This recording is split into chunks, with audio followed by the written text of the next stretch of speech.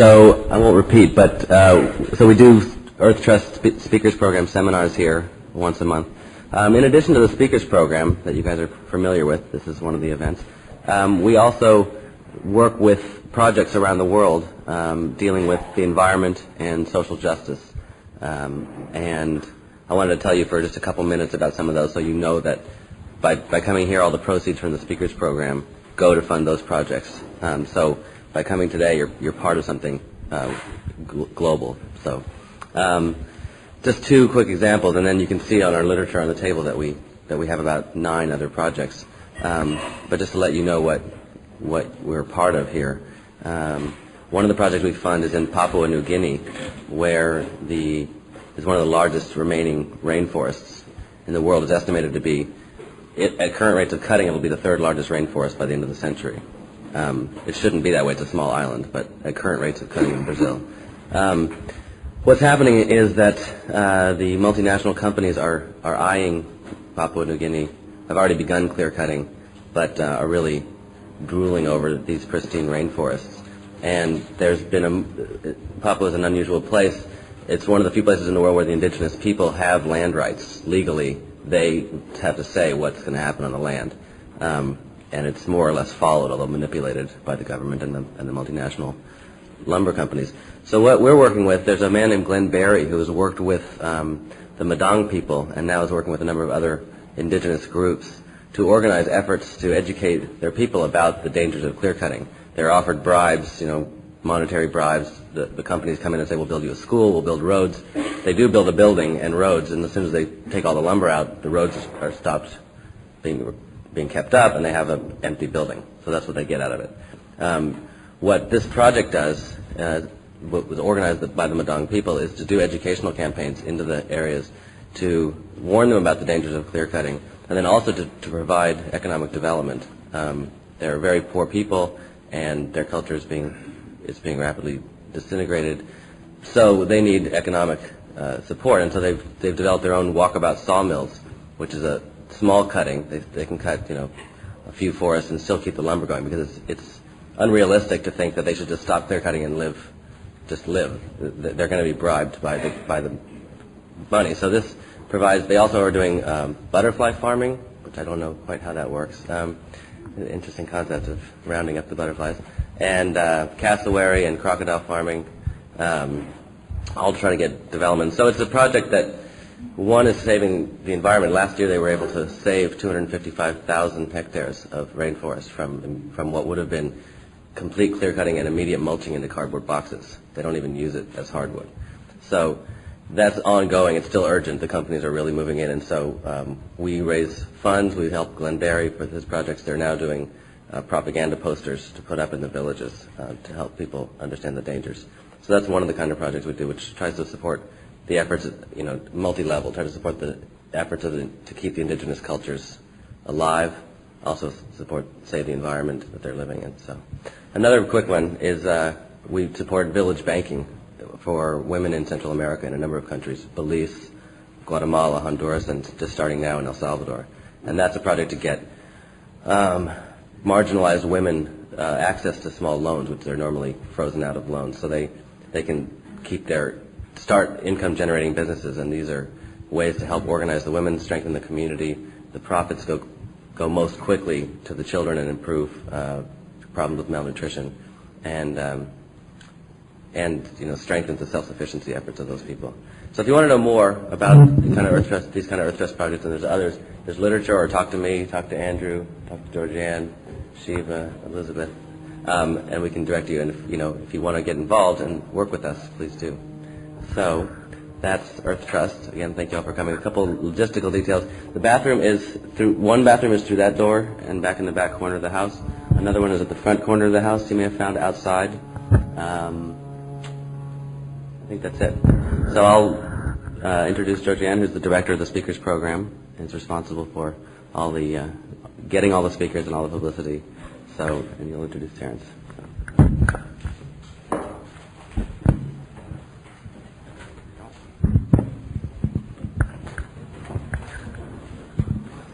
Well, first I want to welcome you all to this program. I'm This is such a beautiful location to hold a Spirit and Nature program. It couldn't be more perfect. And I hope actually during lunch or during some of the breaks that you'll explore outside. There's some paths leading down to some benches down there where you can sit and contemplate the ocean and whatever.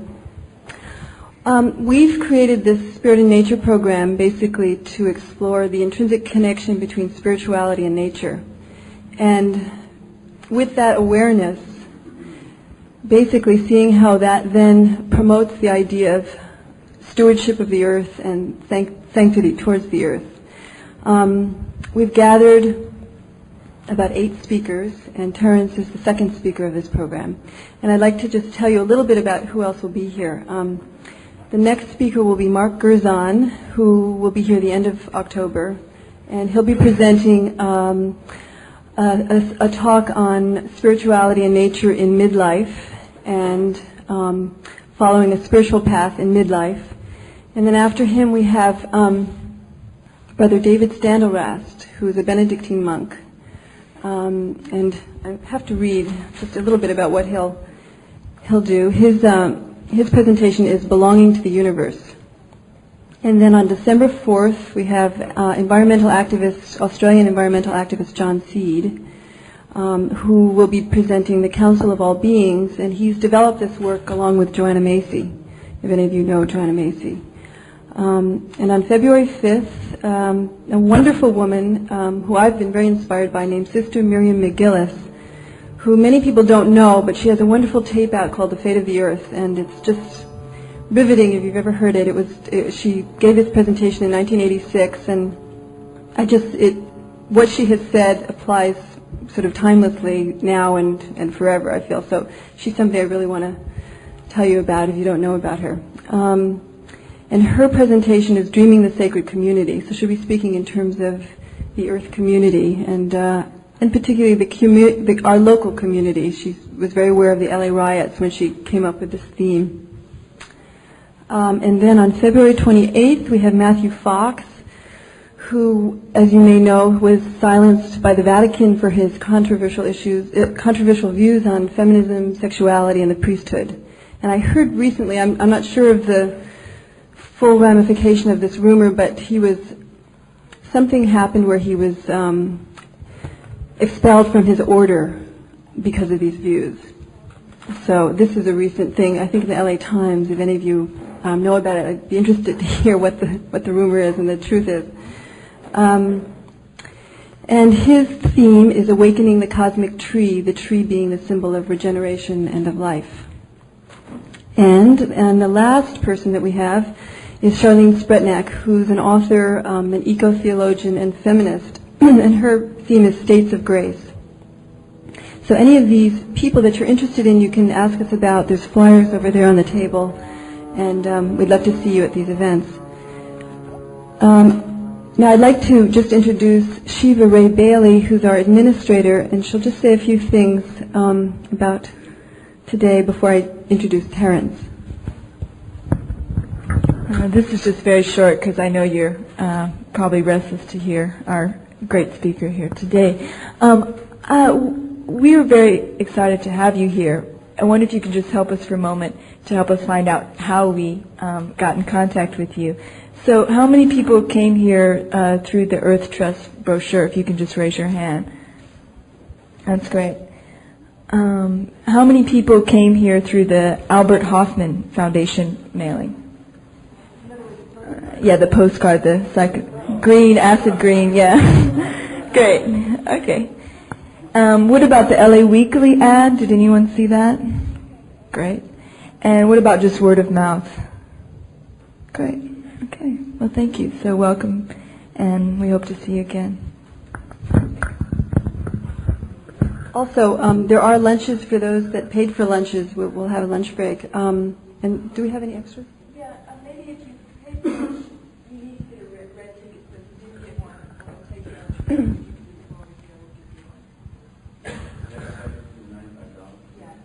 Yeah, and there will be, if you need to get a lunch, there are some restaurants that we can tell you about on PCH towards Topanga. Is that right, Andrew? Yeah, towards Topanga. There's many restaurants along the way there. Now to Terence McKenna. Terence McKenna doesn't really need an introduction. If you heard him last night, he certainly doesn't need an introduction. But for those of you who don't know him, I will repeat a little bit of what I said last night. Terence is essentially an anarchist and an interdimensional explorer. He's a shamanologist, and he is an author also. He has many books out, 3 of which we have here today for sale. The Archaic Revival is one of his most recent books, and Trilogues with Rupert Sheldrake and Ralph Abraham co-authored, and Food of the Gods, the Search for the Original Tree of Knowledge, also we have here, as well as others. And Terence, as I said, is an interdimensional adventurer with an understanding of nature from the depths of the Amazon to the most current scientific breakthroughs. He is a shamanologist who traverses the worlds of the psyche and the spirit, bringing back startling visions of the nature of existence. Simply put, he takes enormous chances, breaks all the rules, and comes back with pearls. Terence McKenna.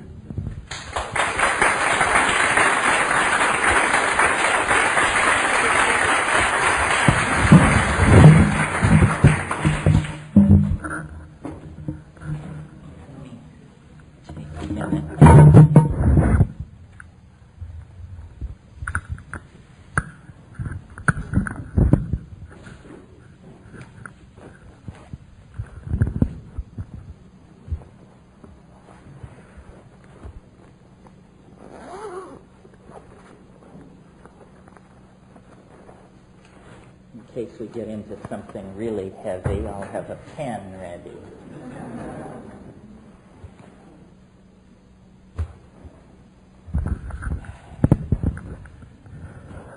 How many people were at the event last night? Oh, so practically a clean sweep. Well, as you know then, I'm an inveterate talker, and it doesn't take much to set me off, and it takes quite a bit to turn me off. So it seems to me these things are always more interesting if they're driven by the concerns of the audience. And if the concerns of the audience aren't sufficient to fill the time, well then I have a whole laundry list of obsessions that we can work our way through till the last syllable of recorded time, since that's not far away in my opinion.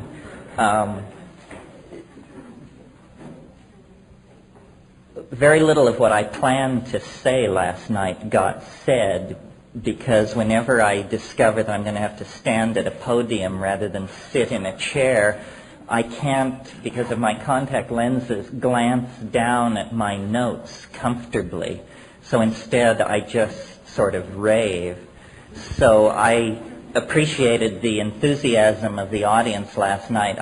My personal assessment of the talk was that it was an even more than usual meandering diatribe. And a critic who charged me with a basic incoherence would probably get my blushing acquiescence. Maybe we can do better today. Are there questions from last night?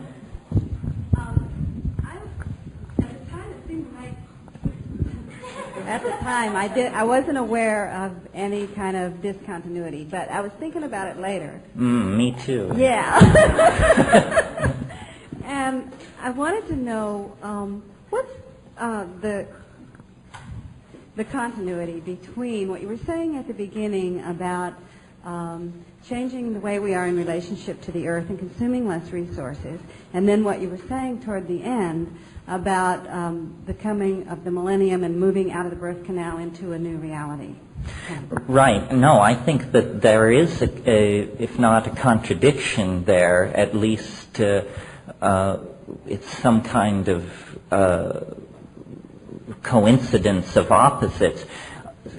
What I don't want to say is that there's nothing to be done, that there is no moral or political imperative, and that we can just continue with this mindless potlatch civilization until everything is ruined. because I don't believe that, and I think it's socially irresponsible to say that. On the other hand, what I don't want to fall too much in the other direction toward is saying that it all depends on us and that we must raise enormous levels of anxiety in ourselves and act as though the salvation of the planet depended on us. What more is happening is that the most important political work that needs to be done is for each of us to raise our own consciousness about these issues, and then to create a community based on the sum total of our personal acts of reformation. So, it is very important to bring help to people in the third world who are struggling to raise families and preserve their environments and this sort of thing. But if I were a rationalist, I would be completely despairing. So we are more in the role of like midwives of this new order. And I guess it's useful then to return to that birth metaphor. The birth of the new humanity and the new earth is going to happen.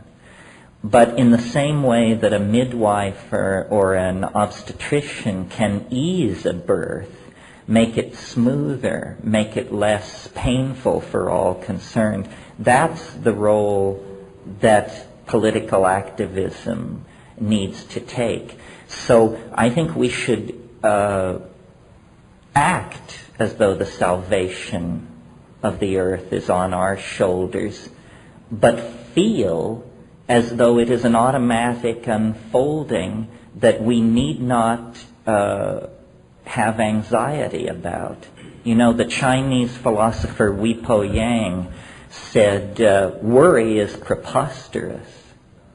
And I think that's true. We don't know enough to worry. And to worry is, in a sense, a kind of act of hubris, because you are claiming complete knowledge of the situation and then you worry. And so what is much more empowering and what makes the process of historical ending easier, I think, is to act from your heart, and to individual acts of caring are more important than giving your energy to grandiose political schemes. I mean, it almost comes back down to the gospel admonition to, heal the sick, clothe the naked, visit the imprisoned, bury the dead. But there's nothing there about grandiose political reform and all that sort of thing. That, I think, arises out of the zeitgeist of the collectivity. And I'm very hopeful. People have a sort of hear my rap differently. I mean, I've had people, after what I thought were inspiring panegyrics, come up to me and say, but it's such a dark and horrifying vision. It means that I failed as a communicator in that situation, because I'm the gonest and most irrational hope freak I've ever met. I mean, I think everything is fine. Everything is going toward the purpose for which it was intended, but it's an act of conscious awareness on the part of each of us that carries us toward that. So, often in what I say, there is, if not the fact of contradiction, then the appearance of contradiction. This is because, to my mind, life is complicated enough to admit of contradiction. Was it Oscar Wilde, or who was it, who said, I contradict myself? I contradict myself. Logical consistency is one of the prejudices that we've inherited from the scientific attempt to describe the world. But in fact, even science at its basic level has now abandoned that as an ideal. In quantum physics, the way it's done mathematically is you have an ordinary causal logic, an if-then logic, but in order to handle what quantum physics is attempting to describe, you also have to have what are called islands of Boole, or islands of Boolean logic, which is embedded in the standard logic and which is a logic of both and. And you cannot reduce this to a non-contradictory description. The great thing about the rational program of science is pushed far enough, it reveals the irrational foundations of nature. And that's really what the crisis in science now is.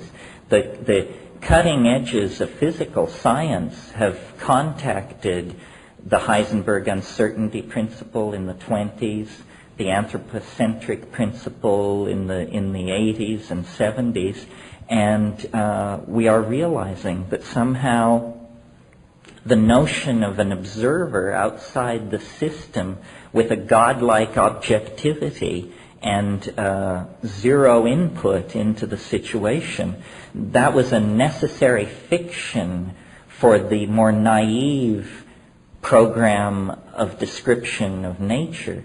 But as we move into the more sophisticated description of nature, we have to place the observer in the picture, and then there is going to be a reverberation of contradiction that is probably can't be gotten rid of. I mentioned a little, or I referred to this in the talk last night, where I said we shouldn't push for closure. We should accept that it is in principle mysterious, and so we are never explaining life or relationships or economies or whatever we're looking at. We're describing them with ever more prescient accuracy, but we cannot eliminate the unknown. One of my teachers years ago, West Churchman, wrote a wonderful book called Planning on Uncertainty. And I think, we all need to plan on uncertainty, and it's the one thing that is left out of most models, because the model builder has such faith in the model that he would never build in a trapdoor into the realm of uncertainty. And yet life is composed almost entirely of these kinds of trapdoors, you see. Does that do it?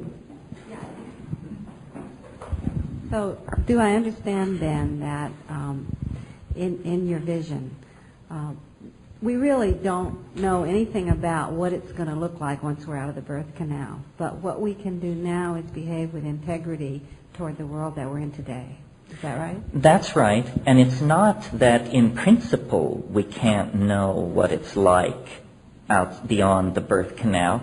It's simply that it's too early.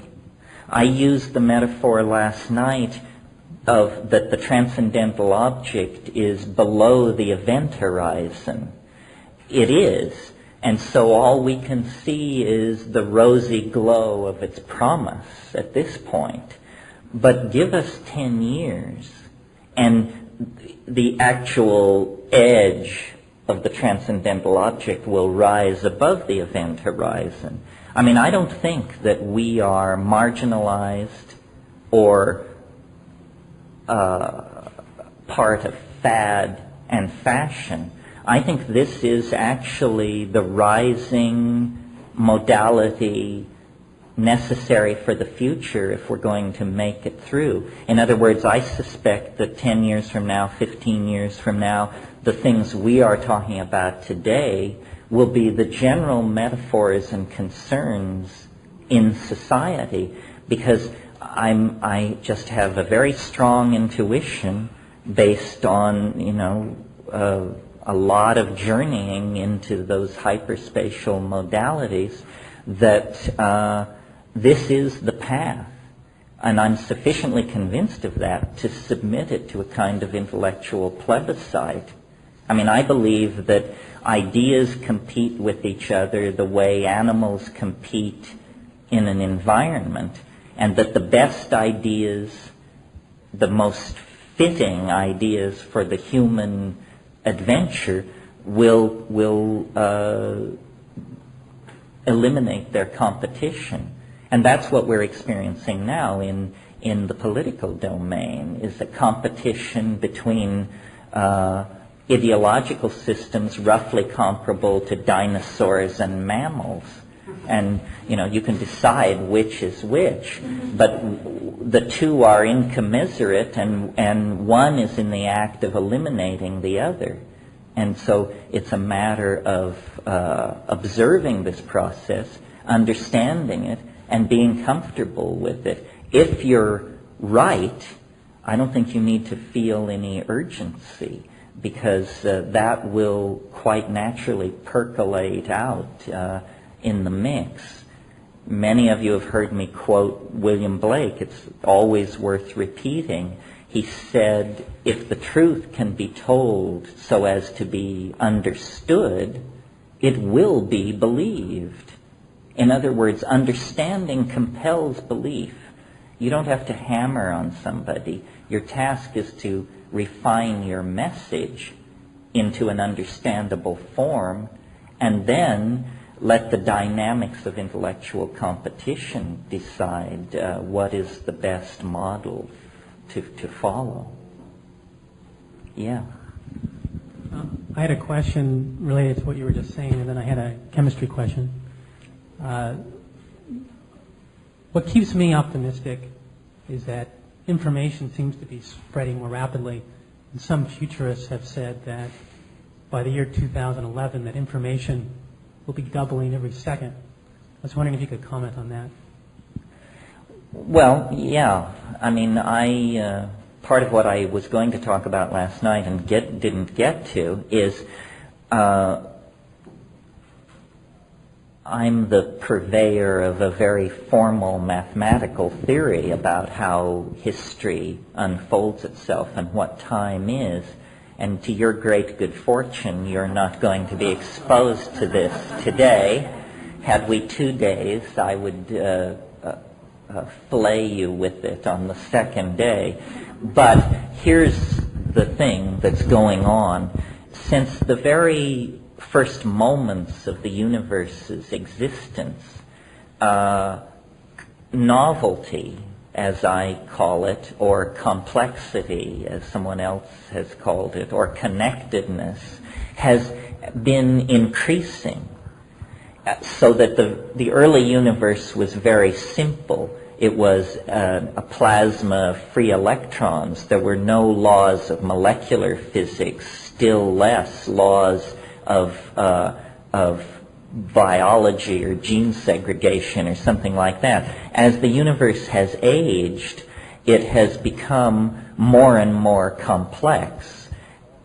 We represent the culmination to the present moment of that process. Well, I don't think that's particularly big news. It's sort of a stating of the obvious that the universe has grown more complex through time.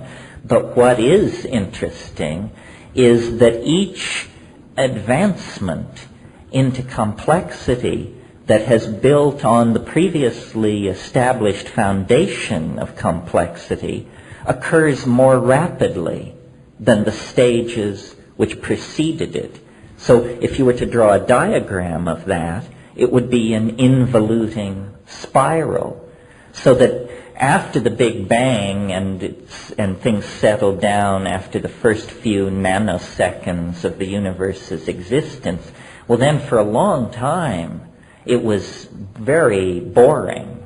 And all that happened was that temperatures fell very gradually. Eventually they fell to the point where atoms could settle down into stable orbits around nuclei.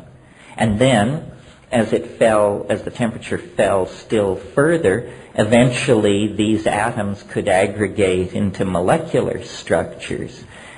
Again, each advancement into novelty proceeding more rapidly than the stage which preceded it. Well, that's why, to my mind, human history is not a radical break with primate biology. It simply represents an acceleration of primate behavior into a more compacted temporal domain. And high technology, electronic data transfer, the erection of global society, which has built on the previous levels of cultural attainment, has happened even more quickly, so that these eras, or epochs, you could almost think of them as, of complexity, are now of such short duration that instead of taking millions of years, or perhaps billions of years, to transit through one of these, we now are moving through them at the rate of one or two a decade, and beyond that, one or two every 2 or 3 years, and beyond that, one or two every few months. And I see no elegant reason for assuming that this process will ever cease its asymptotic acceleration. Well, then if you picture what I'm describing, it's a funnel of some sort, which begins with an extremely wide mouth, but which has now narrowed to an extremely small and fast-moving kind of situation. And this is why history is a self-limiting process. It isn't that we have broken away from the slow-moving processes of ordinary nature. It's that we represent nature at a different time frame. And I think this is why history is ending, because it's going so much faster than it used to go that it's going to finish very soon. There may be as much experience ahead of us as there is behind us, but we're moving through it so much faster than we used to that we are literally approaching the end of time at a faster and faster speed. And this is something built into the structure of the cosmos. It's the answer to the question, where did we come from? We were called forth out of biological organization by the continued acceleration of the expression of novelty. And this is why I count myself as a proponent of what I call the big surprise rather than the Big Bang. The big surprise lies ahead of us, not billions of years or millions of years or thousands of years in the future, but within our lifetimes, potentially. And it's interesting, I think I said this last night, the people who run the world now possess curves which, when they draw these curves and try to extrapolate them 50 years into the future, it makes no sense at all. You cannot extrapolate the ozone hole, the AIDS epidemic, the spread of plutonium. You cannot extrapolate these things 100 years into the future because they all go asymptotic and reach infinity. So it means the oceans boil, the atmosphere blows off, everybody dies, and that's the end of it. But I don't think that's what's happening. I think novelty is the saving grace, and that the historical adventure is essentially coming into the finale of the third act, and it is our great good fortune to be spectators and participants in the phenomena that for all preceding generations could only be anticipated and prayed for. It's a screwy position, I understand. I mean, boiled down to a bumper sticker, it's a bearded guy on the corner with a sign which says, "Repent, for the end is nigh," or maybe just, "The end is nigh." But I think all the evidence is that the soul is about to collectively leave the body.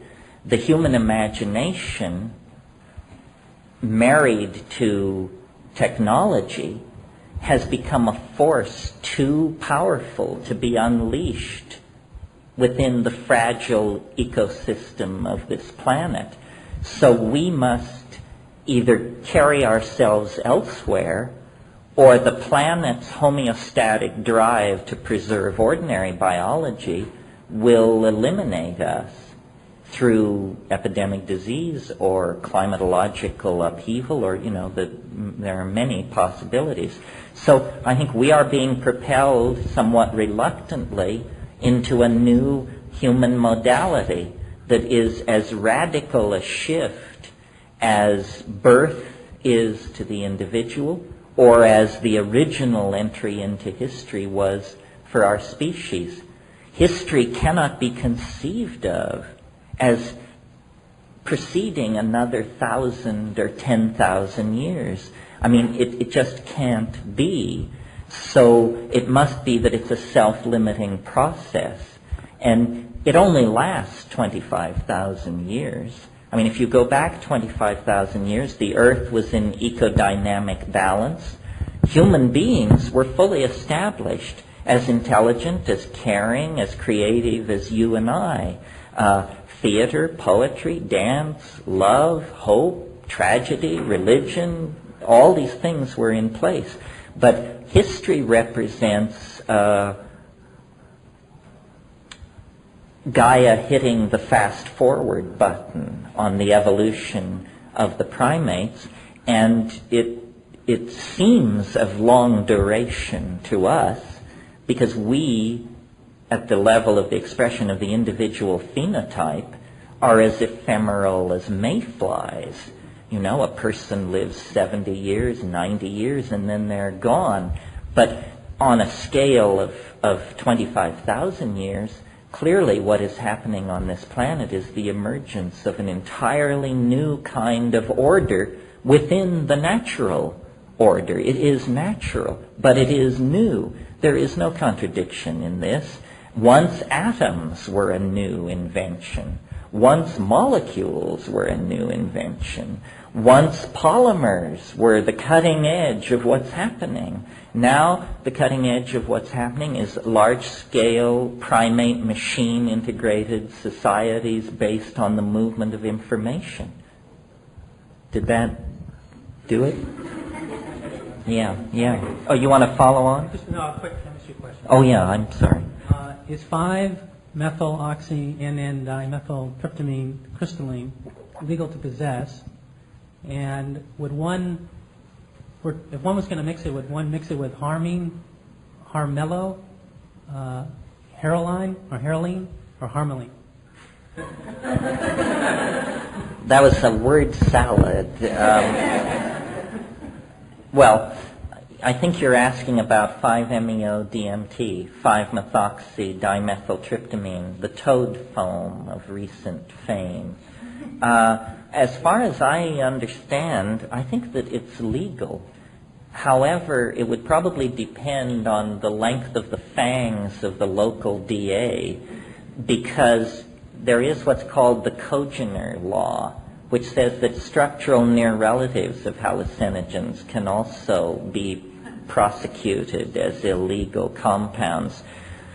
As far as the question about the harmine alkaloids, harmine, harmaline, tetrahydroharman, harmello, I think is apocryphal, specious.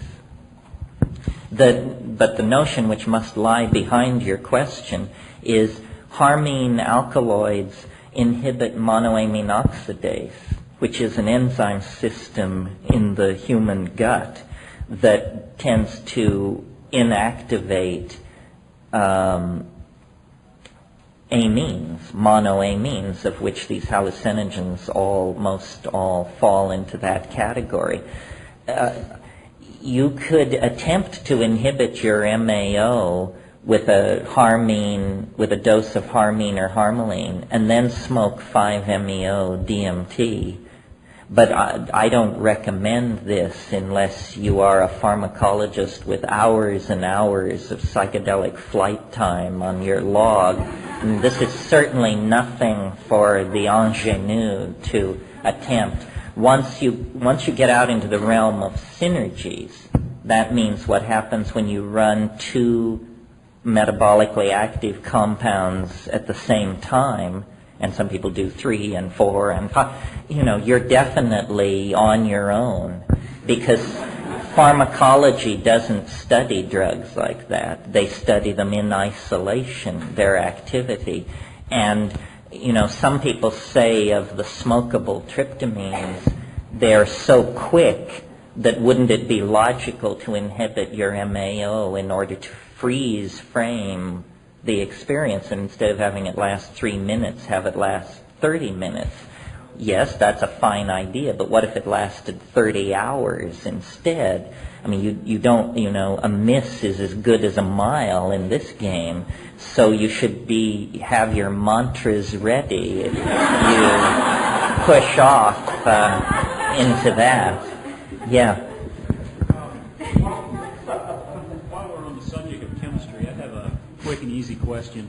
Okay, I imagine psilocybin is probably, pretty common use, and I'm sure that the people around here are pretty aware of the malathion spraying that's going on. And I've always been curious. I'm not a chemistry student, but since psilocybin does have a phosphorus in it, and I know most of malathion and most of the other chemicals like it are organophosphates, and they react synergistically. Is there a possibility of a synergistic toxicity when you get, a dose of malathion and you're using psilocybin? Well, every once in a while these kinds of questions come along, and the answer is always, since research with psilocybin is illegal, and even in rats counterproductive to your career, nobody knows. You mentioned the phosphorus group in psilocybin. Psilocybin is 4-phosphoryloxy-N-dimethyltryptamine. This is very interesting to me because, we don't have to spend too much time on this, but it's the only 4-substituted indole in nature on this planet. The only 4-substituted indole in nature on this planet. Well, this is suggestive to me of a possible extraterrestrial origin for this molecule, because the way evolution works is from one structure you elaborate another structure, and then near cousins of that appear, and so forth and so on. The phosphorus group in the 4 position on psilocybin sticks out like a sore thumb when you look at the structure of organic nature. Too much that malathion is a phosphorylated compound. I noticed in Hoffer and Osmond's hallucinogens, malathion is occasionally, there are known cases of human abuse of malathion. It causes severe dream disturbances. I can tell you that from experience. And is there a bigger debt to pay at the dose where it does that? In other words, I don't know. Not by the aerial spraying, but accidentally working with it, and fairly concentrated. I've gotten it on my skin, and for several days I had very disturbed dreams and broken sleep, and I think it's pretty well recorded that that's not uncommon at all. Well, that's very interesting. Because it's a neurotoxin, it also creates a neural disturbance.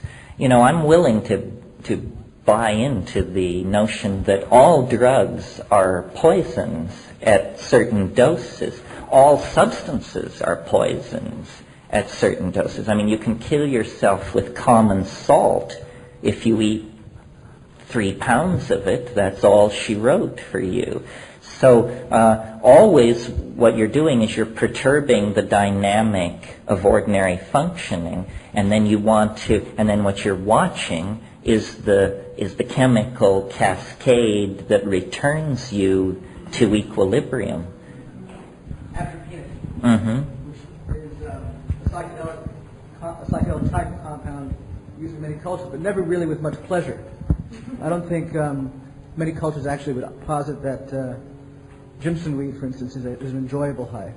So it may give you psychedelic experiences, it may give you vivid dreams, but it's not something that many people would volunteer to take. Drugs of that type. Yeah, well, that's something worth talking about, and certainly I found it true. The notion of intoxication is an incredibly culture-bound idea. And what one culture considers an acceptable intoxication, another culture just regards as an incredibly unpleasant experience. Alcohol in high doses is not something most rational people would care to repeat, I think, unless there were cultural conditioning pushing you toward that. Or tobacco. I mean, essentially that's an experience of toxicity. And until you build up tolerance to the more toxic aspects of tobacco, every time you smoke it, you turn green and become nauseated. We had the experience in the Amazon. There was, for years, my brother and I pursued a hallucinogen called ukuhe that was in use in a very restricted area by 3 tribes of Indians. And the reason we were interested in it is because the ethnographic literature said that the shamans used it to talk to little men. And because we had encountered in the DMT flash these things that I've called self-transforming machine elves, we were interested in an aboriginal hallucinogen that would let you talk to little people of some sort.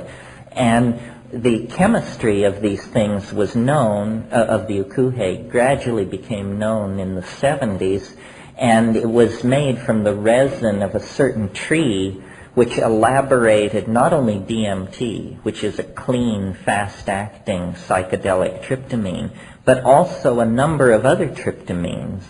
And, you know, after immense expense and physical wear and tear, we, on the upper Yaguasyasu drainage in Peru, we actually contacted people who knew how to make this hallucinogen. And, you know, we thought it was going to hurl open the doorway to the golden realm. And when we finally got to the bioassay of it, which is a term which means getting loaded on it, it was really tough to take this stuff. And, you know, your heart felt like it was just going to hammer its way out of your chest. And there were sweats.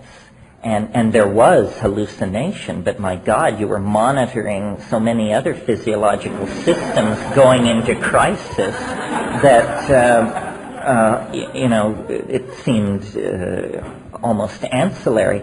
So then, you know, lived through it. The next morning, troop down to the shaman's hut and say, you know, listen, Basilio, we have to talk. And then him saying, well, yeah, it takes getting used to. And, you know, that's why our shamans don't live very long. And so then you realize, what we're dealing with here is a culture that has sanctioned this experience and projected a lot of cultural baggage onto it, but that if you're the unsold customer, you say, you know, I think once is enough, thank you for that. A more familiar case that I think is similar, although some people rise up in holy wrath and we get into great arguments about this, but my personal opinion is that Amanita muscaria, do you all know what that is? It's the red mushroom of European folk mythology. In German it's called the Fliegenpilz. It's atropinic too. Well, a lot of people who never got loaded on it spewed a lot of scholarly argument about how this was a wonderful shamanic intoxicant. But I submit to you, in most cases, it comes closer to being an ordeal. And it may be that because of genetic variation, seasonal variation, individual variations in the expression of its genome, edaphic factors, meaning the soil that it grows in, the nature of its mycorrhizal relationship, and in other words, we've staked out here about an 8-variable equation relative to Amanita muscaria, that sometimes it's wonderful, but unless you have always been in that area and can draw on the shamanic lore of great tradition about it, I think just going out into the woods and faunching down on the first Amanita muscaria that you come upon is probably a ticket to the emergency room if you're not very careful. In Madagascar, there are no hallucinogens as we would understand it, but there are what are called ordeal poisons. This is an entire category in Madagascan Aboriginal shamanism. What's going on here, there are these plants which you take them and you at first assume you're going to die because you feel so bad, and then you feel so bad that you beg to die, and then you don't die. And you recover completely within 10 to 12 hours. And you are so damn glad to be alive that this has all the characteristics of a psychedelic experience. I mean, you come down a kinder, gentler, more attentive, more decent human being. But it's only because you've been hurled into the jaws of death itself and then brought back. That will work, folks. But so my interest has always been to squeeze the definition of psychedelic, to narrow it, to make it more precise. I mean, sometimes people say, well, it's about altered states. Well, there are all kinds of altered states, thousands of altered states, without even talking about drugs. We can talk about being in love, being abandoned in love, being jealous, being anxious about your financial situation, suddenly seeing your roots in high Atlantis. These are all altered states. None of them are psychedelic. Well, then you move into the realm of drugs. There are, as you mentioned, atropine states, tropane-induced deliriums, the ketamine-type states, states on the edge of anesthesia, states of extraordinary agitation brought on by the whole amphetamine family. All of these things are altered states, pharmacologically achieved, and to my mind, they are not truly psychedelic. What psychedelic means to me is, in structural terms, a very small number of compounds, all based on indole. The indole hallucinogens are the true psychedelics. And let's see, what are they? There aren't that many. There's LSD, which is a semi-synthetic, made in the laboratory, but from organic precursors, usually. LSD, ibogaine, about which not much is known because it has never achieved much currency in the underground in this country. Psilocybin, DMT, and the beta-carbolines, which are monoamine oxidase inhibitors, but only hallucinogens at close to the toxic dose. And that's it. What about peyote? Peyote is an interesting edge situation because mescaline is not an indole, it's an amphetamine. And if you look at the chemical pharmacological profile on peyote, it's different from all these others. First of all, an effective dose of mescaline is, according to the literature, 700 milligrams. That's a pile of white powder in the palm of your hand. In other words, it's an inefficient drug. It puts a lot of strain on your system. There are different ways to think about toxicity. One way is to ask, how much of this compound do you have to take to experience an effect? If you have to take 700 milligrams, then it's a pretty crude drug, because that's a lot. On the other hand, LSD is at the other end of the spectrum. You can feel quite strongly 50 gamma, 50 micrograms of LSD. Help me out here. What is that? 5/10,000ths of a gram is 50 gamma. That is, to a pharmacologist, the fact that a human being can feel 50 micrograms of a compound is like a miracle. I mean, to give you an analogy so you can understand that, that's like having one red ant tear down the Empire State Building in 30 minutes. I mean, that's what it looks like when 50 gamma of LSD enter your body.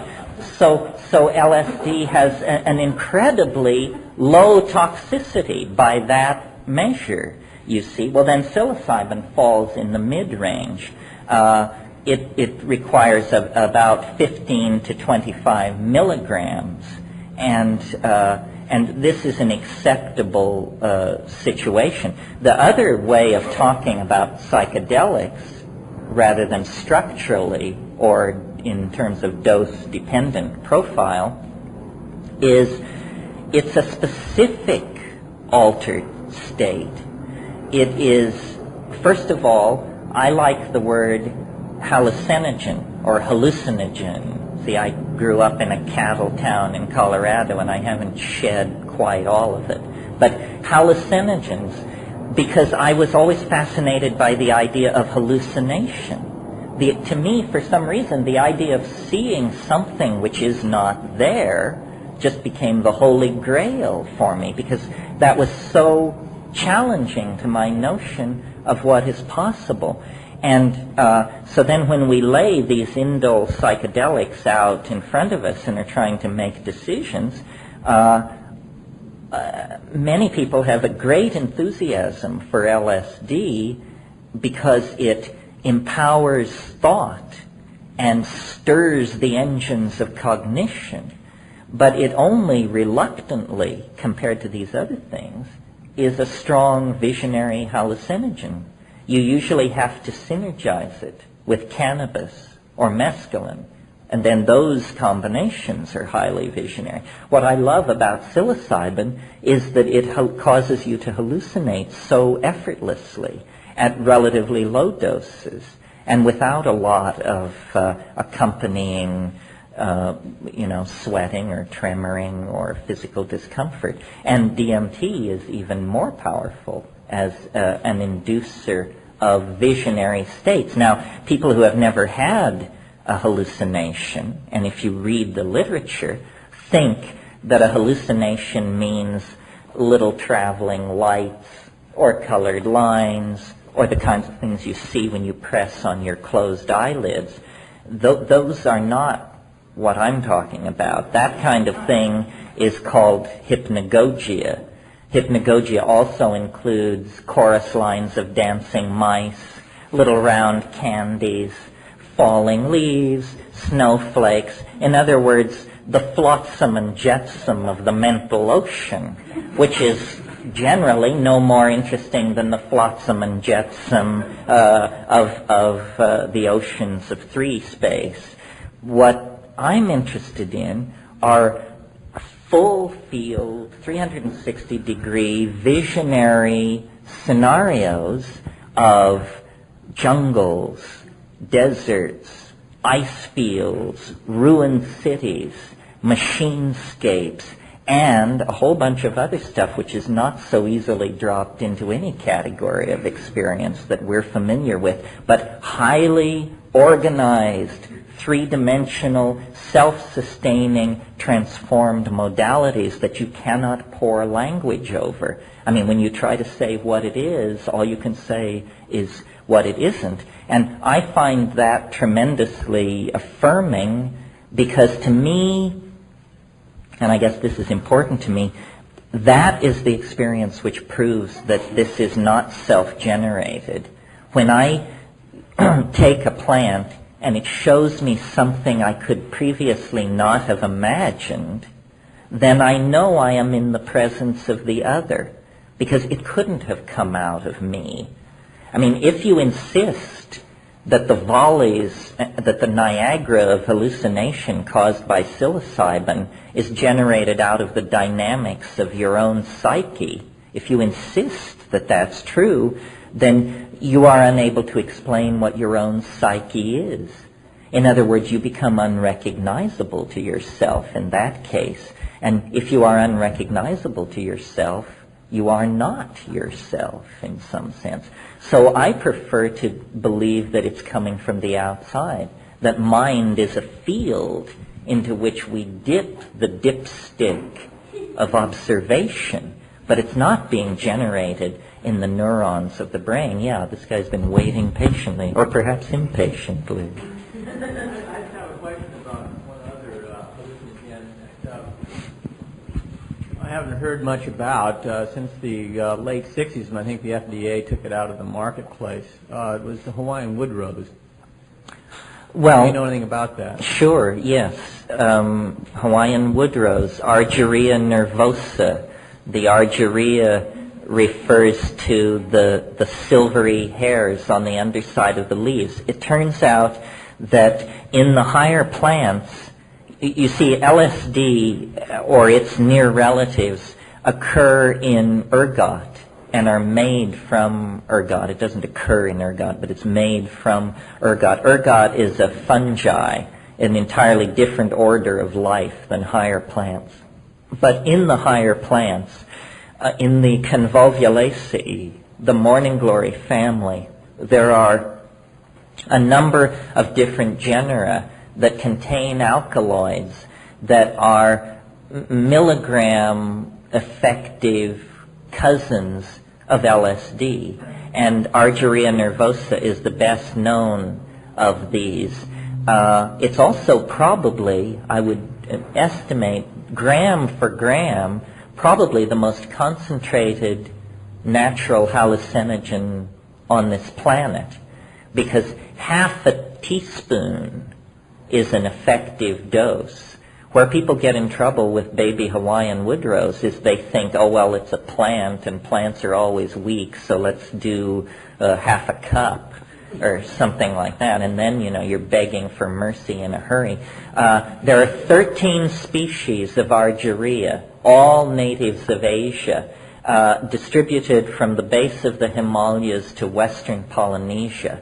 And Argyria nervosa is simply the best known. Now, the problem with it is that, and this is something you always have to be aware of with plant hallucinogens, is that cardioactive compounds occur in Argyria as well. And so if you misdose even slightly, it will put your heart through changes that will stand your hair on end. And I've never heard of anybody dying on it, but I've heard of people, laying down and making their peace with their maker because they figured that they were probably going to die. Now, an interesting thing about Argyria nervosa is, so far as we know from the ethnographic work that's been done, it is unclaimed by any Aboriginal group. Unless we count the surfers of Maui as an Aboriginal people. And this is fascinating to me. Certain plants have great antiquity of use, and other plants, equally psychoactive, are ignored. And, we tend to believe that Aboriginal people don't miss a trick. But occasionally it seems like they're as obtuse as we are. A couple of examples will make the case clear. As you all probably know, there's quite a complex of psilocybin-containing mushrooms in central Mexico, used by the Mazatecan and Mixtecan people there, and they seem to have exploited these mushrooms for millennia. However, on the northwest coast of North America, Washington and British Columbia, where you get the Northwest Coast Indian groups, the Shim-Sham, Kwakiutl, and Tlingit language areas, this is the densest concentration of psilocybin-containing species of mushrooms on this planet. And so far as we can tell, they never used them. I mean, somebody will say, well, they used them, but they never told you in the shamans. But listen, a huge amount of ethnography has been done in that area, and there is not the slightest indication that these people ever utilized these mushrooms. Even though they had an advanced shamanism, plant-based shamanism, they seem to have overlooked this. Another example that may have practical implications for some of the more astute among you is in the past 2 years it's been realized that a plant which grows as a weed in the Midwest of North America called Illinois bundleweed, Desmanthus illinoisensis, is in fact the most concentrated source of natural DMT in the world on the root scraping of the root.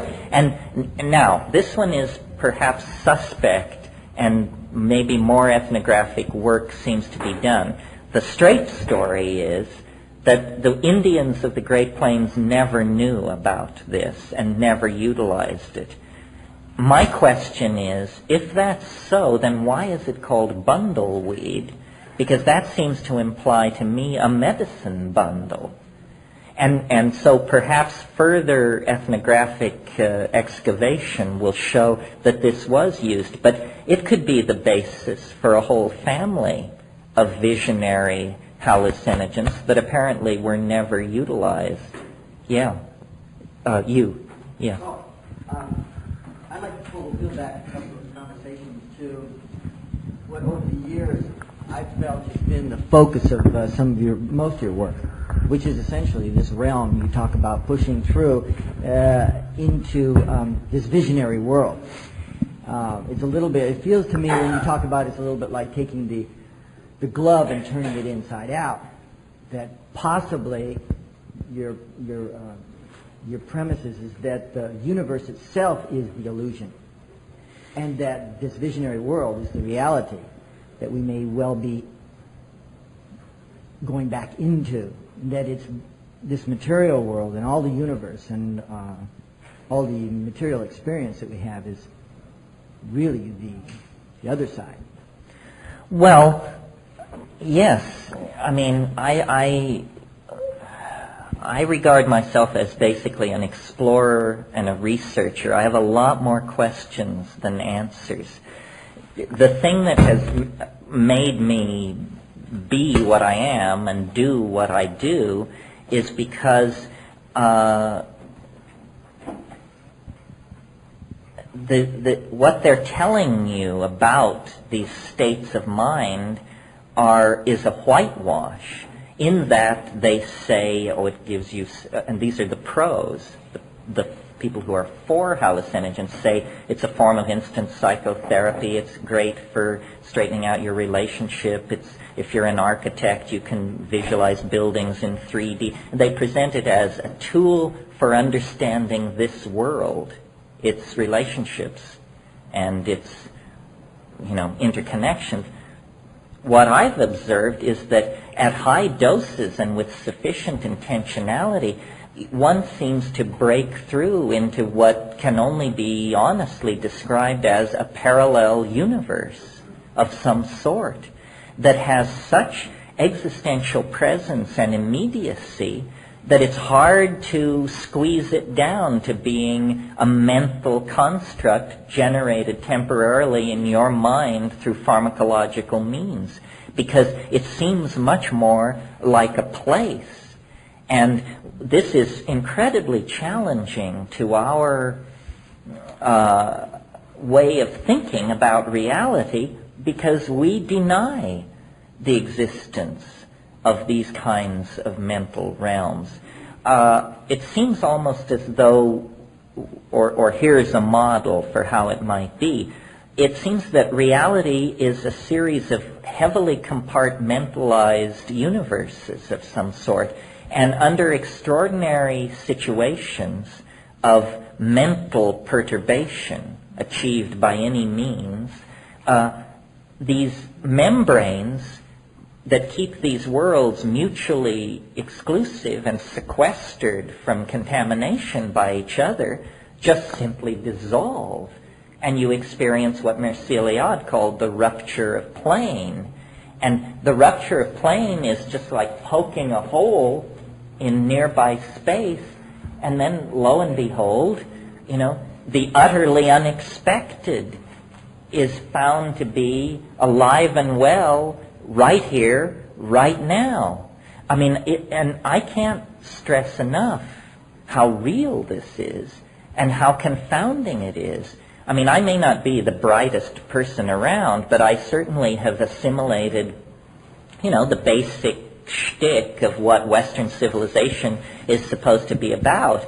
And there is no place in the Western model of reality for the idea that just, 20 heartbeats and 70 milligrams of DMT away is an elf-infested megaspace of arcology-sized dimensions in which non-material beings made not of matter but of syntax are merrily pursuing their own goals and possibilities. I don't know what to make of that. And I also, almost equally puzzling as the existence of such a place, is our lack of knowledge about it when I, and hundreds of other people in my experience, and presumably millions of people throughout history, have known that you could use plant hallucinogens to break in to that world. We're living in a fool's paradise, trapped inside the assumptions of linear materialism and rationalism. That's the most seductive and delicious aspect of your thesis, is that, my God, there is a reality somewhere beyond that membrane. And then you compound it with the exploration of logic or rationale, where you present to us the possibility that the Big Bang is the most ludicrous thing to combine with rationality as could possibly be imagined. And then I've even heard people address, well, how is it possible that the vanity of the individual human being could think that he's so important that the rest of the galaxy, the universe out there, that we should be at all significant, whereas you say, well, hell, that's all mindscape. It doesn't exist. Or it feels like you say, well, it's a mindscape. It isn't. It's an invention. Well, what I'm really saying is we know a lot less than we assume we know. I mean, if someone tells you that we live around a typical star at the edge of a typical galaxy strewn through a megaspace trillions of times larger, I mean, they don't know what they're talking about. That's just the cheerful assurance of modern astronomy based on a bunch of fishy formulas that were cooked up within the confines of the 20th century. I mean, the stars that shine down at night could be painted dots on a scrim for all we know. I mean, I'm not saying that's the case, but what I am saying is I think that the greatest disservice that science has done to humankind is the marginalizing of our own importance. If we even, let's take an objective measure I think complexity, if you look around at nature, at the fossil record, at the human family, complexity is clearly something very dear to nature. Nature preserves it, nature works through it, nature builds upon it. Well, we're told we're a minor this, in orbit around a minor that, in a typical that, and so forth and so on. But if you will look at the human cerebral cortex, what you discover is the most densely complexified matter known to exist in the universe. The human cerebral cortex contains more connections per cubic centimeter than any form of matter known to exist in this cosmos. If that's true, suddenly our marginality is completely obviated, and it's clear that, no, we are not marginal observers of a vast cosmic drama. We are at the cutting edge of the development and conservation of complexity, and it is our mind which gives us these scenarios of our position in space and time. It may well be that the human mind is very, very important. The human mind represents the culmination of biology, which is another phenomenon that these astrophysicists always love to marginalize and say, oh, well, biology, it's just going on one planet as far as we know. It could be a fluke. It may have happened once and it'll never happen again. But, you know, the life of most stars is on the order of 500 million years. We happen to have the good fortune to be in orbit around a very slow-burning, stable star. And so we have ignored the fact that most stars last less than 500 million years. We can dig into the gunflint chert of South Africa and bring up fossils of soft-bodied creatures that are close to 3 billion years old, 6 times the life of most stars in the universe. So when somebody's trying to tell you that what the universe is about is the life and death of stars, they're ignoring the fact that biology is a phenomenon as persistent as any phenomenon known to exist in the universe. And biology is not a static phenomenon. It isn't an endless recycling of fissionable materials the way star life is. Biological life has been steadily complexifying itself over the entire time span of its existence. So life is not marginal. Mind, emerging out of life at its more complex levels of organization, is not marginal, and we are not marginal. We are, I think, tremendously important in the cosmic drama, and that a rational analysis of the situation will support that. Yeah. You comment in that regard. You comment on, and also you mentioned the Gaia hypothesis earlier.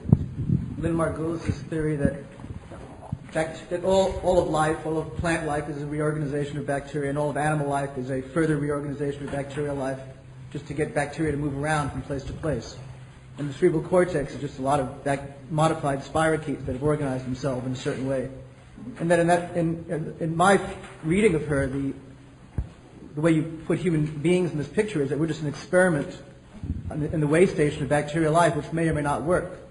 In other words, our destiny is not really in our hands. And to think that we can control our fate is really hubris or illusion. Well, it's certainly illusion. I mean, it's pretty clear we don't control our fate. Yes, you see, one way of looking at evolution, I mean, I just offer this as a heuristic insight, is that life achieved absolute perfection with the first organism. And then this first organism underwent mutation. That's a kind of damage, which it then repaired the mutation through a strategy of complexification.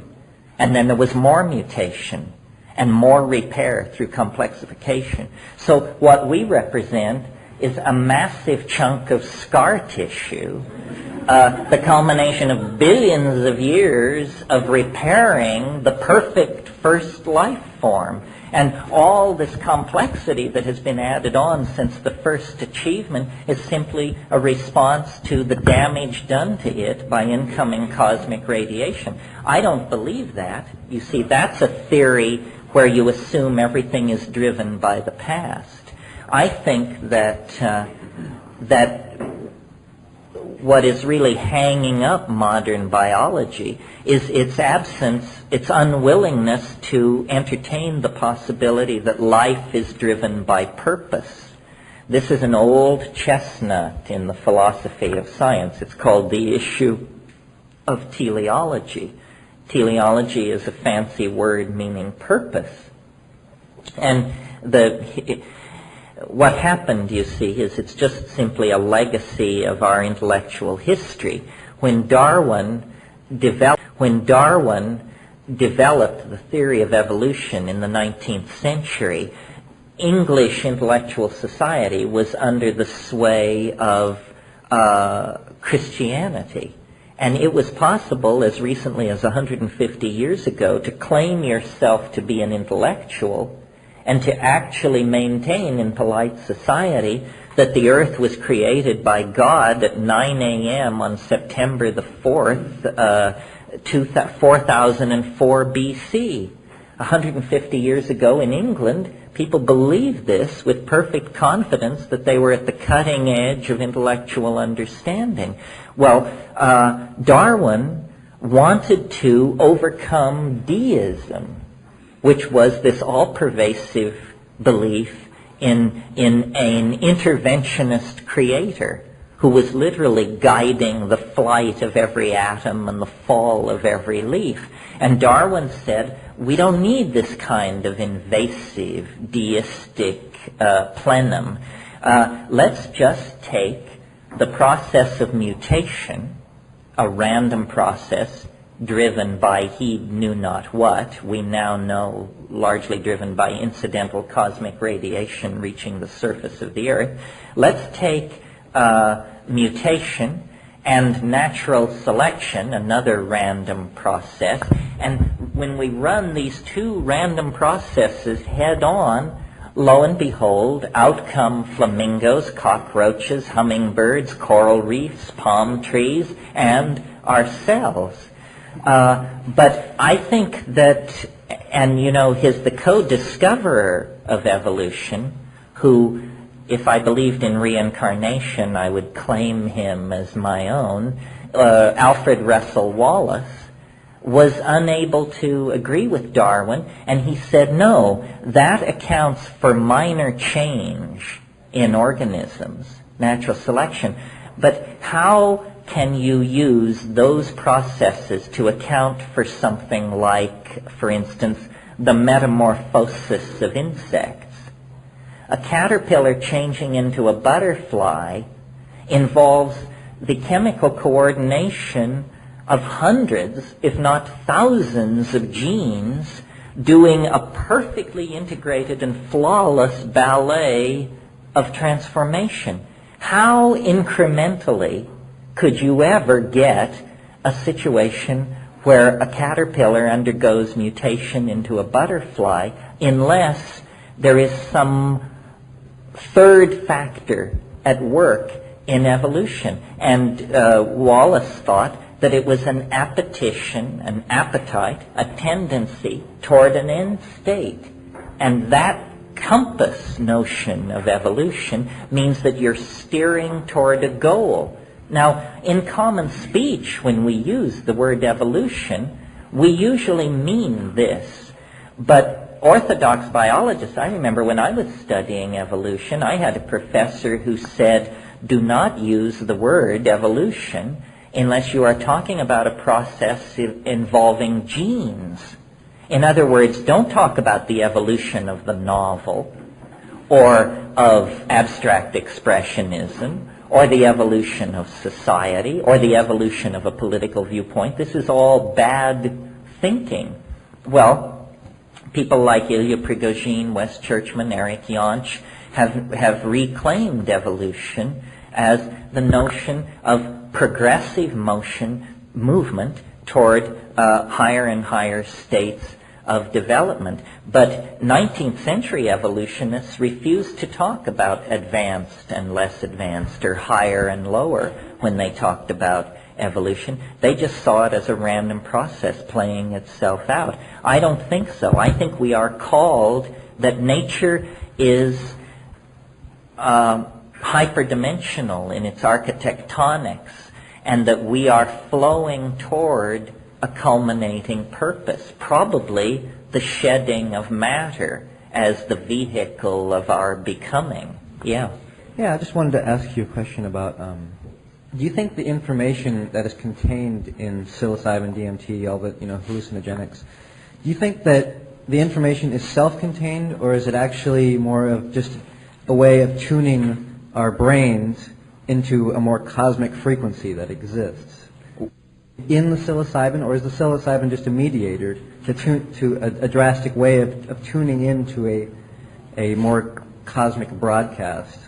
Well, it's hard for me to imagine that it could be in the psilocybin because psilocybin is a very simple molecule. I mean, it's a small molecule, it's a planar molecule. It seems to me what must be happening is that we are embedded in an ocean of information, and psilocybin somehow changes our channel slightly. You know, ordinary consciousness is created by a neurotransmitter called serotonin, 5-hydroxytryptamine, suggestively a very close relative of psilocybin and DMT. And it seems to me, I think I mentioned this a little bit in the talk last night, that we have evolved a neurotransmitter which has the effect of narrowing the focus of consciousness to what is operationally defined by the body as the here and now. In other words, the body is very fragile and site-dependent and must be protected from high levels of radiation, inundation by toxic or life-threatening chemicals like water. I mean, you don't want to have the ocean wash over you or it's a problem. But that these pseudo-neurotransmitters, which are hallucinogens, have not been integrated into normal metabolism because they don't serve the body's need to preserve itself. But what they do serve is an expansion of mental function.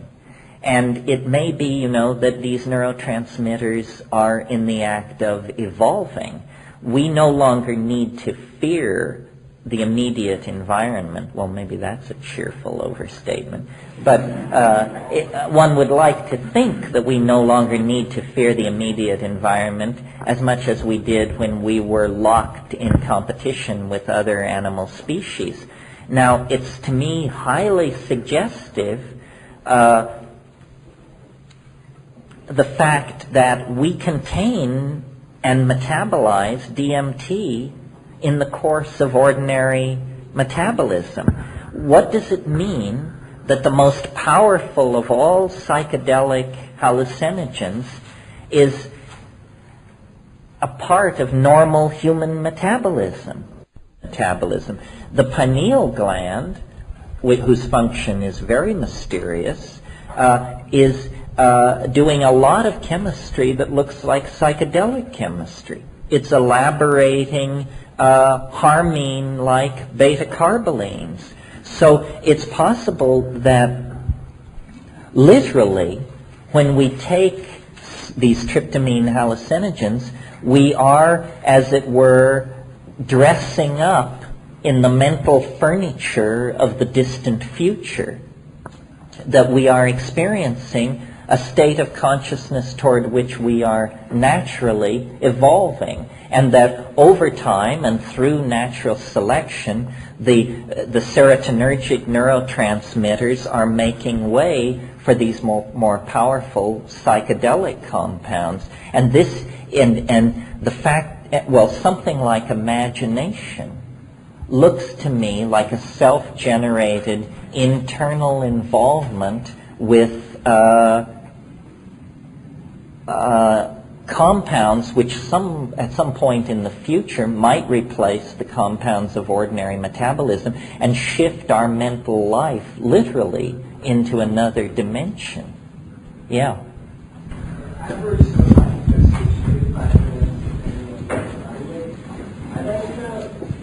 Anyone that uses organic psychedelics for a period of time as a daily dietary supplement, like every day for an extended period of time?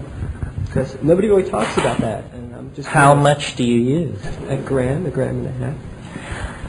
Yes. Well, one can do that. I've sort of thought that maybe this isn't such a good idea because I'm interested more in spectacular episodes of intoxication, with the exception of cannabis, of course, rather than integrating it as a lifestyle. That's my question. Am I the only one that's doing this as a lifestyle? I mean, I feel really alone right now. Well, is there anybody who wants to join this gentleman in his isolation? At times I've done that, but I found it to be, well, here's the thing. You have to get the dose. The dose is very critical. If you take, say, I would say a half a gram to a gram every day, my experience of that was simply a kind of anxiety, a kind of being set forward, a speed type effect. If you say, well, then I don't want that, so I'm going to lift the dose slightly, and you go to, say, 2.5 grams, the problem I had with that is life quickly evolves into being so strange that I couldn't handle it. In other words, it's very important for me to dip into these places and then to get out, towel off, and think about it. However, you know, there is a streak of the chicken shit in me, I think.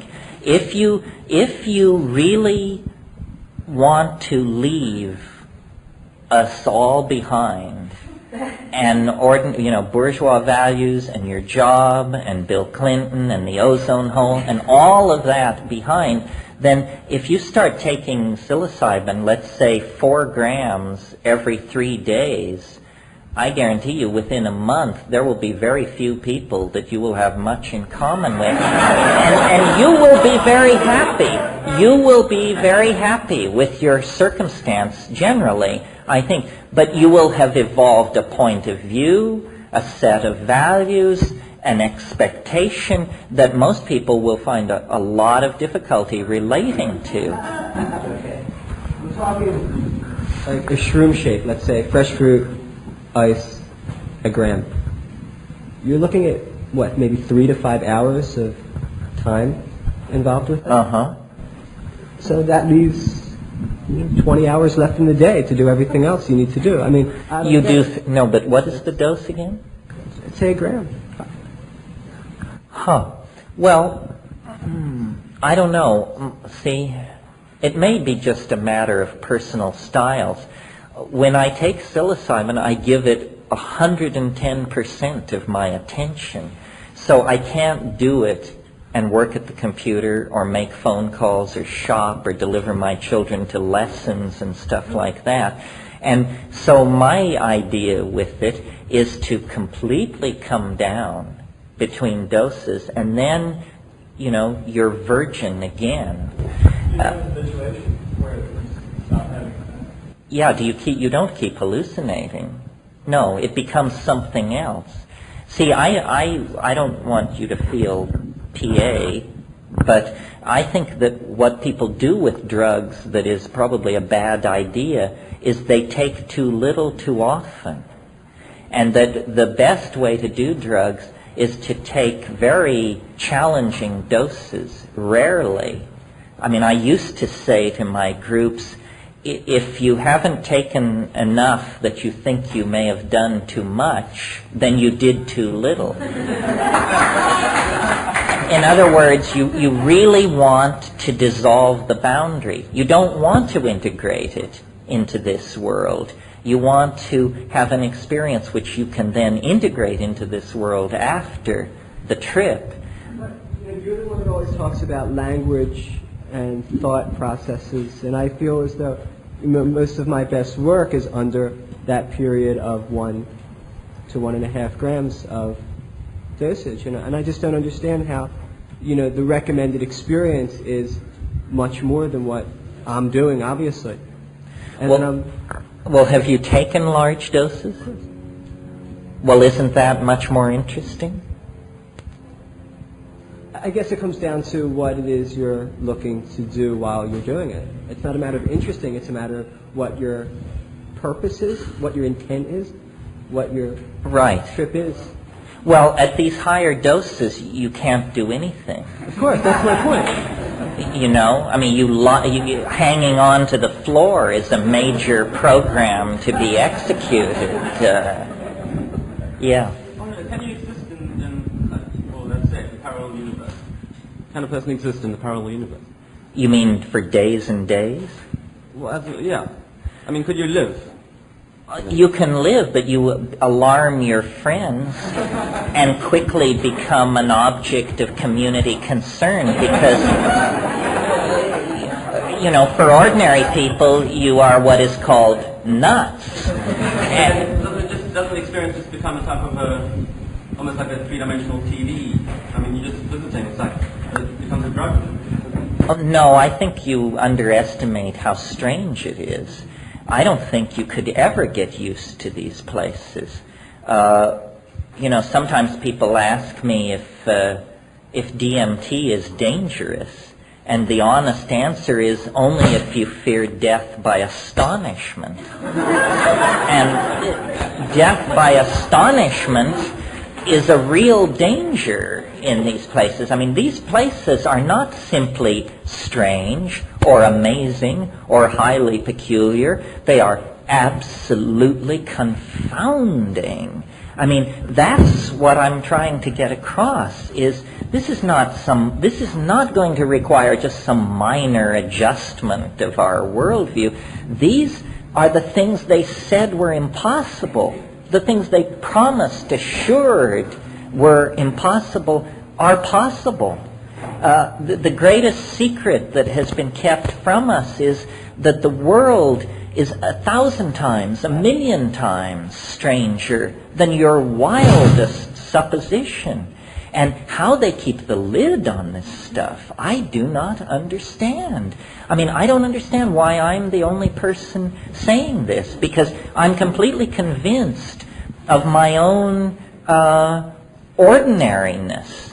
I am only a human being. I represent all of you. What happens to me would happen to you. There's nothing special about me.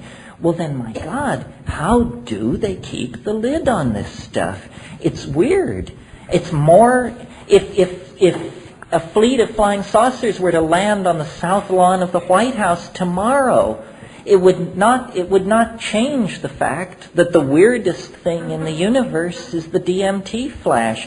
Flying saucers landing on the south lawn of the White House is a positively mundane possibility compared to this thing which is real. It's here, it's now. You don't have to go to Babaji, you don't have to go to the Himalayas. It's 3 tokes away. And yet, you know, we argue, is it possible? What does it mean? Is it this? Is it that? It's amazing to me. I mean, it is the new world. The Europeans eventually discovered the new world, but they had to sail galleons 3 months through hell to get there. This is 3 tokes and 30 seconds away, and it is the absolute confounding exhibit of the whole structure of Western civilization. How can they keep the lid on it? I don't get it. This person. Where does individual spiritual development fit in without the use of hallucinogens in your world or into your scheme of thinking? And 2, last night you talked about the business of being should be the cultivation of love, and I would like to hear more about that now or later. And then 3rd, I'd like to know, what do you think you would be doing today in life if you had never used any psychedelics? Well, first to the spiritual question, which is an interesting question to me. Everyone casts the psychedelic experience in terms of being a subcategory of the spiritual quest. I'm not exactly sure about that. I've taken lots of psychedelics over nearly 30 years now, And, you know, I have a marriage dissolving. I have people who will tell you I'm a terrible person to negotiate a contract with. I feel myself to be a moral paragon of nothing. And I'm not sure it has anything to do with the spiritual quest. It seems to me true spirituality is a very here and now matter.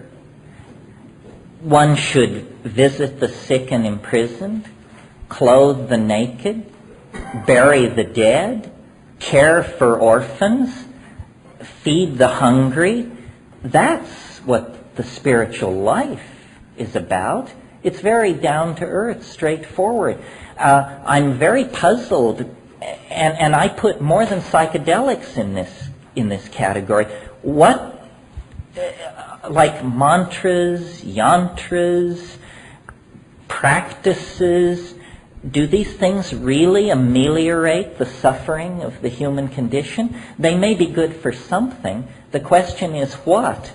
Perhaps indirectly the psychedelics synergize the spiritual life because they just show you that life is to be taken seriously and there is a great deal of it to be assimilated. But in terms of suggesting that you are a more spiritually advanced person if you take psychedelics, I don't really see any evidence for that. I do think that you cannot take psychedelics without losing a portion of your ego, because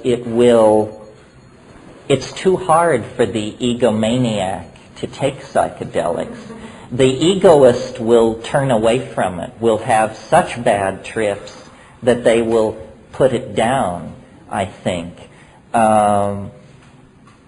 This is an interesting question, this question of, you know, like the question I ask myself. Here we are psychedelic people, presumably by some high percentage.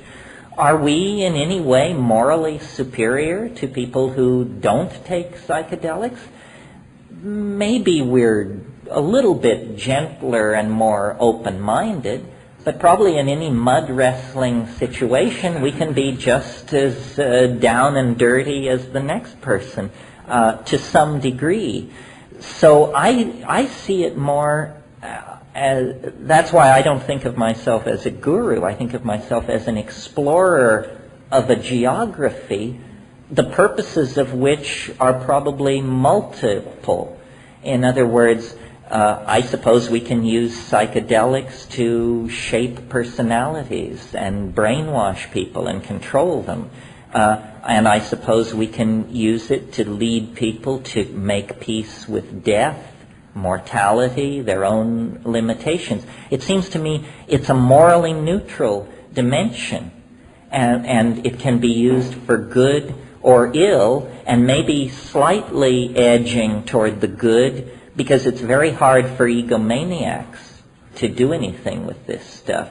The CIA's involvement with LSD is an instructive situation. The CIA got onto LSD well ahead of everybody else, and the first notion was, and if you're interested in this, you can read the other one, Acid Dreams, that book, Martin Lee's book, and Schlein was the co-author. The CIA's first assumption about LSD was that it was a kind of super truth serum, and that they could kidnap KGB agents and give them LSD and they would spew out all their contacts and so forth and so on. So a year of researching that possibility convinced them they were on the wrong track. And so then they decided it isn't a truth serum, it's an anti-truth serum. We will give our agents this drug, and if they ever fall into enemy hands, they will take it, and then it will be impossible for the enemy to get any coherent account out of them of what is going on. Well, so then a few months of that, and they discovered, no, under some circumstances, our people just tell all under LSD.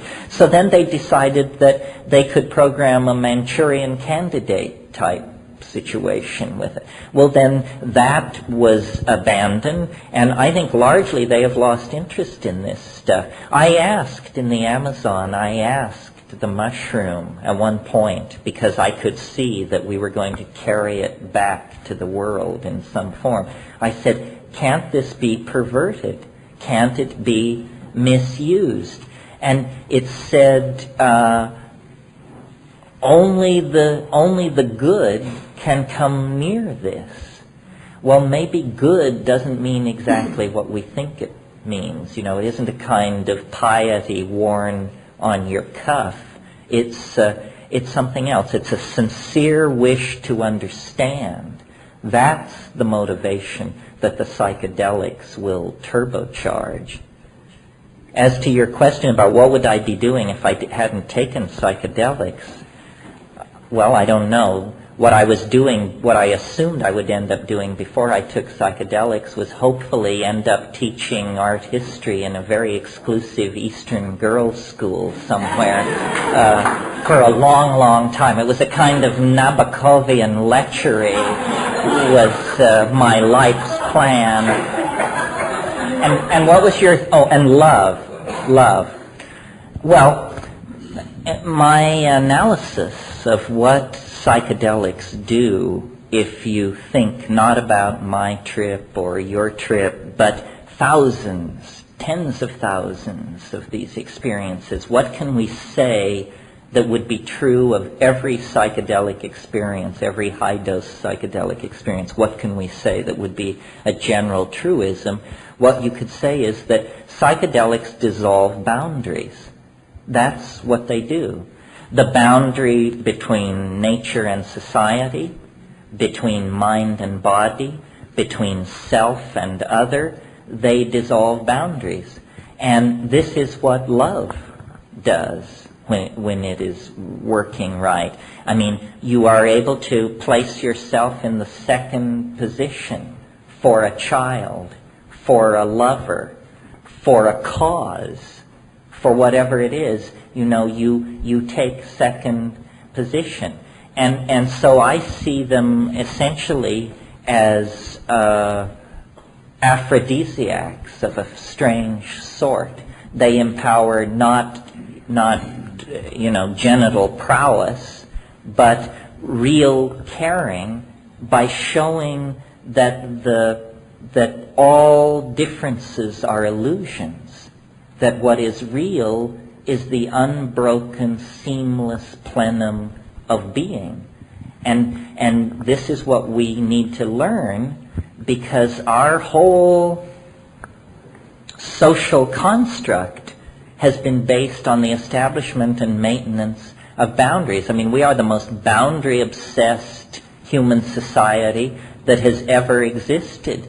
When I go to the Amazon and spend time with the upriver people, the hardest thing for me to get used to is that I never have any privacy, ever. I hang my hammock in the longhouse, and, people are fighting and giving birth and having sex and arguing and doing all these things. And even the act of defecation is not necessarily private. So boundary dissolution and boundary maintenance is what really, anxiety about these things is what characterizes our society. I think, and I will mention it briefly here before the break, that some of you may have somehow escaped being exposed to my theory of human evolution, which is contained in Food of the Gods. I think that we achieved a kind of perfection in human relations and in the relationship between human beings and nature sometime in the last 1,000,000 years, and that we maintained that relationship till as recently as 15,000 years ago. And we achieved this through a quasi-symbiotic, or let's put it this way, an incipiently symbiotic relationship to psilocybin. you see, I'll give this to you in the short form because probably most of you have heard it. All primates organize themselves using male dominance hierarchies.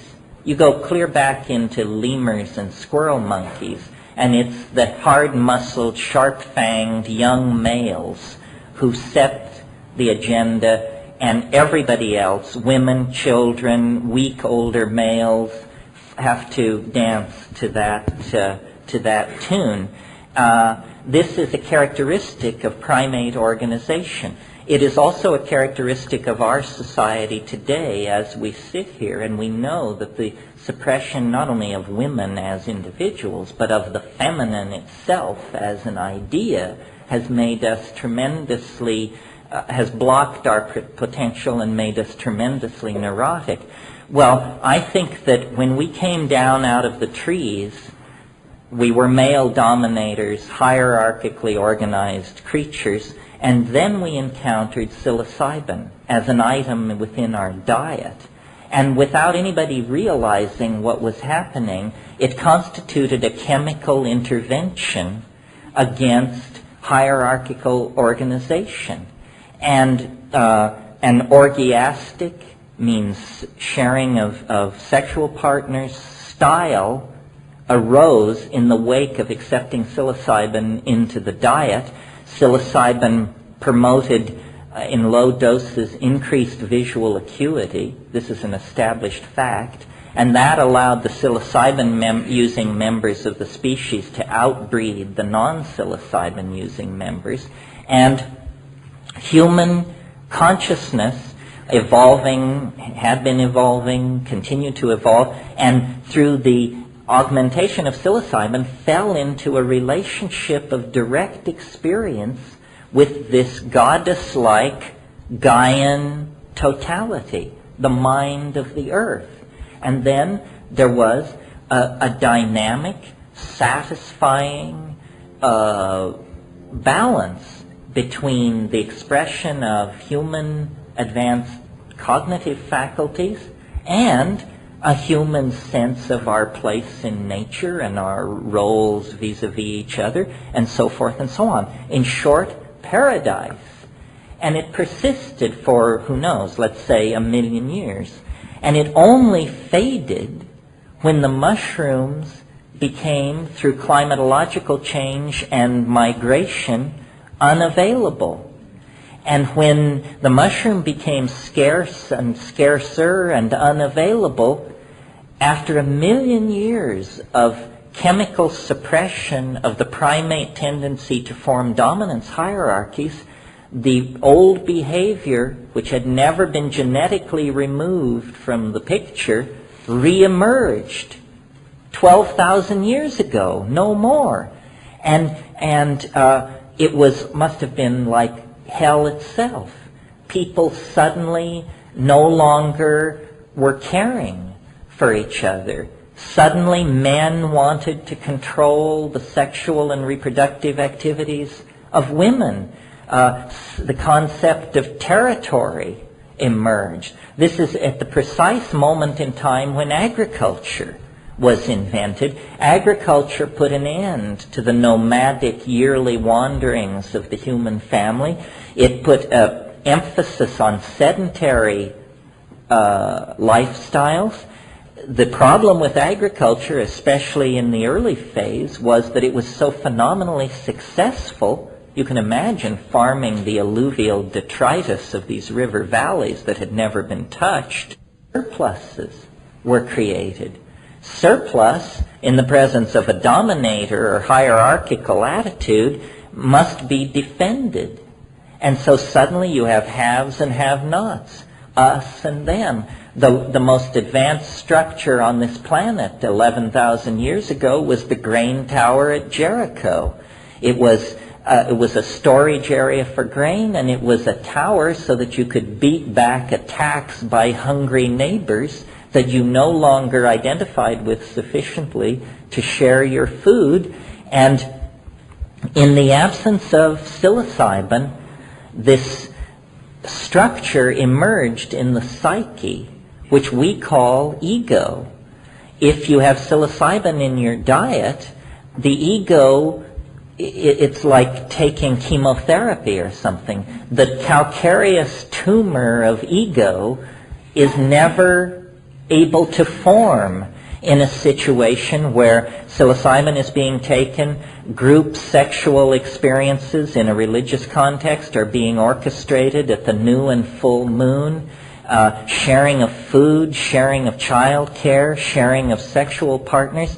All that is ended when the ego is born, and the ego is the boundary establisher par excellence, because it establishes me and mine as opposed to you and yours. And with the invention of agriculture, the establishment of large sedentary populations, that means cities, the establishment of specialized roles, that means kingship, the emergence of male dominance, the emergence of warfare. These are the institutions that are fatal to our higher aspirations, to our hopes, even at this moment as they were 10 to 15,000 years ago. That's why I think, we have to chemically intervene, because we have fallen into a dysfunctional relationship toward the components of our own psyche. And it's fine if monkeys want to dominate each other, but when you have, in the space in which we existed in the psilocybin-maintained partnership mode, we developed language, symbolic representation, dance, theater, so forth and so on, and we acquired and empowered the tremendous imagination that has allowed us to build the cultures that we see around us. That kind of power is only safe in the hands of collective, community-minded creatures. And in the hands of ego-driven creatures, it leads straight to Auschwitz and the hydrogen bomb, as it did. So I think, history is a state of chemical deprivation that allows ancient animal patterns of behavior that degrade and confuse us to reemerge and stabilize themselves.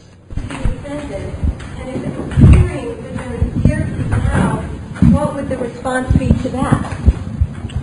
You mean in the present situation? If the assumption is that there is scarcity now, then what would that invoke? If surplus... Well, what it invokes is ever greater distance between those at the top and those at the bottom of the social pyramid, and an ever fiercer and an emergence of ever more brutal behavior patterns, which is what we see happening. I mean, our world is getting uglier and meaner and more mean-spirited by the moment, because those who have are so anxious about the fact that they might be asked to share it. I mean, what we have gone through in the last 12 years in this country is a tremendous transfer of wealth to the upper 2% of society, and concomitantly a tremendous spread of anxiety, alienation, and a dehumanizing of the entire social enterprise. I mean, if we don't get hold of ourselves, the next century, most of the world is going to be a toxic desert, and then here and there will be very well-defended pleasure domes in which a very small number of incredibly wealthy people will live out lives of utterly self-indulgent hedonistic fantasy in denial of the moral catastrophe that they participated in order to achieve that hedonic state of isolation. I mean, that's clearly happening. Metaphorically, that's what we have already. I mean, not to freak you out, but that's where we're sitting right now, I mean, compared to Bosnia and Haiti and Somalia. But if surplus creates defensiveness and scarcity creates defensiveness, then what is the alternative? Well, neither create defensiveness except in the presence of the ego.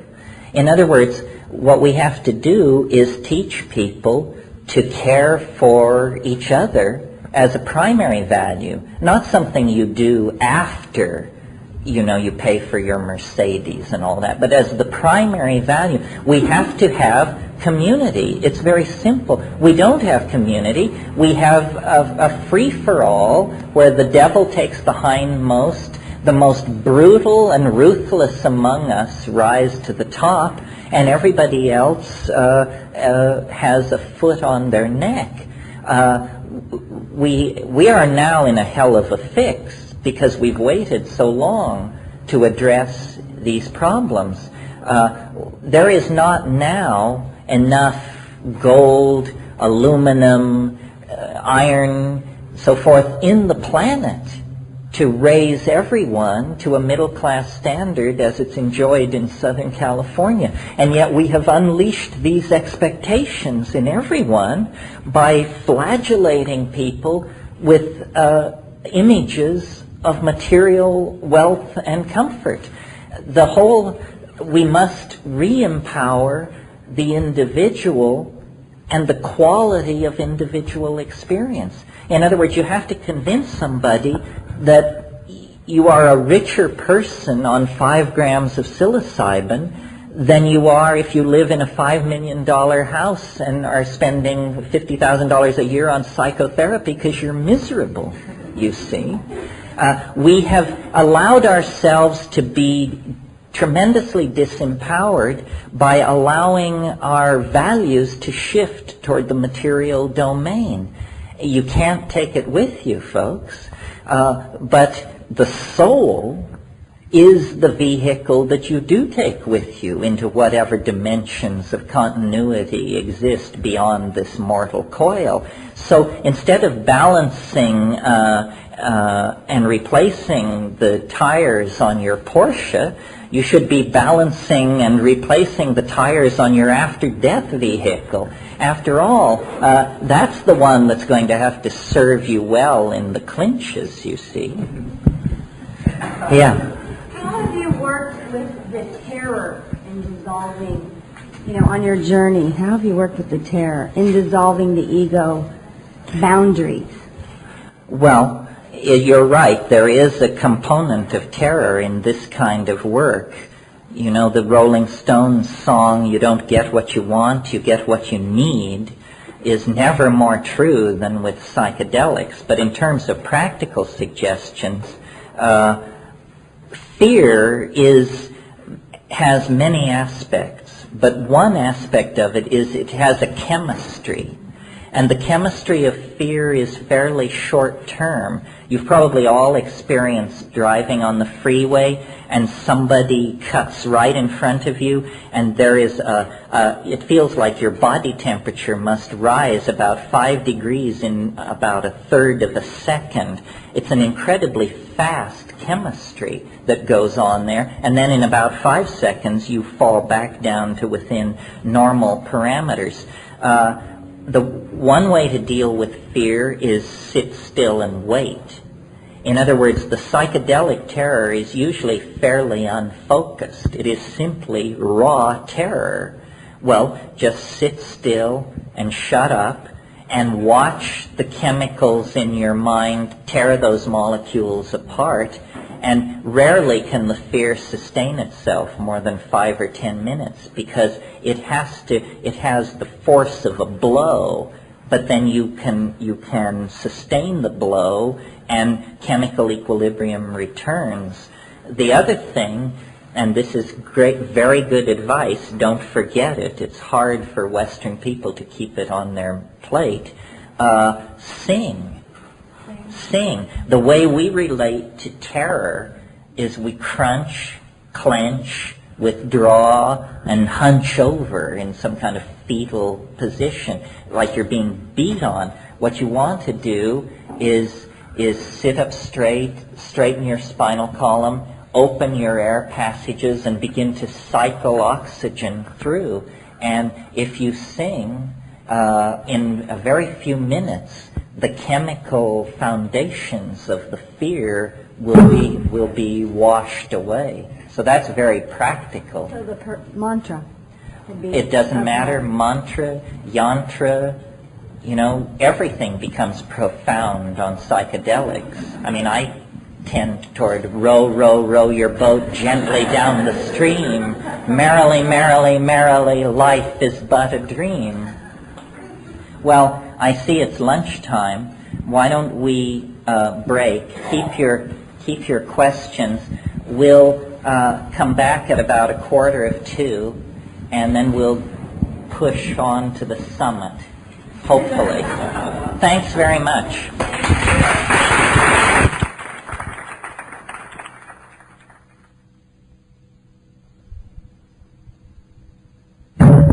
Thank you. Okay.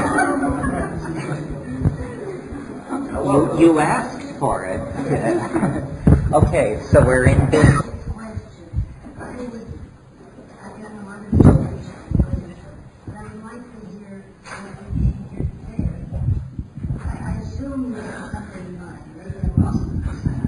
Oh yes, what a heart-sinking assumption. No, my assumption was that we could skate by on questions alone. But what is your question?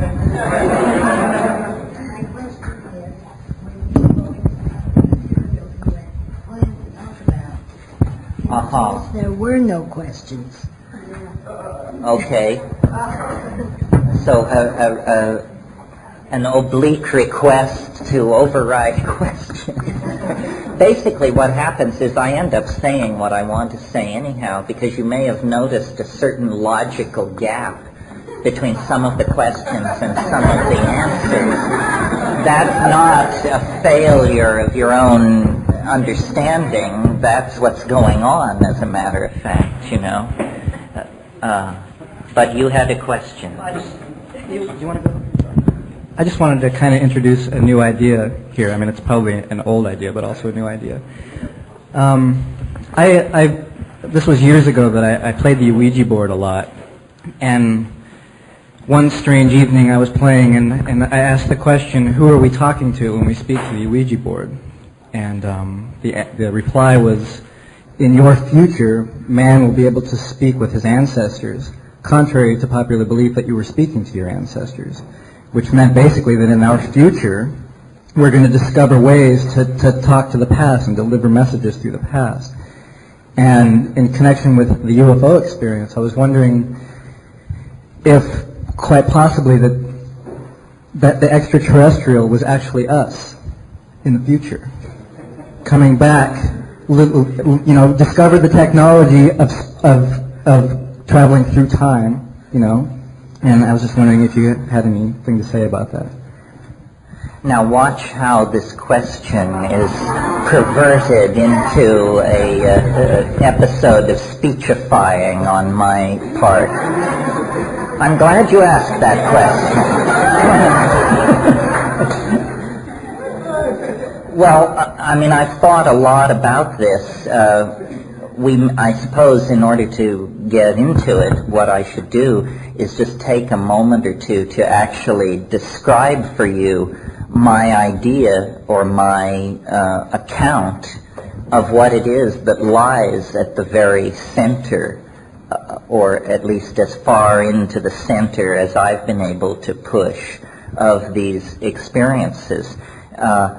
To my mind, I mentioned here this morning that DMT seems to me the most powerful of these things. What powerful means in that context is that more of the motifs are present at greater energy than they are in some of these other compounds.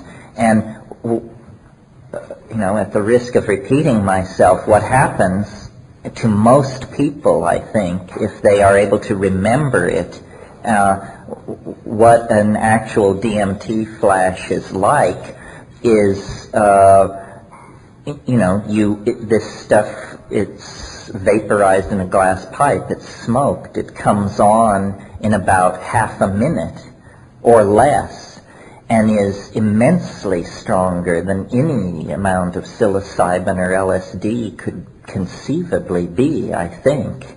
And what happens is, and I'll speak in the first person just to make it manageable, what happens is I break into a space.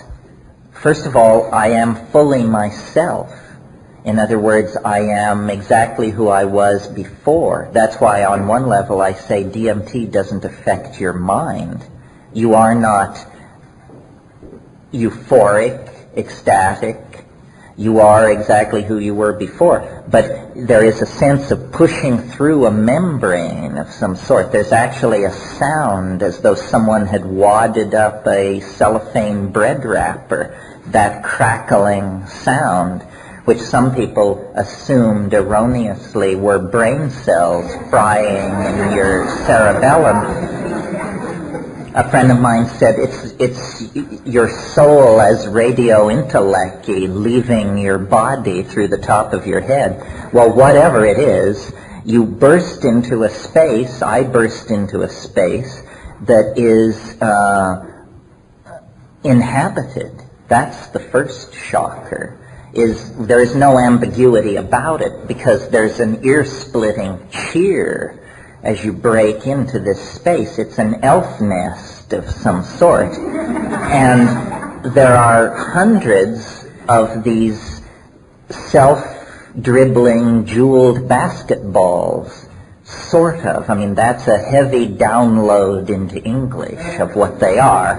But they are autonomous, separate from the background, and they bound forward, screaming hello, basically. And for someone who expected insight into their relationship or their financial circumstances, this is a fairly astonishing and rapid turn of developments. And they are intently focused upon you. I mean, when it happens to me, they yell hooray, and then they are like long-lost acquaintances. They literally pour over you. They crawl over you. You're being hugged by a troop of hyperspatial machine elves.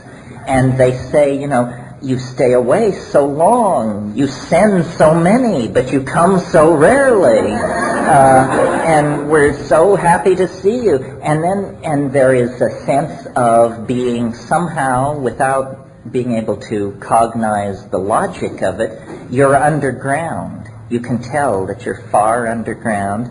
And these things, the main thing going on in this place is that these things are creatures of language. They are elves of syntactical intent. They appear to be made of language, not matter. And they are in a process of continuous semantic transformation. Meaning is crawling across their surfaces in a state of continual metamorphosis. And they are emitting sounds roughly analogous to some kind of music or language, except that this is like no music or language you've ever heard, because what it is it is something capable of being visibly apprehended. It's sound which you can see. It's linguistic structure whose syntax is visible in three-dimensional space.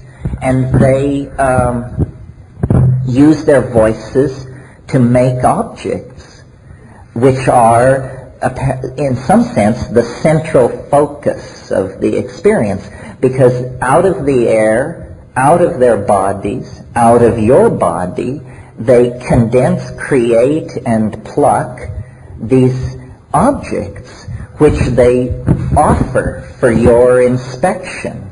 And as you lean forward to look at one of these things, midst this clamor of elf hysteria, you, as I said, are fully yourself. Your judgment is not impaired. And in fact, they are saying to you, fight excitement. Do not abandon yourself to amazement. In other words, they're telling you, stay down. Don't just go off on some arm-waving rave about how this is impossible and outlandish and outrageous.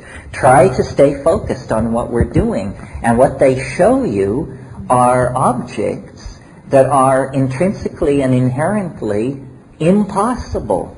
So that these things made of tooled gold, ivory, cut stone, flesh, music, hope, odor, I mean, it's hard to talk about, but when you direct your attention towards these things, you can tell by looking at it that if you could get it into three-dimensional space, if I could suddenly whip one out of my briefcase and display it to you, our world, our intellectual constructs would collapse upon themselves, because this is impossible, impossibly beautiful, impossibly constructed, defying of the laws of physics and of chemistry. So is there do you think there's a multi-dimensional life force that is the same through the entire dimension, and then that's a higher dimension, actually, maybe from the future, maybe, I mean, as far as three-dimensional time is concerned, there is no such thing. Well, besides what we've created. So are they actually trying to tell you that, okay, everything you see is impossible is not really impossible, introducing to you that nothing is impossible, and that is our future way of thinking, is that nothing is impossible any longer, otherwise we're doomed? Well, I have a sort of I almost said rational, but let's say at least orderly kind of mind. So I tried to understand, what could this be? So you make a list of hypotheses and then think about each hypothesis and test it against the evidence. Okay, hypothesis 1, DMT is not a drug.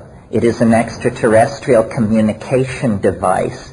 These are creatures somewhere in the universe who are so different from us that they come to us not in starships the size of Manhattan, but in drug molecules that are dinky.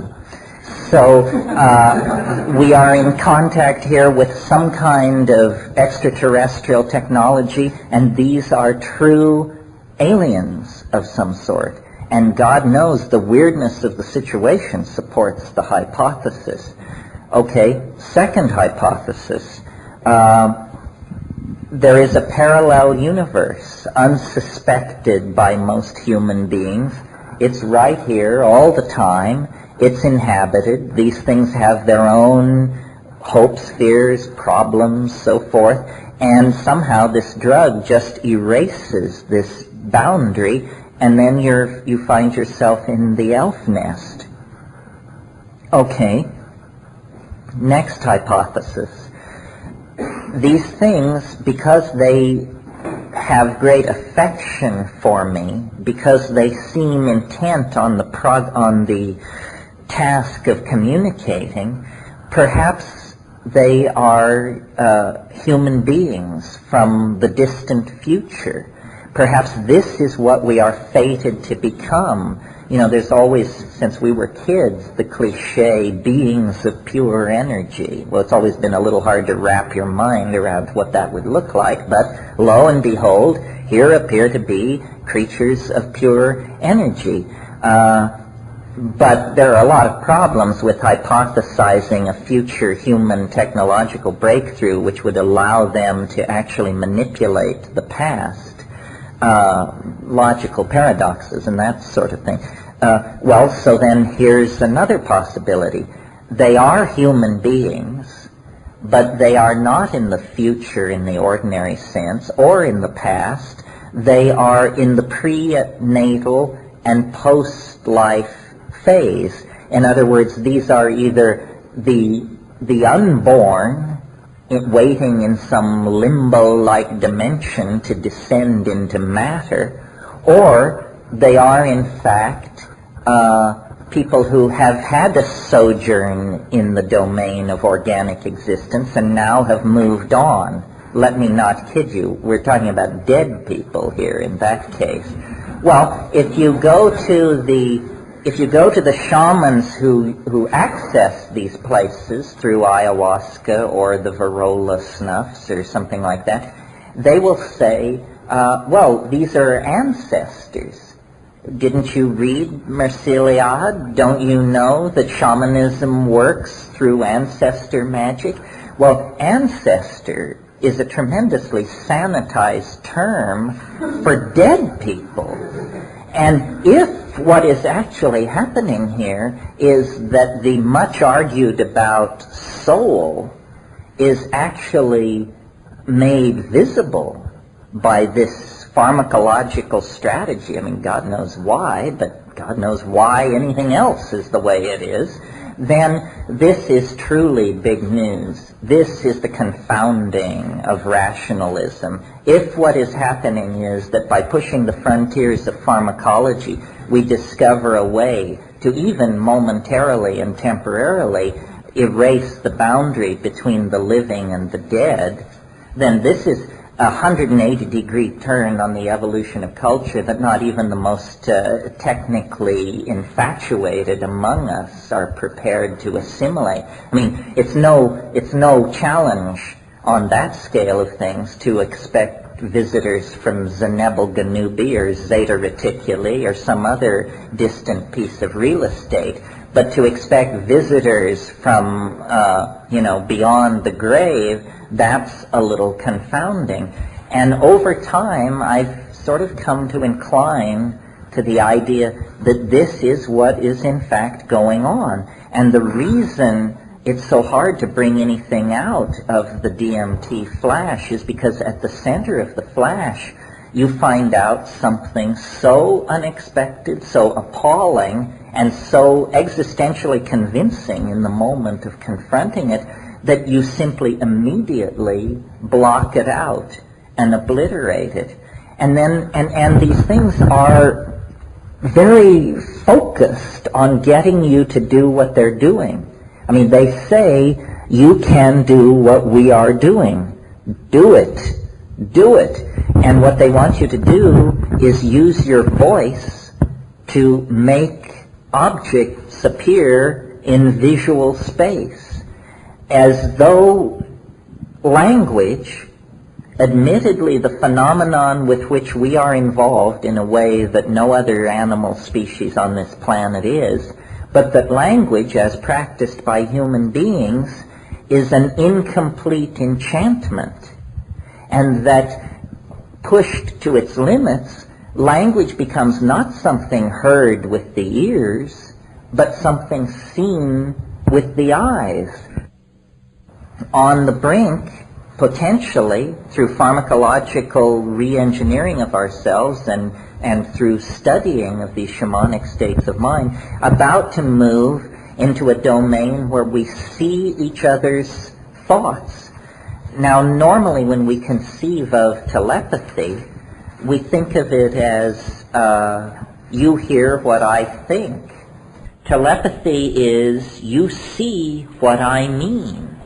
You see, telepathy is a function which goes on in the domain of seeing, not of hearing. And why this is important, rather than just some weird psychic ability, is because our boundaries are based on our relationship to our language. If you could see what I mean, in a fairly profound sense, you would be me. In a much more profound sense than when you hear what I say. Because, think about it for a minute, analyze what normal, ordinary communication is. I want to communicate with you. I consult my internal dictionary, and I carefully choose words out of my dictionary, and I string them together according to the rules of English syntax. I then activate, if I've done things in the right order, I then activate my vocal apparatus. I impart a vibration, an acoustical wave, unto the surrounding medium, which is air. This vibration moves across space. It enters through the holes on both sides of your head as a pressure wave. You then analyzing this incoming waveform, rush to your dictionary, and you break up this incoming wave signature and attempt to map it to words in your dictionary.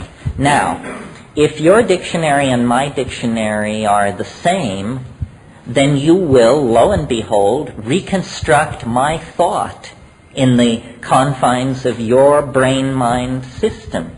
But notice the caveat that was slipped in there. If your dictionary and my dictionary are the same. But they never are.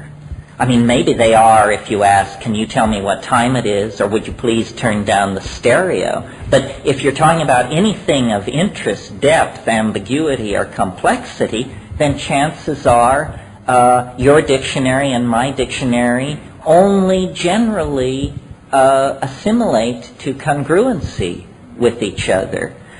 So then ambiguity creeps in.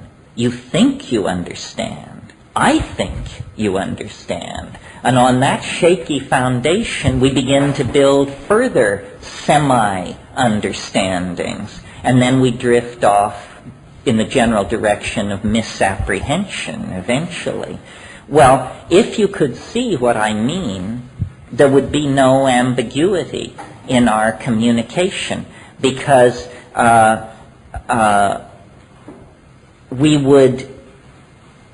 the intention of language would be established in visual space with an existential modality about it similar to sculpture. I would make it, but having made it, you and I would both examine it, walk around it, and have the faith that we were looking at the same thing. And this would tend to erase our boundaries. So it's very clear that communication of the ordinary sort, small mouth noises transduced across acoustical space, and symbolic notations thereof, have created the global civilization that we're living inside of. But how much more collectivist, how much more community we would have if we could see what each other mean. And so I'm beginning to assume that the proper way to think about these hallucinogens is as catalysts for language formation, as catalysts for the project of communication, and that the end result of the project of communication is that we become what we behold. In other words, there is not the sense of the observed and the observer. These two polarities of an experience are merged in the act of pure perception. And this is something emerging out of our biological organization. It's not a cultural development the way a new invention or a new mathematical algorithm or something like that would be. It's an evolution of our neural capacity. And then let me just say one more thing about it, and then we can talk about it. There is a model for this in nature that makes clear, I think, what I'm driving at. As many of you know, octopi change colors. We learn this from wonderful television programs about nature that keep us from being in nature, but nevertheless inform us of the details of nature. Octopi change color. They have a very large repertoire of dots, blushes, spottings, ripples, and so forth. It was for a long time thought that this was camouflage. Now it's been understood by people who study animal communication that this is not camouflage, this is language. The octopus does not make small mouth noises that move through space, because in the aqueous medium there are certain physical problems that make that an improbable way to do business. What the octopus does is it is its own syntax. It doesn't generate syntax, it becomes syntax. So the mind of the octopus is worn on its surface. Its thoughts ripple across its geometry as color changes. It is in effect, operationally, a naked mind. Not a naked brain, a naked mind. So when one octopus encounters another, by the mere act of looking, it can tell how long it's been since the other one has eaten, how long it's been since it's had sex, what its general attitude toward the world is at that moment, so forth and so on. It is able to visually apprehend the mental universe of the other. This is why octopi extrude ink into the water. It's because it's the only way they can create a private dimension for themselves. Because for an octopus, to be beheld is to be understood. So you can think of octopus ink as correction fluid for misspoken cephalopods, if you like. Well, in a sense, this is what we, I think, are headed for. In a way, we can already do this in a very crude way. We have faces. No other animal has a face. Other animals have fronts to their heads. But we have faces. It's an area where a lot of musculature is under the surface, is under the control of the intent to communicate. So by scowling, squinting, rolling one's eyes, looking away, so forth and so on, we communicate. Imagine if that communicative ability, rather than being confined to a few square inches on the front of the skull, were to spread out over the entire body. And of course, for the octopus in an aqueous medium, it can fold and unfold itself. It can reveal and hide parts of its body very quickly. It can, in fact, communicate faster than we can communicate with small mouth noises. And this ability to communicate is so important to the biological foundations of octopus existence that when the octopi, who all of whom, or all of which, I'm not sure, evolved in the shallow waters near coastlines, when those environments became evolutionarily crowded, the octopi evolved into the benthic depths, into the parts of the ocean where no light ever reaches. But in order to maintain lines of communication, over long periods of time, they evolved phosphorescent organs on their bodies and eyelid-like membranes covering those phosphorescent organs. So in the benthic depths of the sea, all that one octopus ever encounters of another is its pure linguistic intent. Nothing else can be seen. So I think that the DMT elves, all I can figure is that they are trying to catalyze us to move up the scale in the refining of the bandwidth of our communication skills. Yeah. Do you feel that after your experience with them, with DMT elves, that you come any closer to expressing your communication through those means? You mean, do I feel more able to do that? Yeah. Do you feel that you're any closer, or is it otherwise just maybe an entertainment instead of an enlightenment, if we aren't able to actually reach it? Well, no. They urge one toward a kind of glossolalia, a kind of ecstatic verbal activity that is devoid of attachment to the culturally contrived dictionary. And for a long time, I could hear them do this. I could hear this stuff, this DMT gibberish flowing through my mind. And then eventually I became able to do it. And it's immensely satisfying. This relates back to what we discussed this morning about how there's DMT in the human brain being produced for some reason. You see, we do tend to connect successful linguistic activity with the visual cortex. In other words, if somebody successfully communicates something to you, you say, I see what you mean. Now it's clear to me. You've painted a picture. why is it that when we want to say that language is succeeding, we reach for visual metaphors? It's because we trust our eyes. We don't trust our ears. The world is defined for us as something seen. And the ambiguity of ordinary communication, which is culturally defined, and for each of us defined by basically where on the surface of the planet you first saw the light of day. You know, the French speak French, the Dutch speak Dutch. Why can't the English learn how to speak? Or no, that's something else. But what I'm talking about is an language that you don't learn from a culture, but that you learn in the same way that you know how to breathe, you know how to eat, you know how to grasp. It's in the organic structure rather than in the cultural software. Yeah. But is it the communication? Is it with other? Can you communicate with others? Other human beings? Yeah. On this level? Well, you can if you're both loaded on DMT, but that's such a chaotic environment in which to sort this kind of stuff out. That's what drove me to the Amazon in the first place, was the DMT flash is so maddeningly short.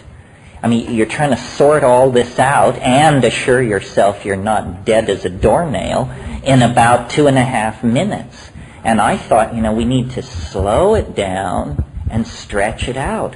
Why does it have to be like a Bugs Bunny cartoon run backwards at 5 times normal speed? I mean, you just cannot get a grasp on it. And over the years, judicious manipulation of these substances and all kinds of special conditions, eventually you see what it is. And it's almost as though language is trying to be born out of matter.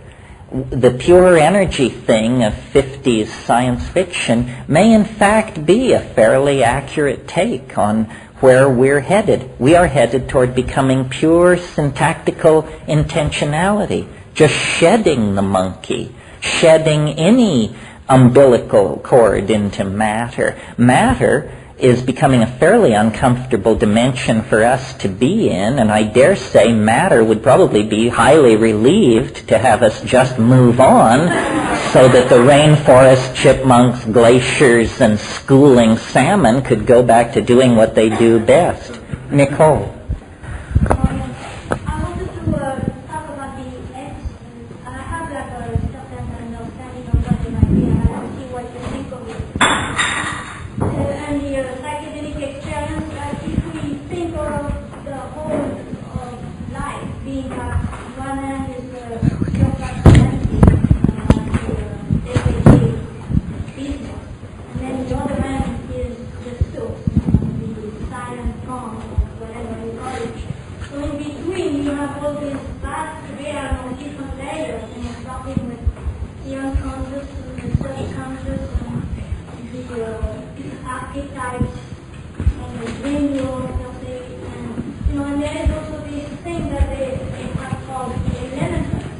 The what?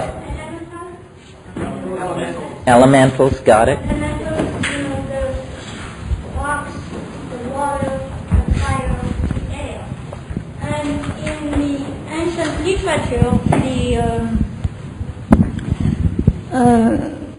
the different civilizations have spoken about those, and usually they always relate to them as having a spirit which manifests itself in shapes of elves and nymphs, and usually the elves and the little dwarfs are associated with elves, selva, the forest, the mother, the earth, and the water usually has more feminine nymphs. And so I was thinking, since you took the mushroom, which is, very much of a forest of an earth element, maybe the mushroom opened the door to you for that elemental of the earth. Well, this could be. I mean, all I've ever seen of that other universe is an area smaller than this room. And yet I assume that other universe is probably equal in size to our own.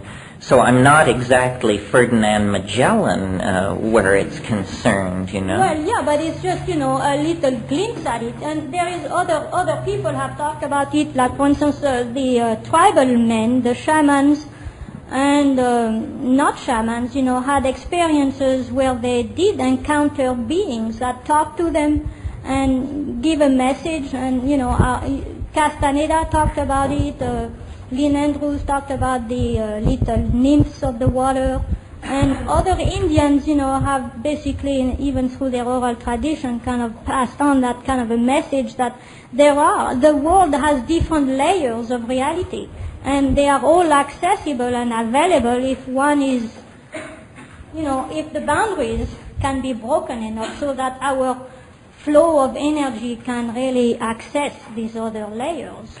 Yeah, I think our materialism has focused us so entirely away from these more rarefied layers that we cannot see them at all, that we in fact deny their existence. In a way, what science, as practiced over the past 500 years, has come down to is it has been a relentless despiritualizing of the world until finally, they tell you there is no soul, there are no spirits, that what you see is what you get. We have risen to the surface. Well, a shaman looking at a person with that kind of a mental map of things just pities them, their simplistic stupidity. He says, my God, you're like a half-wit or something, because everything interesting and complex you say doesn't even exist. I agree, but that doesn't mean that because we as a culture are now at a point where we do need to go back to this forgotten land. We need that feminine energy or that sense of sacredness of life and of all things, and that sense of connectedness with the whole of the universe. But that's no reason to put down what we have learned, because I think every culture, every civilization kind of drill in one direction for knowledge. And the Far East, for instance, with all of their meditation and all of their time spent in caves and no eating and this kind of ordeal that they go through that puts them facing death, even though they don't take psychedelic, they get through that same experience with the kind of excruciating pain and whatever they invent, to get there. Well, they've drilled into that, realm of the unconscious towards the source, towards the no being, the no self. And they've done wonderful discoveries in that area. But then, in order for them to go so far in that direction, they had to say, forget the world, this is all an illusion, I'm not interested with. Well, we took the other side of the coin. We said, forget religion, forget philosophy, forget even love and emotion. Who wants to deal with it? I want a microscope and I want to look at atoms. I want to look at viruses. And look what we've discovered that way. I mean, that's not to be all thrown into the water, No, I agree. There is a big danger to throw the baby with the bathwater. That's true, but also eventually you get into a situation of diminishing returns. For instance, it was a great step forward for von Leeuwenhoek to grind his lenses and to see little animals cavorting in a drop of water. But for instance, now ordinary science is going to Congress and saying, in order to take another step deeper into the understanding of matter, we want $20 billion to create an instrument 17 miles in diameter that will take 30 years to build and that will allow us to at last confront the bottom quark or something like that. I heard these guys on NPR, probably some of you heard them, being challenged, particle physicists, being challenged by someone who said, well, you want America to commit, I think it was $50 billion to building the super collider. Can you name a single spin-off from particle physics that has trickled down into the lives of ordinary people? And they were absolutely stymied. Well, I kind of go with Peter Russell's theory that, perhaps from our technological culture, we did get something. First of all, none of us would be here if it was not for technology, because today we have like close to 5 billion people on Earth. That might be a curse, but that also might be, do you want to be the one who is not born? I mean, a tricky question. So, in that fact of life explosion, there is one thing that happened, is that we do now have a conscious of ourselves as one planet, as one whole being. I mean, even with the technology of going to the moon, through the physicality, we have a view of ourselves from the outside. I mean, to me, I look at it like maybe in the evolution of humanity, it's like being 7 years old. All of a sudden you say, but hey, I am me, I am somebody, and I can decide, to say no or to say yes, but it is something there is an entity. And as a planet, maybe that's what we did when we went to the moon. And the Indians, I go down to Sweat Lodge every week, and I participate with the Indian community down in San Pedro, so I'm trying to learn a bit the way they think. And a lot of things I enjoy very much, but then other things, I don't agree totally. For instance, with the moon thing, they say, well, we've been to the moon many, many times before, and we go to the moon through the dream world. See, like you went to the Alps, but a lot of people go to the stars. I mean, there is a lot of other realities out there, and it's not the future and it's not the past, it's just life, it's part of that dense, rich. But do you think that it's simply that there are a lot of realities? For instance, what puzzles me about these encounters with these elf things is the urgency from their side. I could imagine just breaking into an elf ecology and seeing them busy making shoes and, putting the blush on strawberries or whatever elves do. But they seem intently focused on a project that has consequences in this world, and that puzzles me. I don't think history has been a waste of time.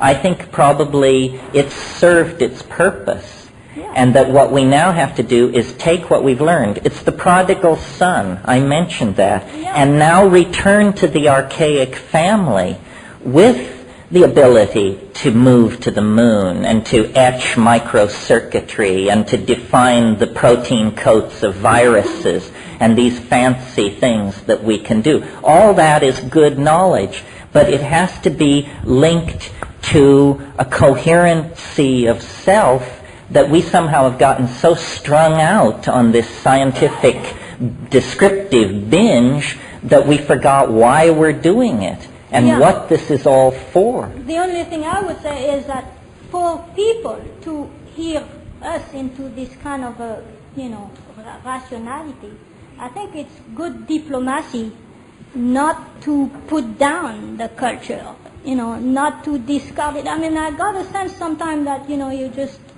kind of discard it as, a kind of a neurotic error of humanity or something. I think, there is acknowledging what it has done, acknowledging it as a step, and kind of saying, there are good things that came out of it, but now we are reaching a kind of a crisis level, an apotheosis, and now we are into a dark corridor where we have to make choice, we may have to change direction, we have to do, something drastic, because if not, it's going to be a cataclysm for everybody. Well, the basis of my criticism of science is not the science that it does, which it does very well, but the metaphysical pontificating that it claims to be able to do based on nothing more than its assumption that all competitors are naive.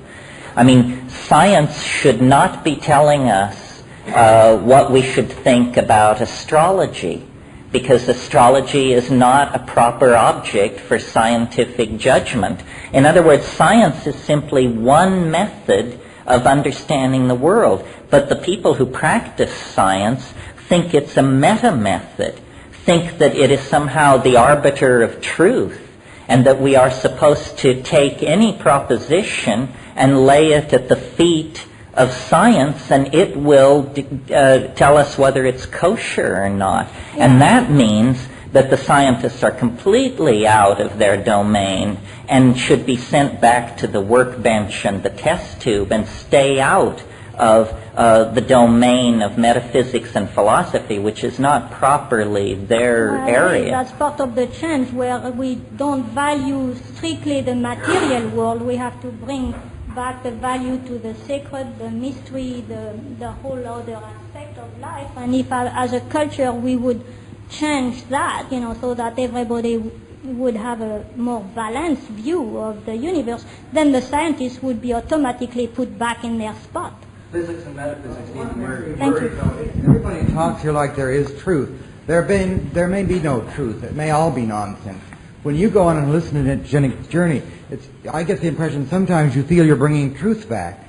How do you tell the difference between truth and nonsense? Or shit and shinola, as we normally... It worries me that it's entertaining, but I still don't feel there's necessarily any truth. Well, I don't know if you were at the lecture last night, but there was talk there about how one must not get clutchy about closure. There is no closure. There is no truth. You're quite right. But I mean, there isn't even a direction of truth. It may just all be nonsense. Well, if it's all nonsense, then we're in a hell of a fix. Well, that's where we may be. Wittgenstein had a slightly different notion that I think is more serviceable here. He said, what we want to do is we want to make statements that are true enough. Now, there's a monkey concept.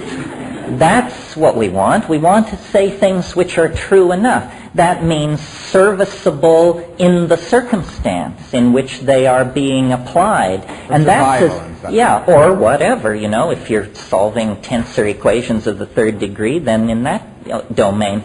But the idea, you see, it's so crazy to think that talking monkeys could get anywhere near truth. I mean, do you think a sea urchin possesses the truth, or a macaw? Well, then why you? And especially when you realize, we do all this business in English, and we're utterly naive about the limitations of language. You can't even take someone like Derrida, for instance. Whatever the man's truth is, it can't even be exported into English without becoming gibberish, because when you read him, you can't understand him. However, it's also look at not only the limitations of language, but the potency of it. There's reason to believe that consciousness itself is invented out of language. When we take feral children out of the jungles that haven't had the adoption of abstraction into their lives, it is almost impossible to bring them to humanness, to being human. So language is maybe incredibly potent. And as you suggest with these elves, that you're talking about a medium of pure language. Or purer language. Purer. Yes, well, language, if you were to look at this planet and seek the thumbprint of a higher intelligence, God or the goddess or whatever, language is the thing to look at. I mean, this is the thing we do that is an incredible symmetry break with the rest of nature. Do you think a dog can tell the difference between those stairs and that floor, or the rug and that, or even the flowers and that? He sees it as a continuum that simply is a texture. Like we look at this rug, we don't identify that spot from the rest of it. We just simply say it's a rug. Well, an animal intelligence is suspended in the here and now. We have language seems to be a strategy for binding time. And notice that the entirety of evolutionary advance is a series of time-binding strategies. Once you possess language, and especially once you possess writing, the past is not so past as it used to be. It hangs around, and we begin to create a database of experience larger than any community of living people could ever have.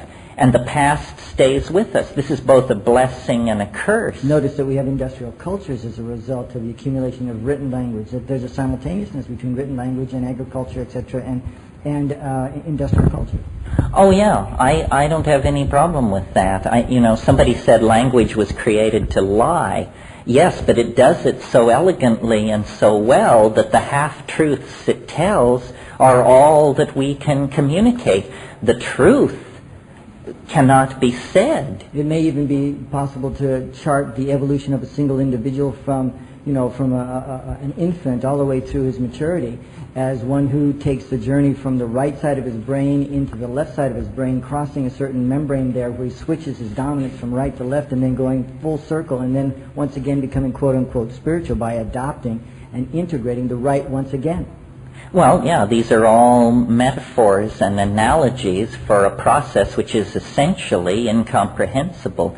There is no reason to expect reality to be rationally apprehendable. This is the basic fallacy, that we so confidently assume the world is for us that we assume that we should also therefore be able to understand it.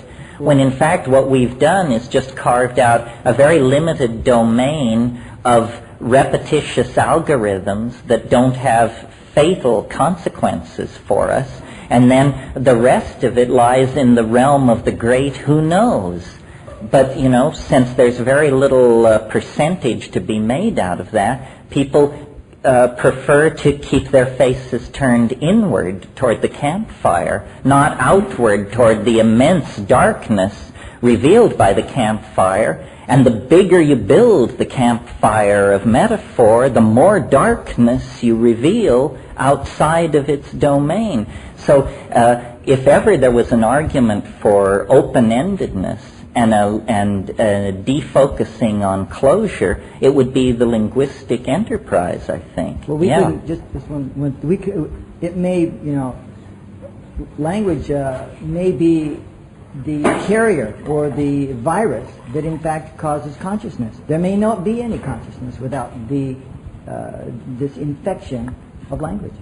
Yeah, well, I don't have any trouble with that. I mean, William Burroughs said language is a virus from outer space.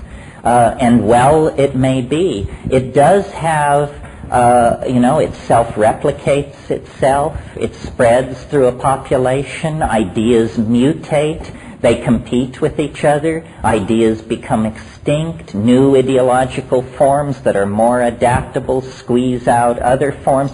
I mean, the whole evolution of organic life may be simply a lower dimensional rehearsal for a kind of syntactical evolution that is going to go on in a domain that we can barely conceive of. Yeah, over. Yeah, for myself, I'm not so concerned with what the truth is, but what in fact works in one's life and how one uses the word or uses the ideas to manifest in the reality that we're swimming through. In light of that, I'm just wondering about the mushroom, morphogenetic fields, the plant community in terms of allies that one can become connected with as a collective community that we're all participating in. Can you elaborate on that? Well, I've talked with Rupert a lot about this, and sort of different things can be said. I mean, one way of thinking about what the psychedelic experience is that psychoactive compounds amplify the morphogenetic field to the point where it becomes a potential object for inspection by the conscious mind. In the same way that we know right now that this room is filled with radio, VHF, UHF signals, but we also know that we would have to have a radio or a television set in order to tap into them. The morphogenetic field is ordinarily damped by experience, but becomes overwhelmingly present when we jack our neurophysiological receptors up to the point where these previously invisible influences become visible. The other thing in terms of the morphogenetic field theory and how it relates to psychedelics is to realize that when you take a plant, the plant takes you. And so, for instance, one of the reasons I prefer shamanic hallucinogens to synthetics is that they are so much richer as databases because they have inside them all the people who've ever taken them. I mean, when you take psilocybin, you leave something behind in there that every subsequent user of psilocybin will encounter. So you know the way Tibetans leave little cairns of rock when they cross high mountain passes? Well, this is what we're doing in the psychedelic experience. And really, the character of psilocybin is the cumulative superimposition of the character of the thousands and thousands of people over the millennia that have taken it, plus something else, its own unique nature. When you take a drug which induces an altered state like ketamine, for instance, ketamine is a drug that has not been around very long, hasn't been taken by millions of people, and is oddly empty. The building is there, the architecture is there, but where are the hurrying secretaries, the water coolers, the executives, the buzzing nothing. You know, it's empty real estate. It's for rent. And if you want to move in, well, then you can live there. But it's the difference between a modern office building and a 14th century Italian villa when you contrast a modern synthetic with a well-used shamanic organic. Yeah. Yes. Question. You bring up so many different questions. You sit here and kind of try to... It's in order to be a moving target. That's the idea. I'd like to relate an experience. Well, first of all, I'd like to kind of get some input from, if anybody else has anything to say on this matter. A lot of times when I first take like 5 grams or something, I get this is kind of a simple thing, but it's a yawn. I'm wondering does anybody else get that yawn? Yes. No, the yawn is a physiological response to psilocybin that it's part of it. Oh. And so is the runny nose in the first hour. This is, every drug has a spectrum of effects, and some are dependable and some are not. I mean, for instance, LSD, you could almost say 100% of the people who take LSD, it dilates your eyes. That is an effect of LSD that it would be impossible to eliminate. But I wouldn't say 100% of the people who take LSD encounter the good Lord or something like that. That's a more selective effect. Okay, the second part is, after I take 5 grams and after I get the buzzing sound in my ears, and then this last time I took it, was in a darkened room, laid on the bed, got naked, and just laid there. And for the first time, what happened, usually I close my eyes and I'm able to get visions, kind of a passing vision, almost like a film going through my head. I'm wondering also, does anybody get it where it's coming from the right to the left, or from the left to the right, sort of a film coming across? Back to the front. Parentology. Well, I think that the number of ways these things can present themselves is practically infinite. I mean, I've had really weird experiences with information. For instance, these flashers on buildings where the news goes by? I've had hallucinations where it became a textual hallucination. In other words, what I was seeing was an illuminated page of print, and then as I looked at it, every 50th letter would invert, and then suddenly every 20th, and then every 10th, and then every 5th, and I literally watch a page of text go from being readable to being gibberish, and then watch the meaning come through again in a loop. I mean, I think anything you can conceive of, it can do, and many things you can't conceive of. What's the beauty of individual perception, though? I mean, we're all individuals. We all have the gift of bringing our own ideas. But still, you have to be able to make general statements about it, or you would have to say that it's all and everything. One of the exactly the same, it would be boring.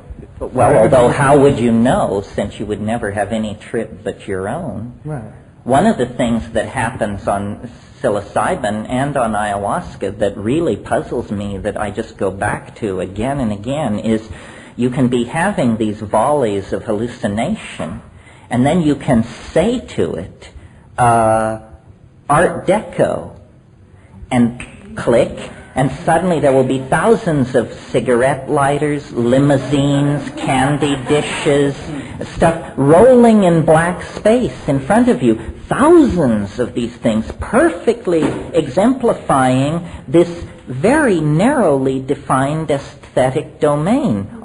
Italian Baroque. Click. Altarpieces, saints with their eyes rolled back, dripping gold, the whole thing. And so they say, boy, that is really strange. We click through aesthetic epochs like points on a dial, but then you can say to it, surprise me. In Baroque, not Empire, not dynastic Egypt, not North American Indian, Maya, or Fujiwara Japanese, but something never seen on this planet, but equally coherent as those other styles. And I always think, my God, if I could just grab hold of this, I would be Yves Saint Laurent or Klimt or somebody like that. And then, the most puzzling one of all is you can say to the mushroom, okay, enough of surprises, Art Deco, Italian Baroque, show me what you are for yourself. And then it's almost like, there's a roll of drums and black curtains begin to rise, and there's a cold air that sweeps through the room, and you realize, after about 45 seconds of that, you have to call a halt, because you realize, this thing had clothed itself in so many levels of visual reassurance for you as a human being, that the request that it reveal its true nature sets off a cascade headed in a truly appalling direction. And usually you say, okay, that's enough of your true nature. Let's go back to dancing chipmunks and little candies rolling in the dark. Yeah. Do you foresee thought, or discrete thought in particular, being locatable on the frequency spectrum of matter and energy such that it could drive the input of virtual reality so that you could communicate these kind of experiences with headsets? You mean a machine that could be driven by the imagination? It raises a bunch of questions. I mean, the first question is, where is thought generated? The straight people believe that the brain makes thought, makes it. I think that the evidence is overwhelmingly against that, that's as naive an approach to thought as I remember when I was little. I once tore apart a radio looking for little people inside of it. And, there are no little people inside the radio. The radio transduces vibrations that surround the planet and turns it into a recognizable experience. I don't believe thought can be located in the brain. I think the brain is an amplifier and an antenna for something that is everywhere. That the phrase, my thoughts, is a complete misnomer. You don't own thoughts. You don't generate them. All you do is tune into an ocean of thought in which we're embedded. This is the morphogenetic field about which so much shouting and arm waving is going on. To my mind, the proof of this position is the fact that the psychedelic experience unleashes visions in your head which you could not possibly have conceived of or imagined. It doesn't come from you. If we say that the content of the psychedelic experience comes from the self, then we have defined the self in such a way that it's unrecognizable to us. And if your self is unrecognizable to you, then it isn't yourself, you see.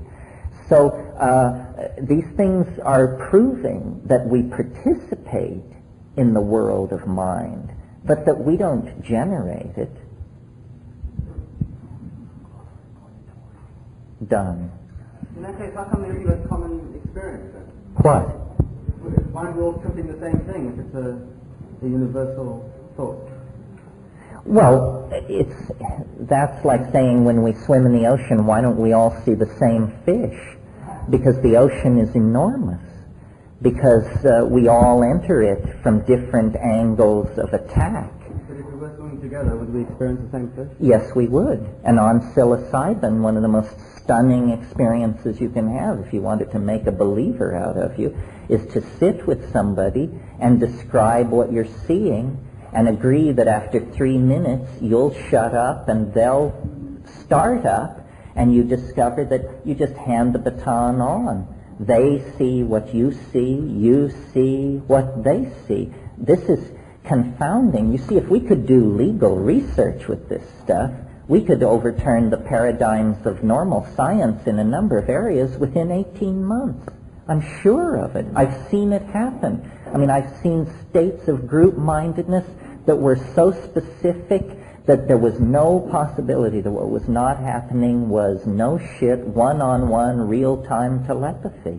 Are there no countries in the world, maybe Amsterdam, Well, there are countries in the world where psychedelic research is tolerated, is the only way to put it, but it's in the hands of scientists and people of the imagination impaired are largely in charge of these research programs. They're asking the wrong questions, you know. I mean, if you get well, that's enough. They're asking the wrong questions. Relevant to that, I wanted to share this with everybody else. I don't know if anybody's familiar with MAPS, the Multidisciplinary Association for Psychedelic Studies.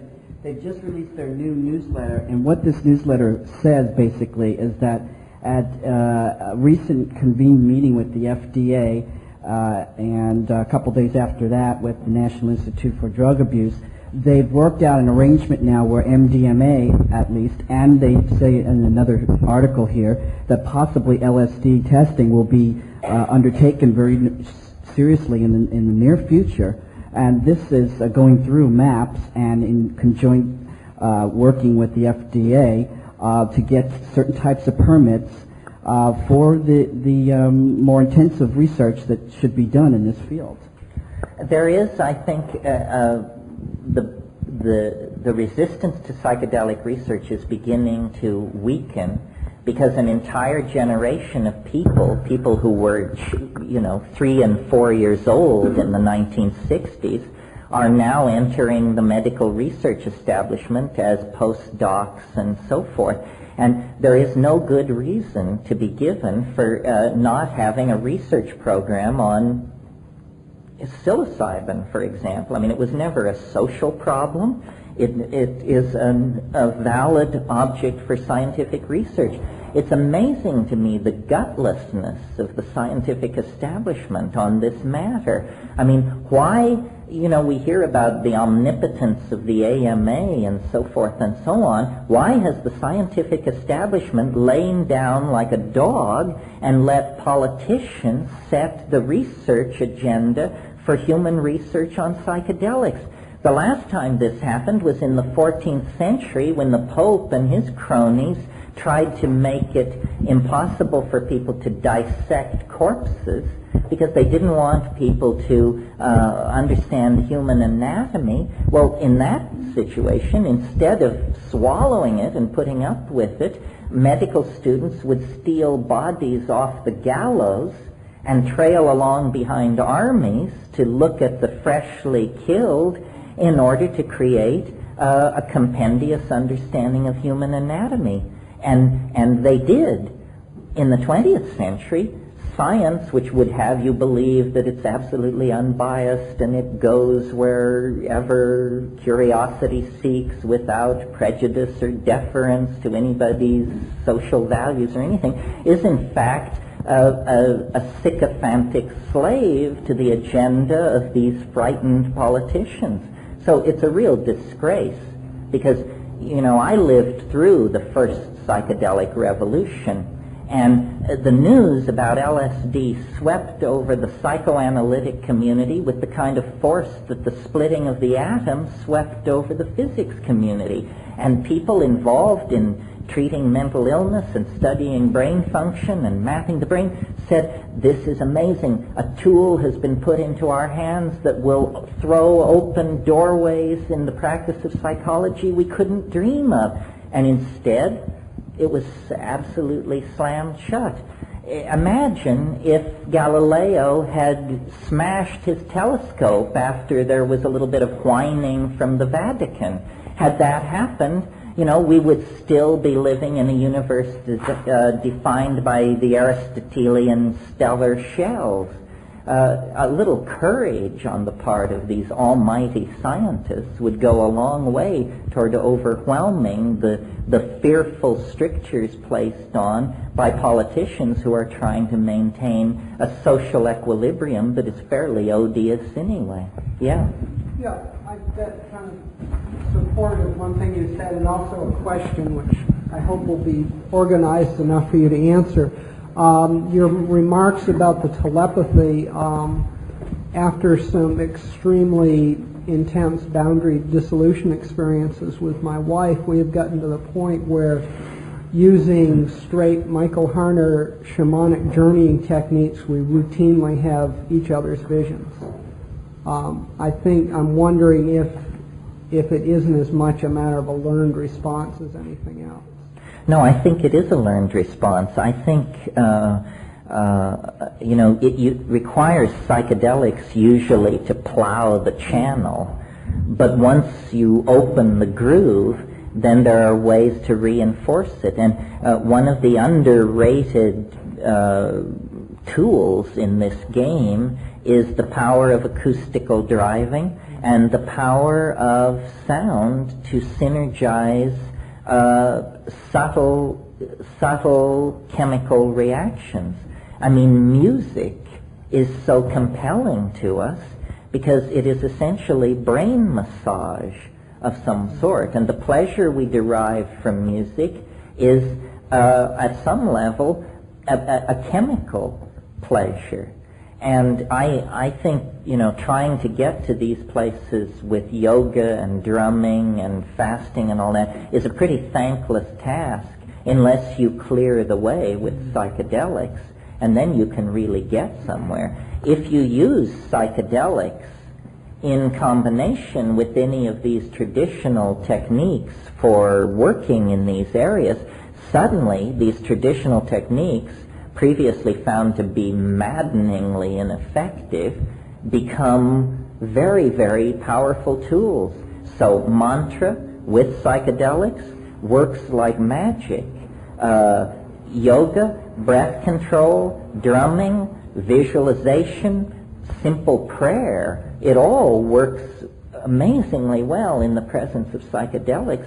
And in the absence of psychedelics entirely, it's a pretty frustrating get-go.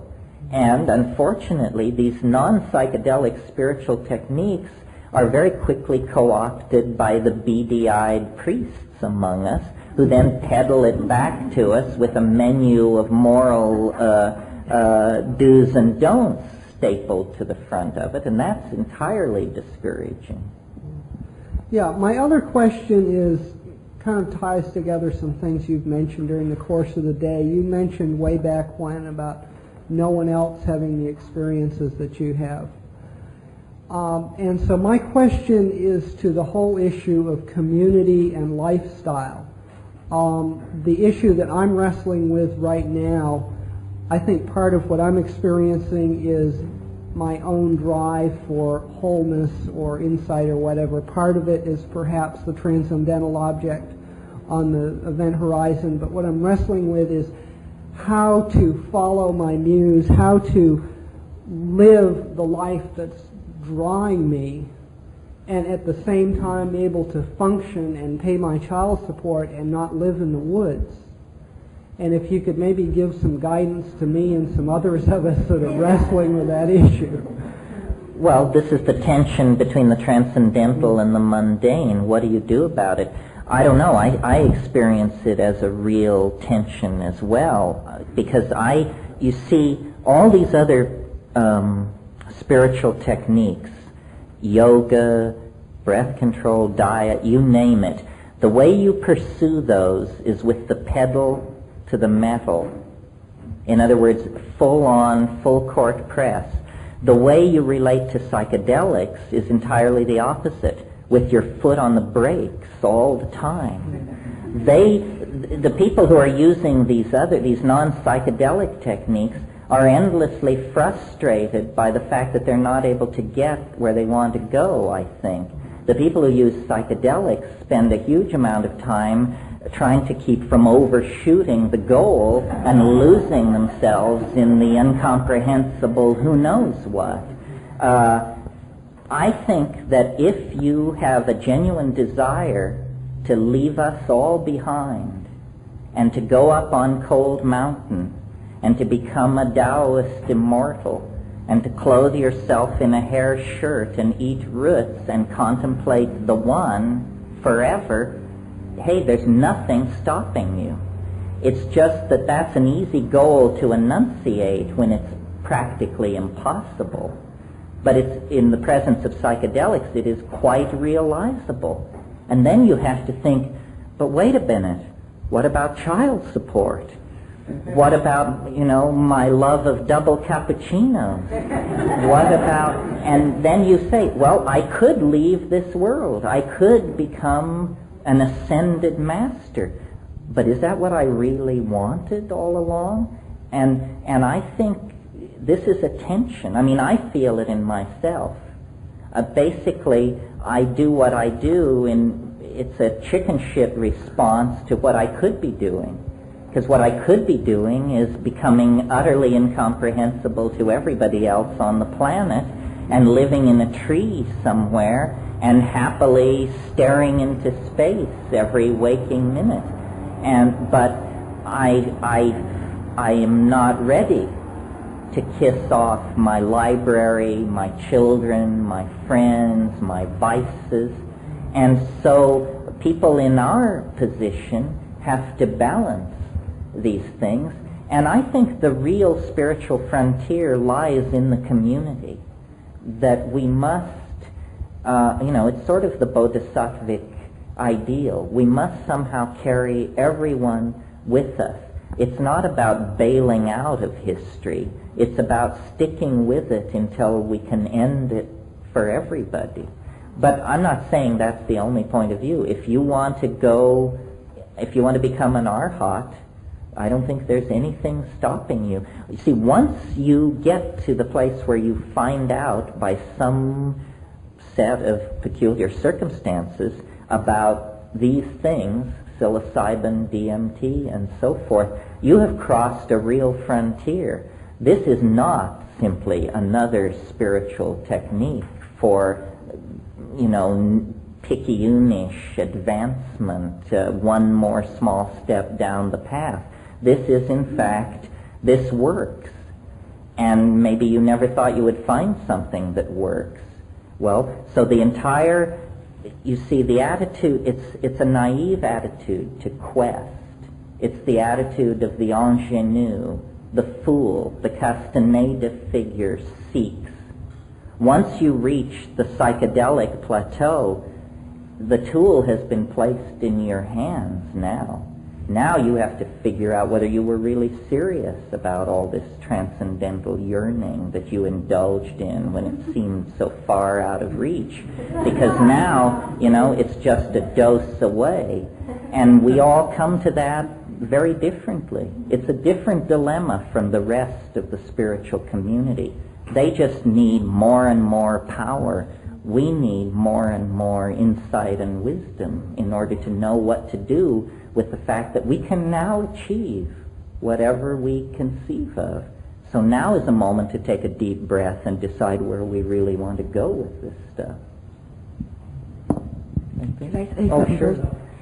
I just wanted to go back to you talking about the AMA.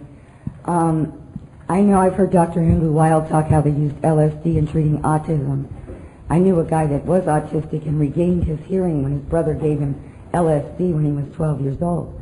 I believe the AMA does not want us to be healthy. They do not want us to have the tools. There's a book called Toxic Psychology about how the psychopharmacology is actually making people brain dead. And I think, I mean, if you go back in time, the original healers who used plants and herbs were burned at the stake as being witches because of the medical schools they had back then, and they were all men. They wouldn't let women in it, even though they had been the original healers. And right now, the FDA is doing this. They're trying to outlaw plants and herbs for healing, for anything. And this is vitamins, food supplements, everything. And like I myself, I don't take pharmaceutical drugs because they make me sick. And the only thing I have to use for my PMS is hemp, and it's the only thing that works. And we all have to be somewhat political and make statements to people and enlighten them and educate them as to what's really going on, because there's a whole world that could be opened up if we started using our plants and our herbs for healing again. Yeah, I agree. There's a lot of holistic centers opening up all over. I was just in one in Leavenworth, Washington, and it was really rewarding and wonderful to see a physician actually reaching out and searching other healers, a shaman, and also herbalists, everybody in her private practice. So it is coming in, and it's very slow, but it's coming around. And faster and faster. I think that's why the FDA right now is trying to do away with it, because it is growing. If you knew the legislation that is going on right now, they are raiding health food stores with guns and taking things out of there that, like aloe vera products. And they're saying they've never been tested, we haven't approved it, and they're taking, I guarantee you this is happening right now. And that's why you have to be aware, and you have to educate people about it. But you see, at the same time, they're granting the first INDs for psychedelic research in 30 years. So instead of taking a paranoid view, that they are against it and us, I just think that if you dissect these human institutions, what you find always are individuals, and usually these institutions are fraught with internal conflicts about what they're doing. There's a lot of fear, there's a lot of mistrust, and very few people go around rubbing their hands together and cackling over the fact that they are committing acts of pure evil. Most people have some kind of internal story that tells them that they are doing the very best they can. It's just that there are also a lot of jug-headed misconceptions about what the best we can actually means. This is why dialogue is so important, why free speech is such a powerful notion. Let all ideas compete on a level playing field, and the correct points of view, I think, will emerge eventually. Well, that's why we need people like you out there educating.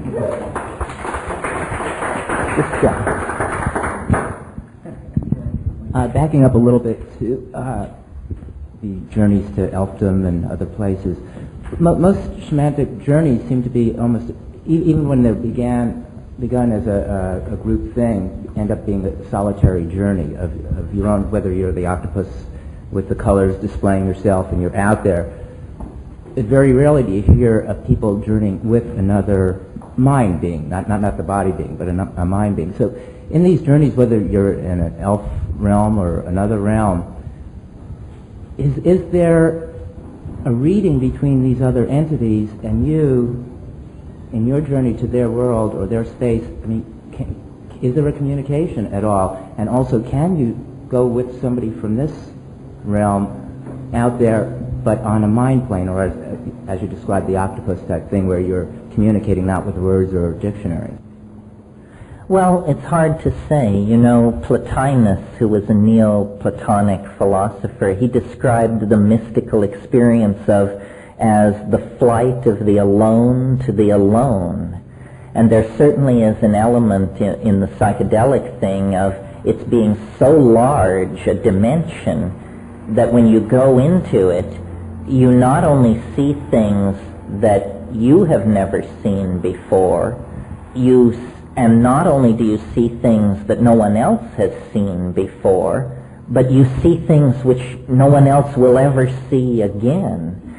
So I tend to, and this is just my personal preference, and I'm a double Scorpio and a number of different things that push me in this direction, but I really like to do the deep work alone and then try to bring it back, and this is the proper domain for sharing and community. We know that the psychedelic, that behind 5 grams of psilocybin lies a psychedelic world, but how can we create a psychedelic world here and now on Zip? And the answer is by becoming ever more psychedelic ourselves. And so it's a tremendous empowerment for eccentricity.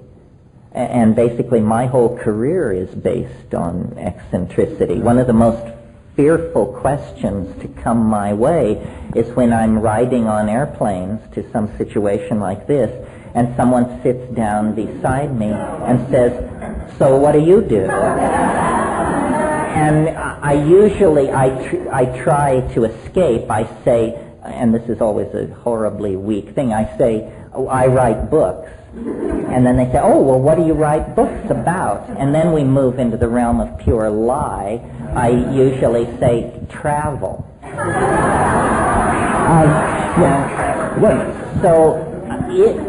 I think if you have, to return to your question, if you have an extraordinary heart connection with someone, you can voyage together a certain distance. But this is a unique kind of thing, and probably many a relationship has experienced unnecessary strain because somebody thought they had that kind of connection, and then when they got out into the incoming psychic surf, they discovered one person forgot their tanks back on the beach. Yeah. I need to clarify this. You said earlier, and I heard you say before, that behind 5 milligrams of one thing or 500 of another, there is a little green elf or something else. Is that a consistent picture for you? Not that the experience would not be new in terms of the communication, but is that consistent? Do you yourself find that same image or that same level of mushroom at that point? But then secondly, in terms of the people that you communicate with who do measured quantities and who do it similarly, say Rupert Sheldrake, have other people, have other individuals communicated that they see those same type of creatures, for lack of a better word? Right with that, that's kind of what I was also getting at, is you mentioned one thing about the urgency, that you visit these places and you hear them saying about the urgency of your coming there and being there. And that's a big thing. I feel that it's an important thing.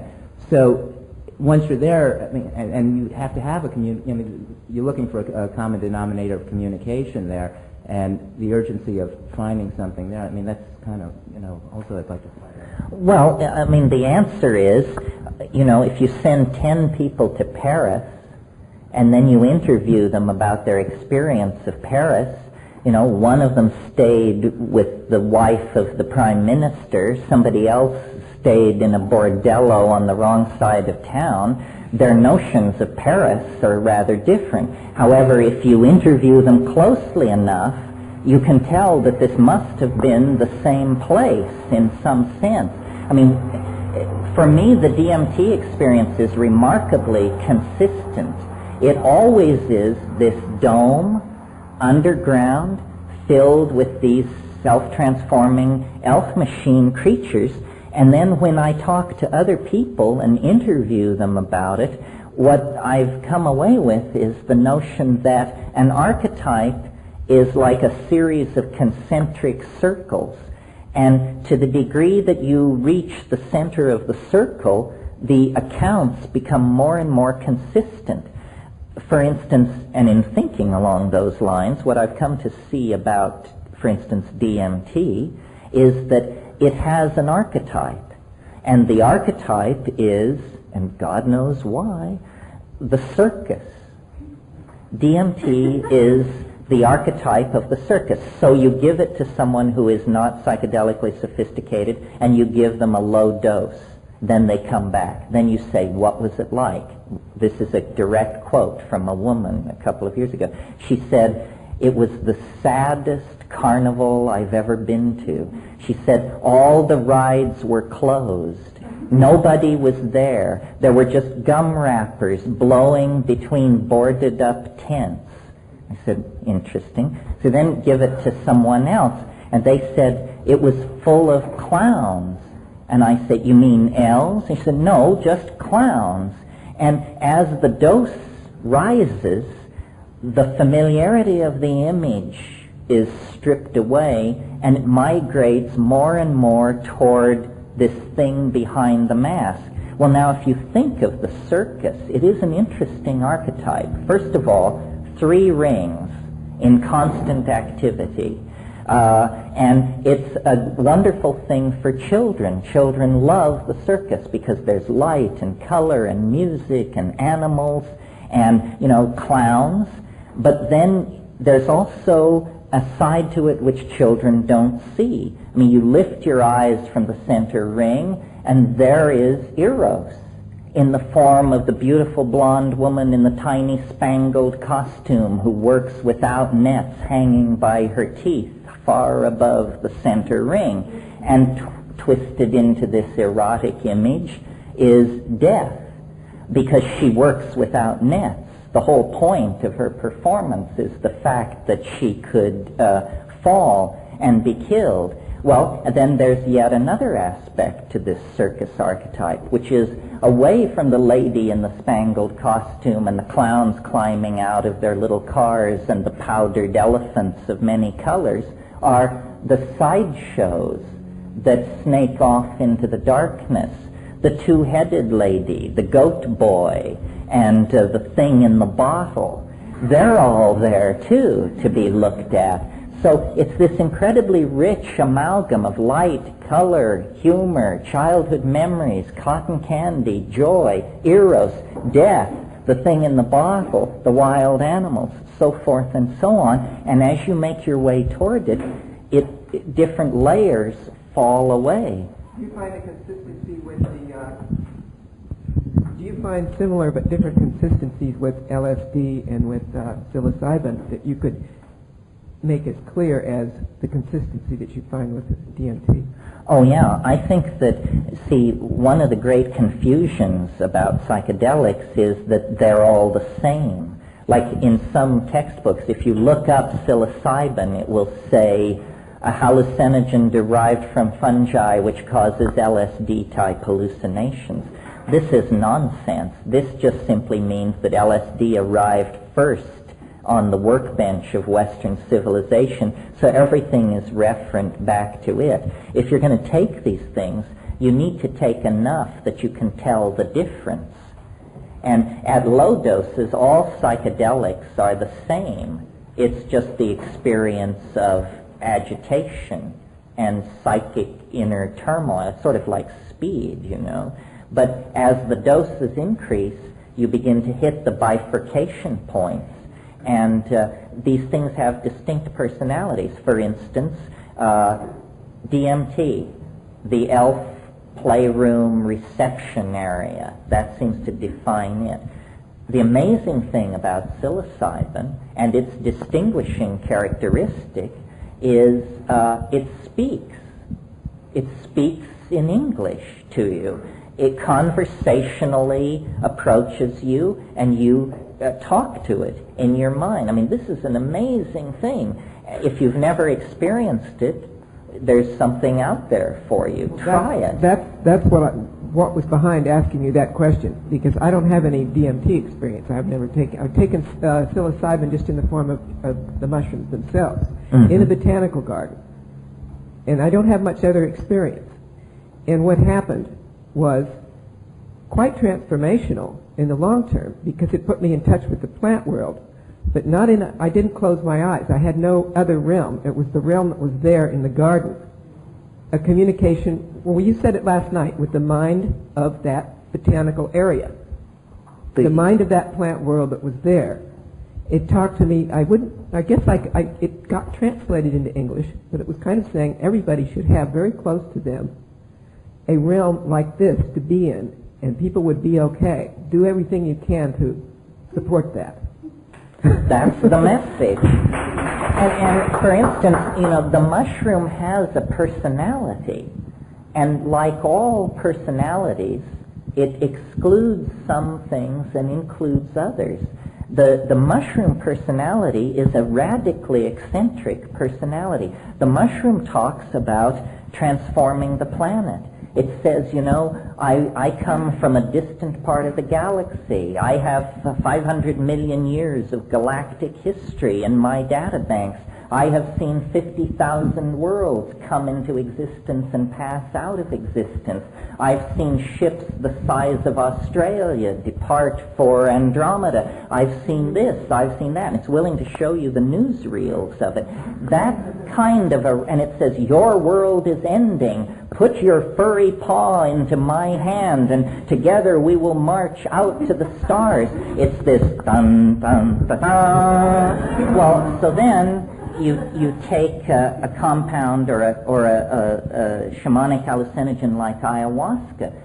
Chemically, this is very, very similar to DMT. Experientially, it could hardly be more different. Ayahuasca does not show you images of enormous machines in orbit around alien planets and that sort of thing. Ayahuasca, first of all, it doesn't speak. It shows. You become like the eye of a camera, flying through a world. And what it shows you, it's much more feminine.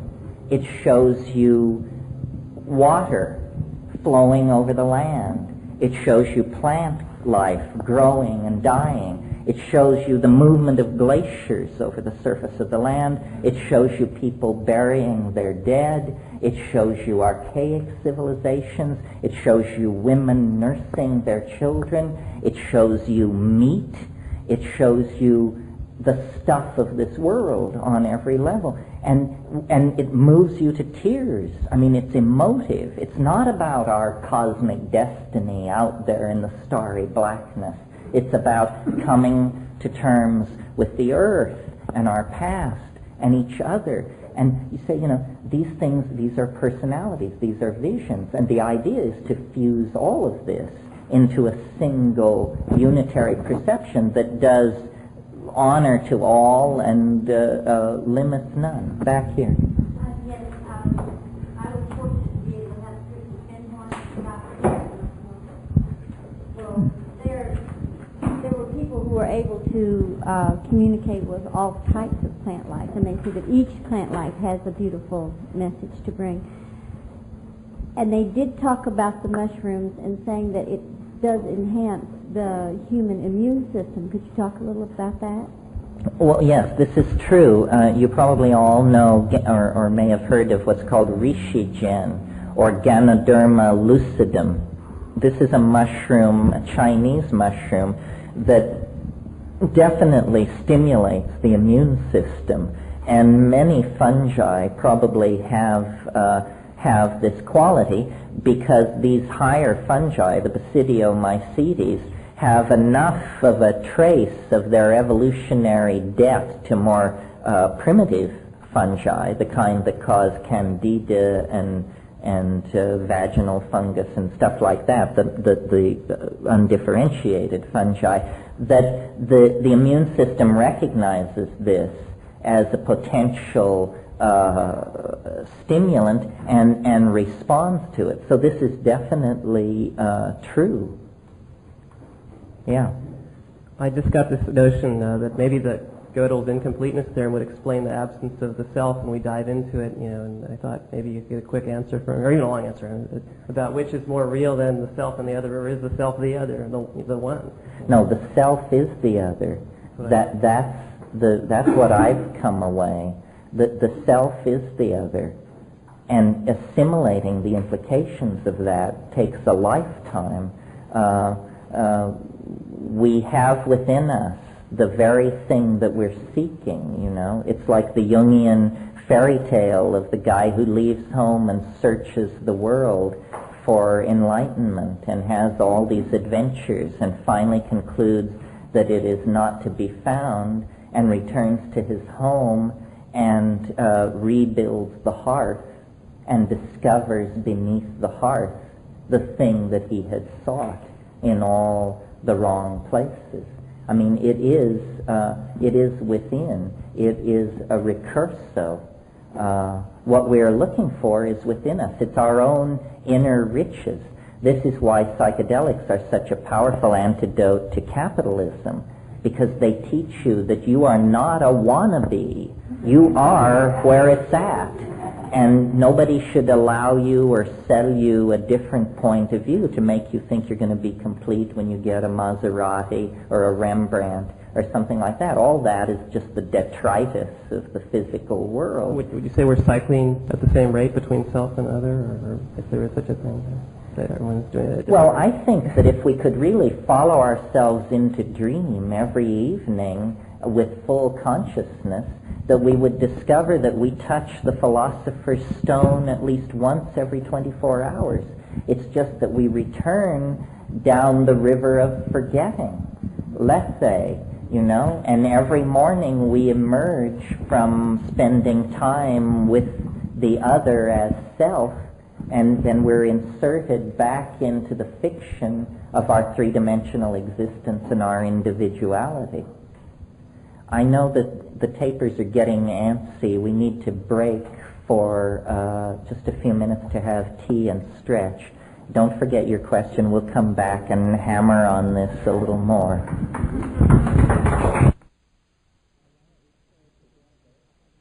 Why don't we pull together?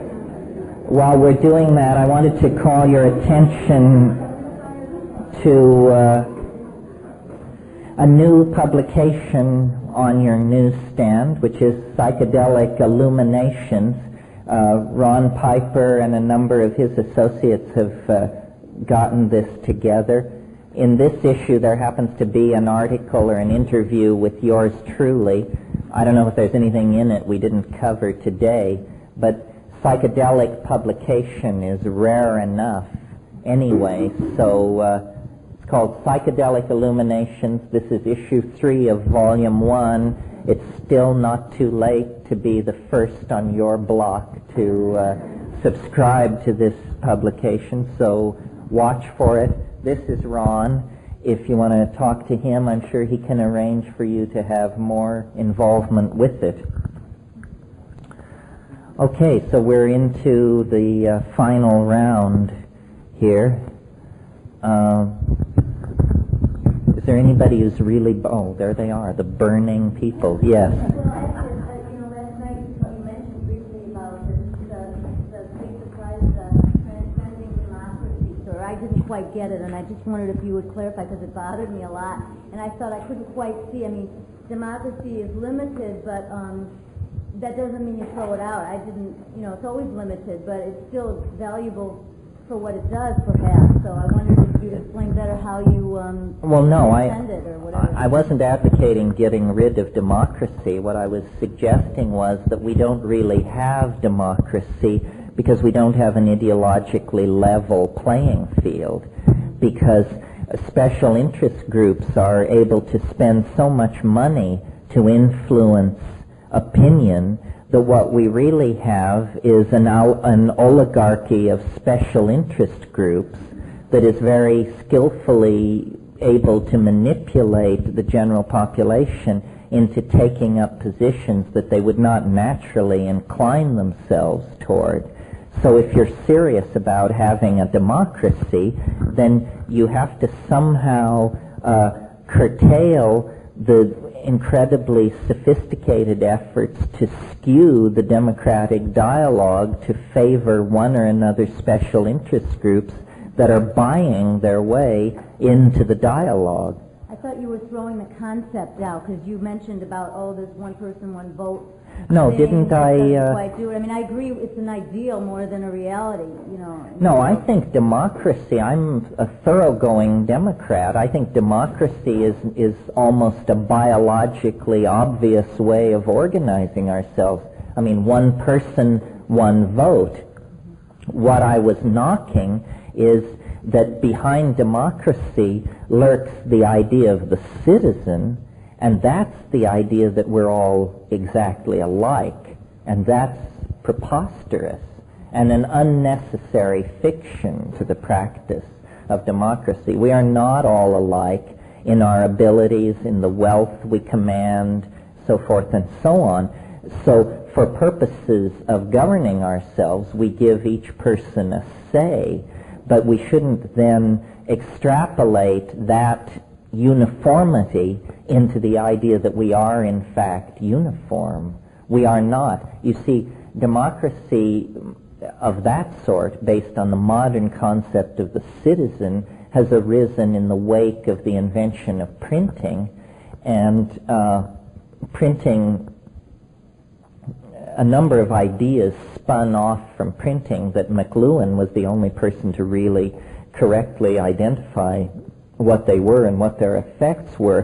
One is the idea of interchangeable parts, because print is a system of interchangeable parts. Once you establish a font, every lowercase e looks like every other lowercase e. What we are is more analogous to what you deal with in manuscript, where every e is sort of like every other e, but it contains individual variations imparted by the fact that it was drawn by a human hand at a given moment. We want to express our political wills through a system of equality, but we don't want to do damage to our individual uniqueness. And the point I was trying to get at last night is the concept of the citizen. It does erode the idea of our uniqueness to some degree. Yeah.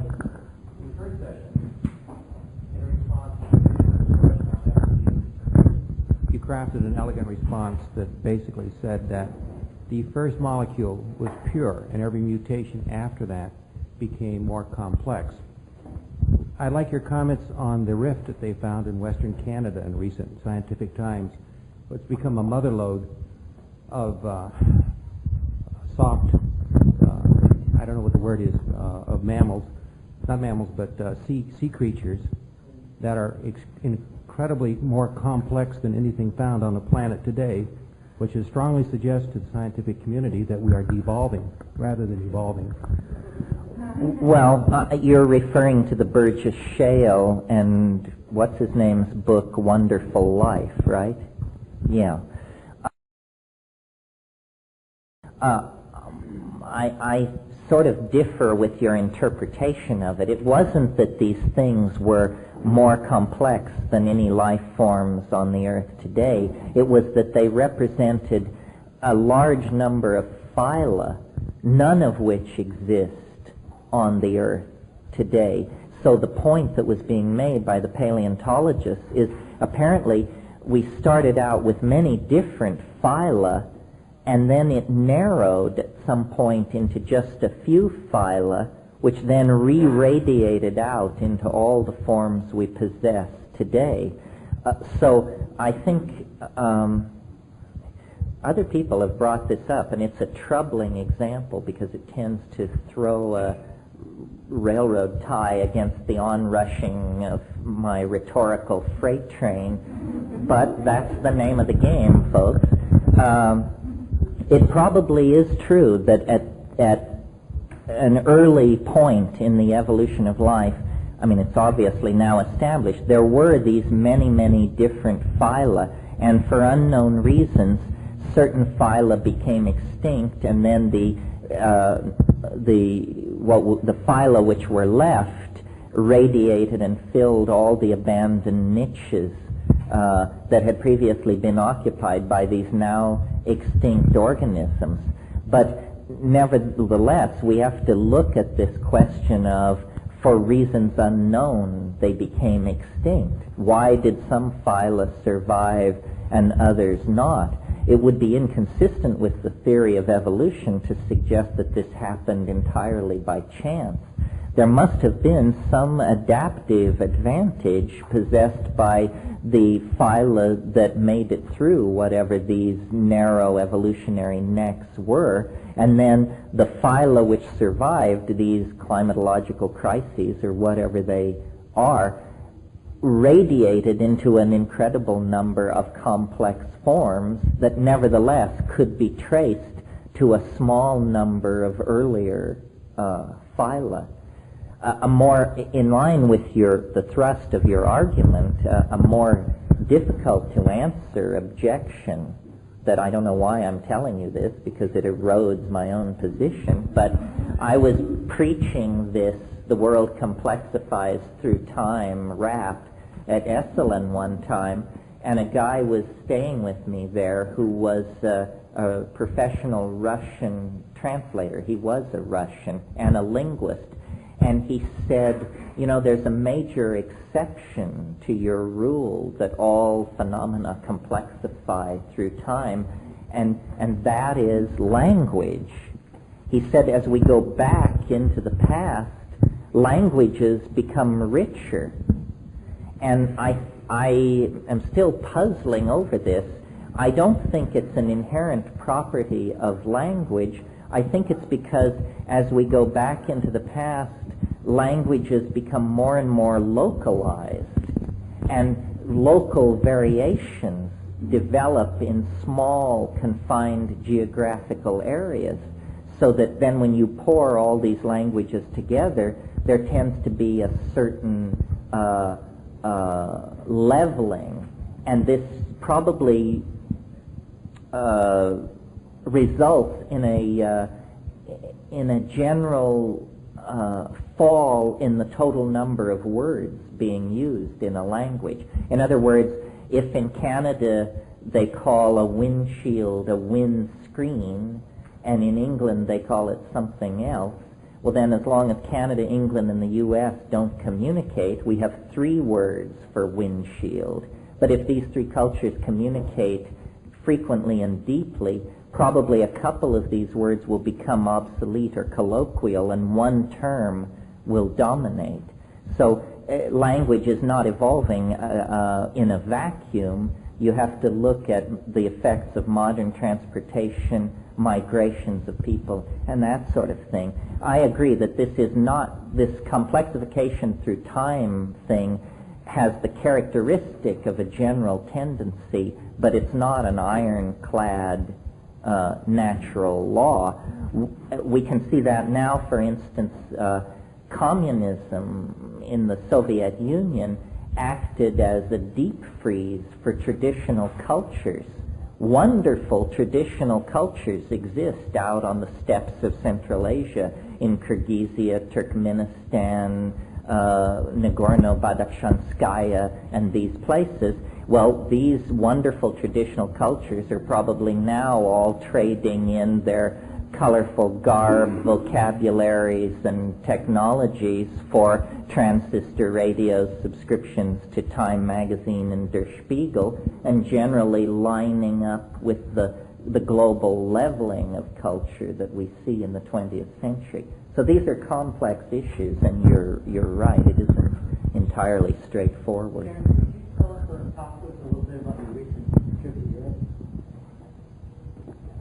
Do you mean the one to Prague or the one to Italy? Whatever you'd like to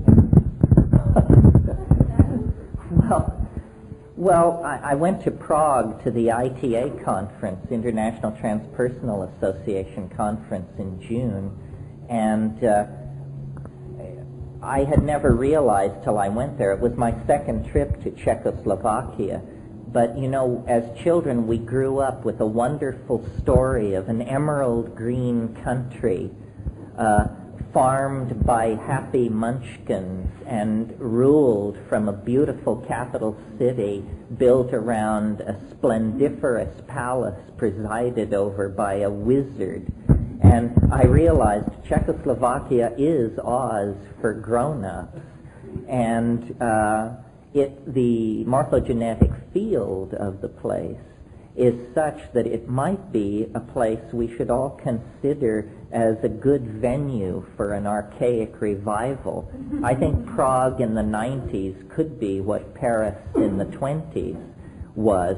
It is, after all, the capital of old Bohemia. You may not know why we are called Bohemians. You don't have to have a Slavic gene in your entire family tree and can claim yourself as a Bohemian. It's because Bohemia stood for individual freedom, eccentricity, the magical arts, the practice of the arts, and a science which more gently approached the union of spirit and matter.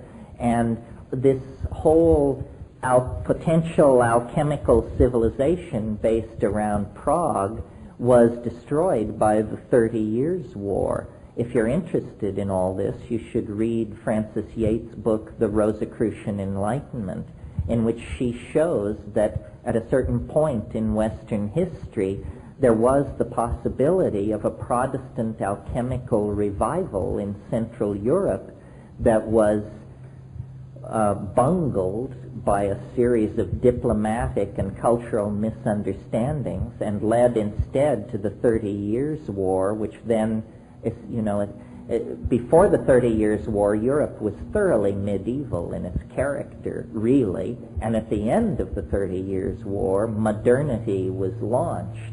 I mean, the absolute power of kings had been replaced by parliaments and peoples, and Prague, when the people who won the 30 Years' War got down to redrawing the maps of Europe, they made sure that Prague fell on the wrong side of the language line and became a place that spoke a language spoken nowhere else in Europe, Czech, instead of the language that had been spoken there before the 30 Years' War by the court, which was Italian.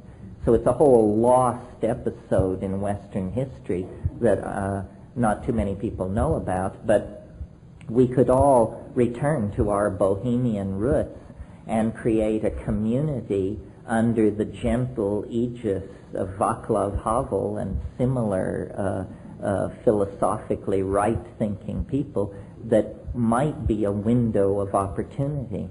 It's very important when you're trying to make social change that you find the proper resting place for your fulcrum, or a proper fulcrum for your lever, and the best place is outside the system that you're trying to move. And if we're serious about carrying on a major critique of American society, Prague might be an excellent place from which to do it, especially if by some nightmarish fluke of fate the knotheads currently in power are able to hang on. Sorry for that brief foray into politics. That's what Richard was trying to bait me into, yeah.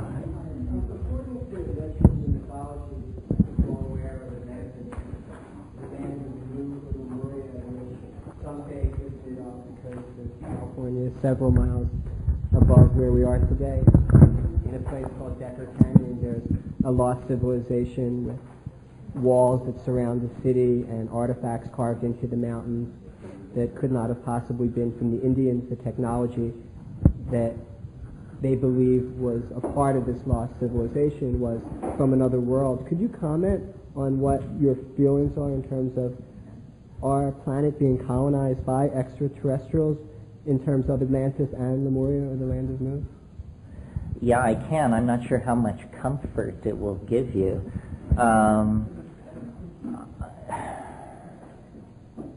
It seems to me an underwhelming proposition. In other words, if this happened, where is the evidence? There have been fabulous civilizations existing in the past, but their artifacts, their buildings, their earthworks are available to be visited and seen. It seems to me, in trying to build models, I try to follow Occam's razor. You all know what Occam's razor is? Hypotheses should not be multiplied without necessity. And I just find the lost continent anything an unnecessary hypothesis. I think there are lost civilizations, but I think we do a grave injustice to our dilemma and our accomplishments by thinking that anybody ever stood in this position before.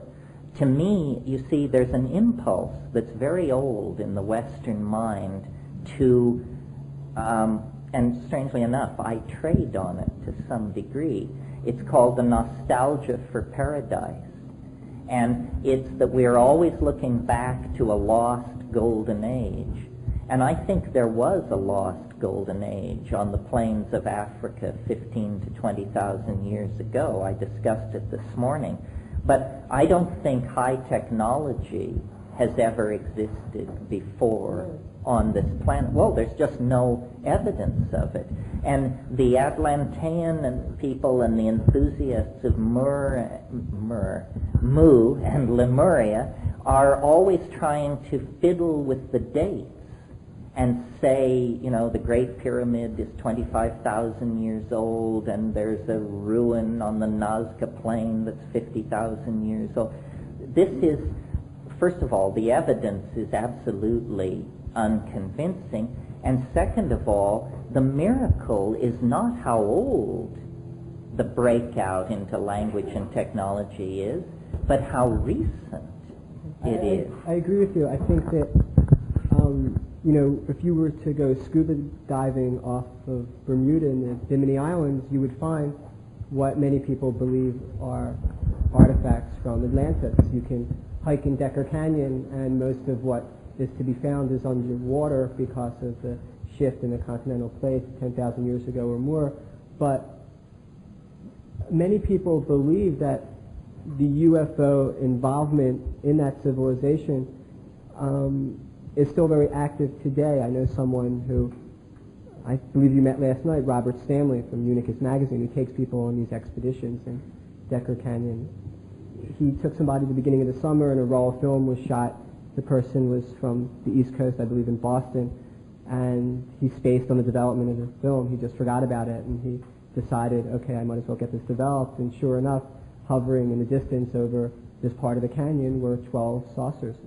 And it's a pretty obvious picture. I saw it last night for the first time. And I'm just curious because I think that a lot of us don't really deal with a lot of the information that's coming out right now because it's overwhelming. You know, it's almost like, wow. Well, I am prepared to be convinced, but I'm not willing to buy in without a fair amount of evidence. As far as UFOs are concerned, I've thought a lot about it. I've seen them far away, up close, and it's not what people say it is. And the problem, there are two phenomena. The UFO, who knows what that is, and then the UFO community. And my God, these people are much weirder than UFOs. I mean, the whole slew of them. And the whole problem with the UFO community is apparently these people have never heard about the rules of evidence. I mean, they're just full of revelation after revelation with absolutely zip to back it up. There are so many, I mean, you look at these UFO magazines. Well, do you want to believe Master Chen Thuk of the Nabungi system, or do you want to go with the Billy Myers crowd, or what's coming out of Brazil? I think Jacques Vallée in one of his books estimated that if you don't believe UFOs only appear where there are witnesses, and take the number of sightings seen by people and extrapolate that by the area of the surface of the Earth, you have to conclude that UFOs are coming and going from this planet at a rate of 12,000 a month. Well, my God, what kind of extraterrestrial contact is this? That 12,000 a month for 50 years and never a definitive piece of evidence. I was talking to one of the researchers on the fetal abduction thing. This guy was all excited. He said to me, you know, I've talked to 500 women who claim surgical removal of fetuses. And he said, And you know, the amazing thing, there's not a single sign of physical invasion of these women's bodies. And I said, whoa, Dr. X, doesn't this suggest something to you? And he said, yeah, advanced surgical techniques of which we have no knowledge. I said, well, yeah, but doesn't it, I mean, give me a break. So I think they have to operate in the light of the same evidence as everybody else. And their problem is that they claim to know too much.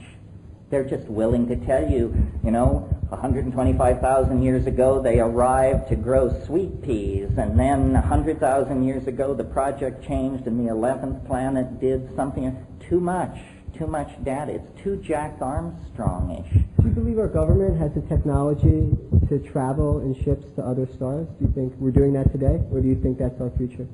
No, I don't think we're doing that today. I mean, we have a government that can't knock off a loudmouth in Baghdad, let alone travel to other stars. So you believe our space program, Pardon me? Space program is limited to what NASA tells us is the reality of what's going on, and that's basically it? You don't think there's like an underground or a whole network of societies and organizations within our government that are involved in research and technology?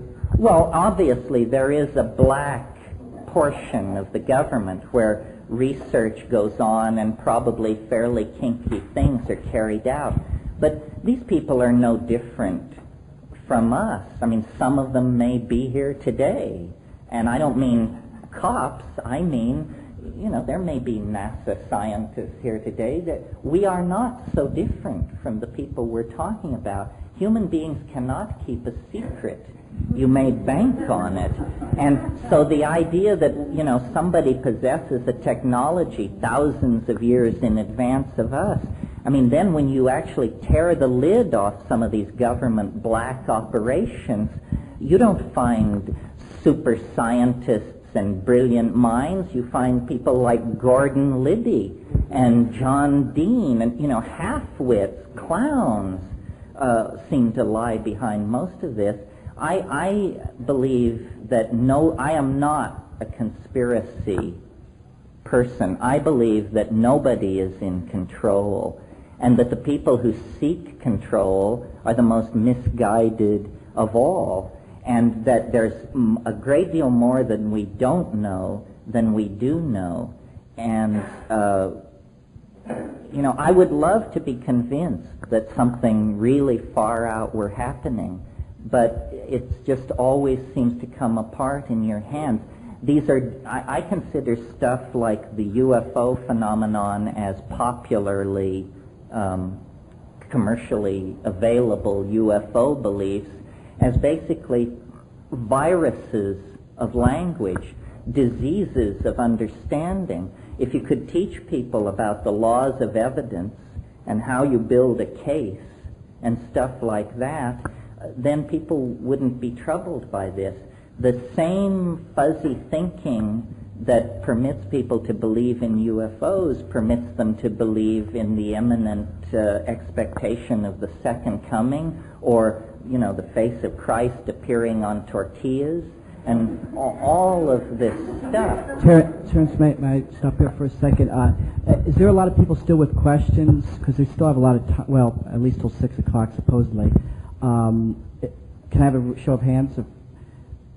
Okay, there's a few more, because we want to sort of limit the questions to one question per person and sort of one rebuttal from that so that everybody can get a fair share before we make a final. Is this a gentle hint to stop raving about UFOs? He's trying to make sure leave the UFOs. He doesn't want to hear any more about it. Oh, I see. Well, I say to the UFO people the same thing, you know, what can you show us? Drag it forth. Everything has to be judged on the same field. If you got something, spill it.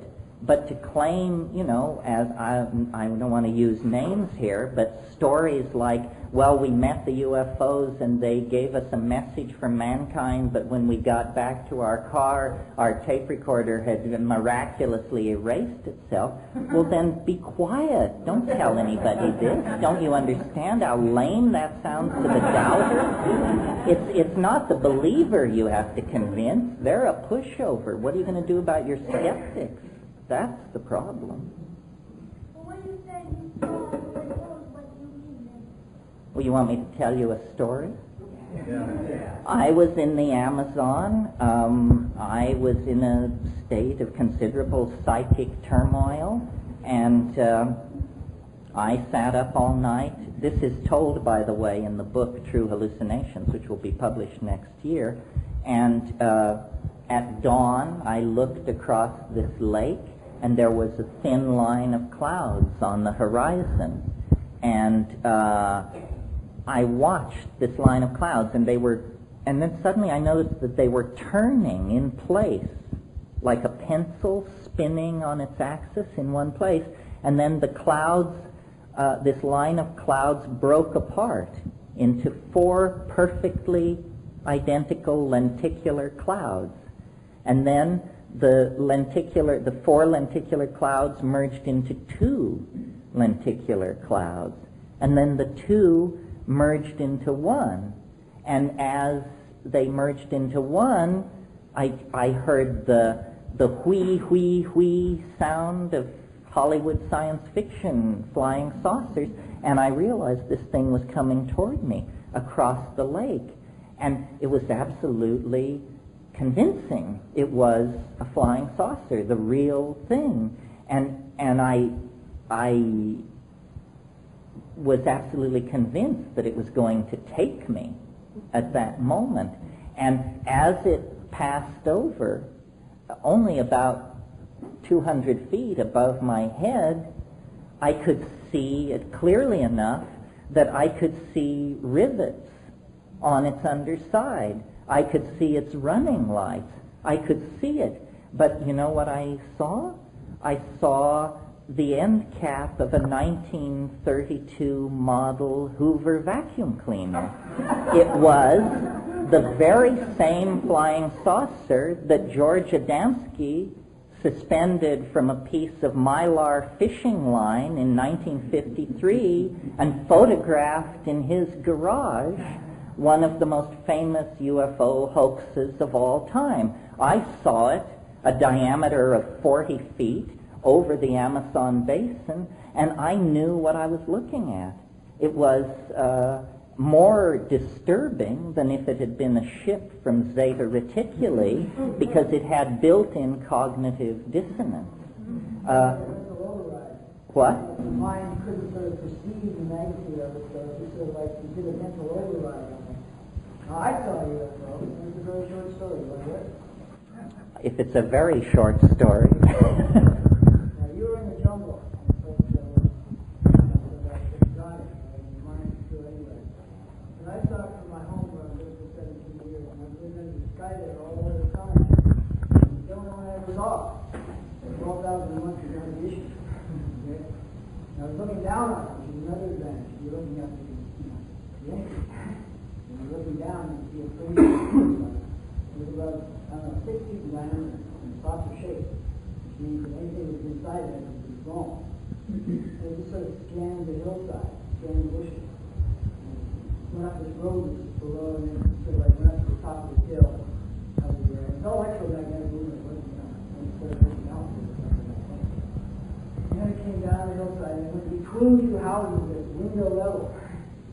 And then it went along some highway.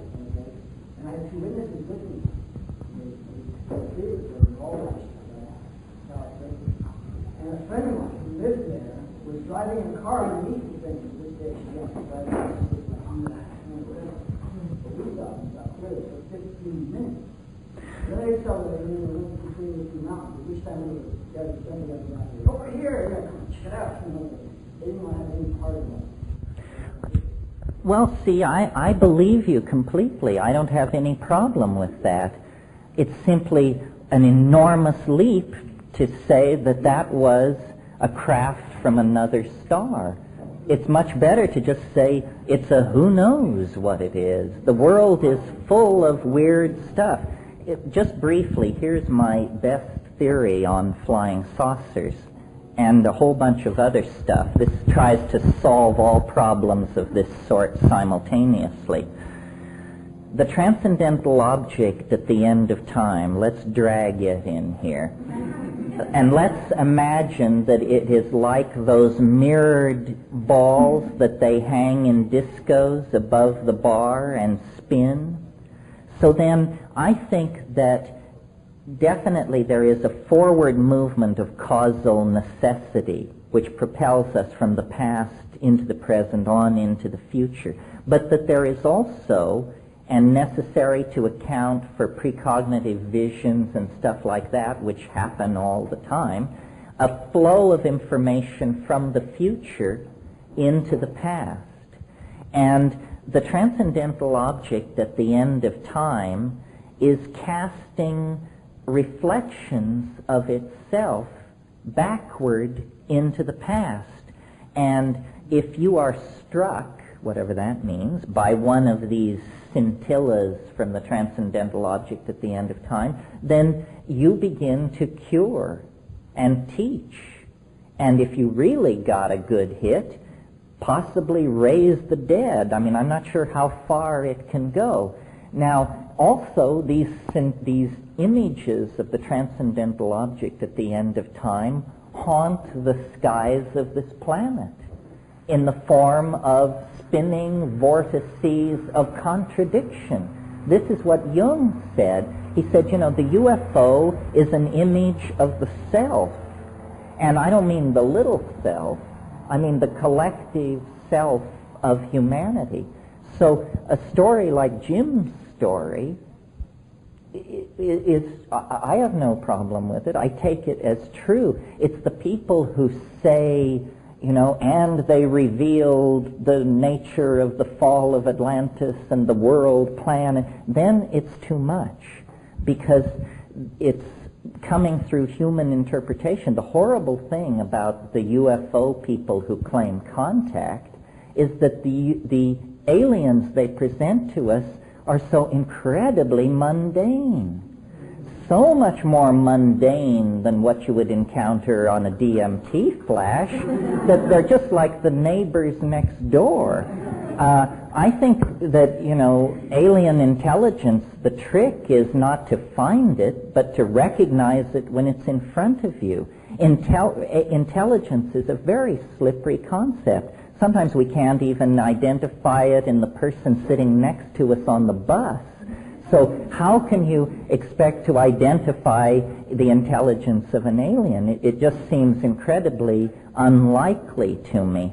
I think the world is a lot stranger than we suppose without evoking benevolent aliens who prefer vegetarian diets and who come from the stars. I mean, why do they so fit our preconception of what they would be? I mean, silvery humanoids.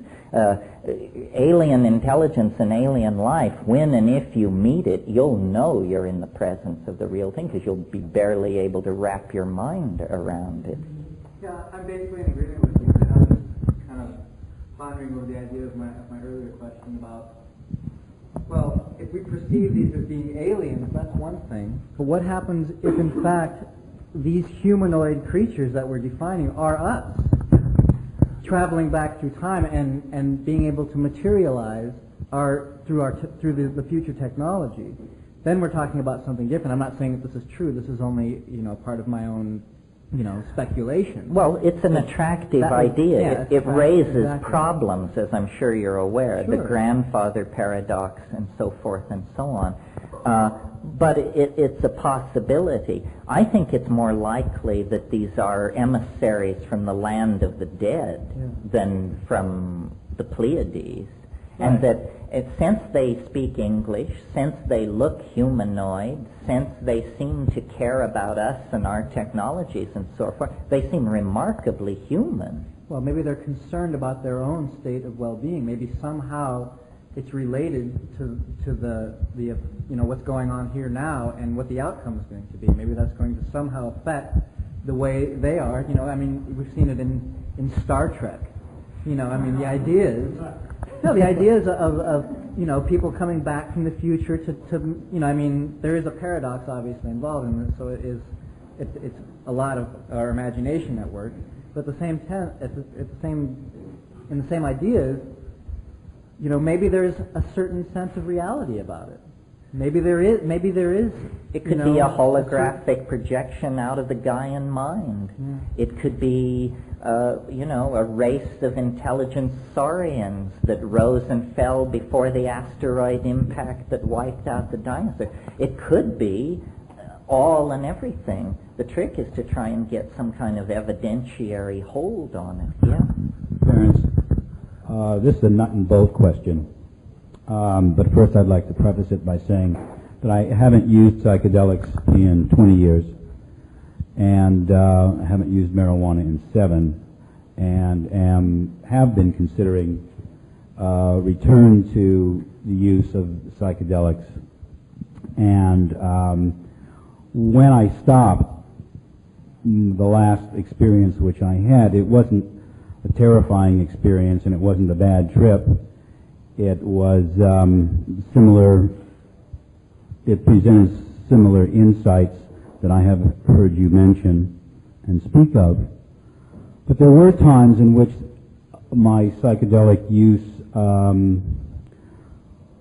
left me rather shaken and terrified, dealing with fear of death and crossing over the line. Though I have to say that my very first psychedelic experience was one which contained a death and rebirth experience. So I don't know why after that, but that's the nature of fear, I suppose. So the question is, it's a nut and bolt question. It's how does one proceed with the use of psychedelics after a long absence from it, and not make the mistakes and not run into the walls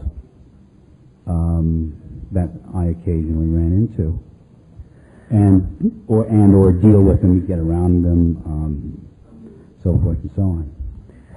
Well, I think the best protection against unpleasant experiences on psychedelics is to do it with care and attention in environments that are safe and low on sensory input. In other words, you don't take it and go to a crowded singles bar or even a rock and roll concert. I mean, if you have to combine psychedelics with rock and roll, do it with low doses. No, I took it in the desert and in the mountains. Well, this is the way to do it. It isn't always going to be ecstatic, but it's almost always guaranteed to be educational. There's no way you can seal yourself off from shock, because shock may be what you need. But you can, attention to it. I mean, fasting, going into it, cleaning yourself up, creating a safe space, not going to it if you've just been highly agitated by some emotional upheaval in your life, and then take a long time to integrate it and think about it. It's basically, in the best sense of the word, a religious activity, and and the intellect or whatever it is that lies behind it is very sensitive to your needs and your limits. And unless you approach it with a cavalier attitude, it will usually be very gentle with you. Now, this fear of death thing, though, is a hard thing to come to terms with, because we are going to die. It's scripted into the human experience. Culturally, there's a great deal of anxiety around this. And basically, I think what one has to do is simply ride it out in terms of advice as to what you do once you are in the middle of an unpleasant revelation. You can sing your way through that. You can smoke cannabis to shake up the pieces on the board, and you can just wait and put up with it. The real issue, you see, around fear on psychedelics is a surrender issue. The ego plays a trick on you, because the ego begins to dissolve under the influence of the psychedelic, and the ego sends you the message, you are dying. This is its last, most desperate ploy to halt what is happening, because the ego is dying. And to the degree that you identify with the ego, you'll be driven into a state of panic. That joke about the Lone Ranger and Tonto are surrounded by Indians, and the Lone Ranger says, well, it looks like the end of the trail, partner. And Tonto says, or he says, it looks like the end of the trail for us, partner. And Tonto says, what mean us, pale-face? A point and wish it luck, and it is, in fact, dissolved. And you can sing. It will respond to being sung to. I am terrified of psychedelics. I never take them without a sense of sickening dread pervading me. Because I figure, I stand up in front of people and preach this stuff, and if it wants to get me, it will really get me good. And what I say to it when I take it, I say, I am surrendering myself to you completely. Do what you will with me. Please don't hurt me. And if you must kill me, please do it quickly. But I know people who have tried to order it around, heavy male dominator types who want to beat information out of it. And my God, they have bad trips so terrifying that they never come back to it again, because if it decides to turn on you, it has resources that would make your hair stand on end. So he does it gently, reverently, and with a great deal of attention. I have some lessons that are given to me, fresh, healed, 7 years ago on my birthday. I still have them. Would they still be any good? Did you keep them in a dark, cold place? For 2 years, and then I moved on to a boat, and so, but they're in a dark place. Well, the way to tell is if the seal was so good that they are still cracker dry as a fresh saltine cracker, they're probably all right. But what tends to happen with mushrooms under the best sealing conditions is they resorb water. And if it's rubbery at all, or even bendable, then it's probably degraded and it's not any good anymore. Another thing, let me say before I leave this, if you're really serious about taking this into your life and you really want insurance against unpleasant experiences, then learn to grow them. This catapults you into a whole different category of relationship to it, because it gives special privileges to growers. It's like premier class on United Airlines or something. You get to board first, and you get a wider seat and a better meal and a good movie. So, and if you can grow it, it will teach you the qualities that you must have to take it, which are attention to detail, sensitivity to incremental changes, scheduling, cleanliness, so forth and so on, and will reform your character sufficiently that you can then probably take it without fear. Yes, this lady over here. To my children about this, I have an 11-year-old daughter and a 14-year-old son. I talk to them exactly the way I talk to you about it. I say there are good drugs and bad drugs. There's no such thing as the drug problem or the drug issue. Part of the way the establishment has muddied the water is by impoverishing our language about these things. Name a drug and I'll tell you what I think about it and how you should relate to it. I've seen people destroy themselves on cocaine, heroin, alcohol. I've seen people get nutty behind tobacco, religion, fascist politics, fundamentalism, And I say, you know, if you're going to take a drug, and if you want to take a drug, talk to me about it. If you want me to take it with you, and I think it's a worthwhile drug, I will. If I don't think it's a worthwhile drug, I will tell you why. But it will be a real reason, and you will find out that I'm not putting you on, and I haven't had any problem. I think we infantilize not only our children, but ourselves on this issue. Some drugs are bad, some drugs are good, some drugs are trivial, and then there are styles of taking drugs. The way I think psychedelics should be taken is it's a kind of paradox. Rarely and at high doses, so that you never are comfortable. I'm not peddling comfort here, I'm peddling revelation. So you must take what are called heroic doses, more than you want to take. That's the correct dose, and less frequently than you want to take it. That's the correct timing. And then each time it will blow your mind to shreds and positively feed into the rest of your life. The people who think people who take psychedelics are into escape don't know what they're talking about. I mean, escape into what, for crying out loud?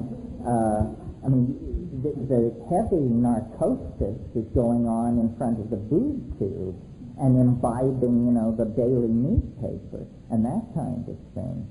So it's basically you've got to level with your kids, ever more so now because lying has become official policy. You know, I mean, I can't believe the crap I see on television in these anti-drug ads. Marijuana is the gateway drug to hard drugs. You know, tobacco and alcohol are the gateway drugs to hard drugs. Don't let anybody kid you. And so forth and so on. So it's a matter of informing ourselves and then informing our children and then teaching them how to do these things. It's a lot like sexuality. When nobody mentioned it, you learned in the gutter, and that usually meant that you got your girlfriend pregnant at age 19 and had a shotgun marriage and lived a life of agony and repression in the service of phony social values from that point on. We have to educate ourselves.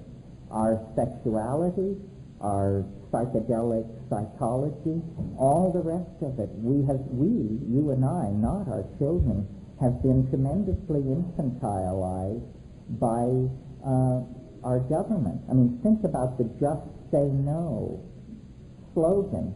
What that means is don't think about it, don't inform yourself, just say no. Behave, in other words, like an idiot. This is not serviceable. And, pardon me? Yeah, why ask why? The empowering of institutional ignorance. It's unconscionable. This is the kind of art. These people make such a strong argument for the legal regulation of advertising that they would do well to step back. They may find themselves in a situation that they find very uncomfortable. Yeah, I mean, freedom of speech is not freedom to subvert the human enterprise. Freedom of speech is freedom to advocate and to argue and to respond to arguments, but not to stack the deck against truth and clear thinking and relative truth. No. If nominated, I will not run. If elected, I will not serve. Hi, I'm a recovering alcoholic, and I've in sobriety used psychedelics several times. And being human and not being able to keep a secret, I told this to my sponsor in AA a couple weeks ago, and she's throwing a fit. Let's see, I don't feel that it's a problem or that it's taken away anything from my sobriety. If anything, it's enhanced it. But I'm having a hard time articulating to her why I don't see this as a problem. I was wondering if you could address how to reconcile the use of psychedelics within 12-step programs and I've heard that I heard at another workshop of yours that there are people doing this, and I wonder if you... I don't want to name names, but the top people in AA are entirely pro-psychedelic. They have told me this. Addiction, repetitious abuse of substances has very little to do with this. Where I differ with AA, as it's generally presented, is the idea that all things are to be looked at the same. Again, this Luddite approach, where you simplify no matter how much damage it does to the complexity of the issue. A 12-step program is another form of infantilization. The whole idea of addiction as disease is a way of lifting responsibility off people. After all, if heroin addiction is a disease, then it's just sort of like the flu or gonorrhea. It's something which happened to you and it's very unfortunate, but you don't need to examine your own attitudes or psychology. This is in fact what we need to do. We have to take responsibility for our action. And I think that the 12-step thing is way out of control at this point, because there's a 12-step program for everything. I think, responsible activity, whether you're talking about drugs or managing your finances or your sexuality, there's no substitute for it. And you can't have a set of rules that will be sufficiently sophisticated to be a working substitute for intelligent decision-making. A lot of times 12-step also has a diversion to it that a lot of times, I have a friend who's also been in the program for 5 or 6 years, and he's so convinced of the whole thing about the Bible and the whole prophecy and everything that he's basically an alcoholic still. He hasn't come to terms with the problems yet at all. I mean, he's the same person with only one substance less than he had before. There's no substitute in politics, in psychedelics, in sexuality, in UFO hunting. There's no substitute for clear thinking and a reasonable knowledge of the rules of evidence. And if somebody's pushing some form of hype at you, you need to have your crap detector out and working, because there's a lot of crap out there. And some of it well-intentioned. It can be well-intentioned and still lead you down the primrose path. So what do you feel about this new discovery about genetic age controlling? Very interesting. Genetic designing, preventing age or prolonging aging. You mean life extension? Yeah. I mean, it's inevitable. What do you feel is going to happen with that? Well, so many things are happening at once. This is just part of the mix. I don't think we want to live forever. I mean, somebody said death is nature's way of making room for next year's model. And there's something to be said for that. I really think that death is what it's all about.